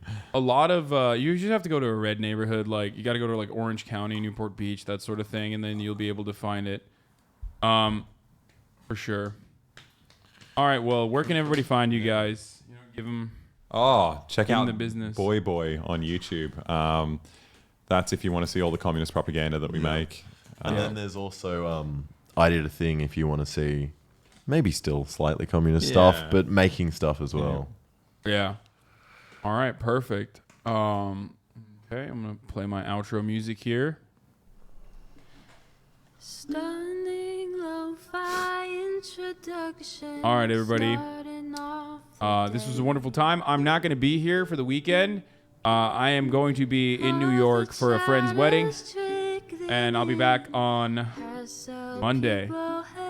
So, hope you guys had fun. Fuck ScoMo. Yes. And yeah, I'll see you guys on Monday. Be safe over the weekend, all right?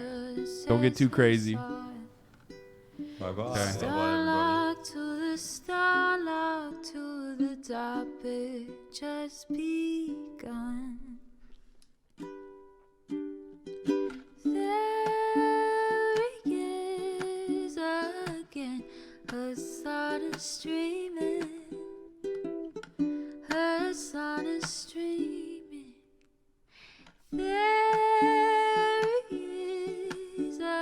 again.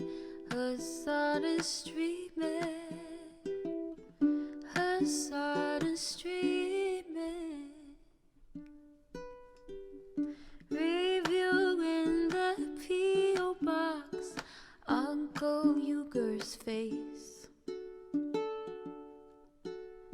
Sat in Discord at your prop, great names take embrace. Tiny Bernie Sanders, LGBTQ Air Force. The whole left at your fingertips, Ane at your door.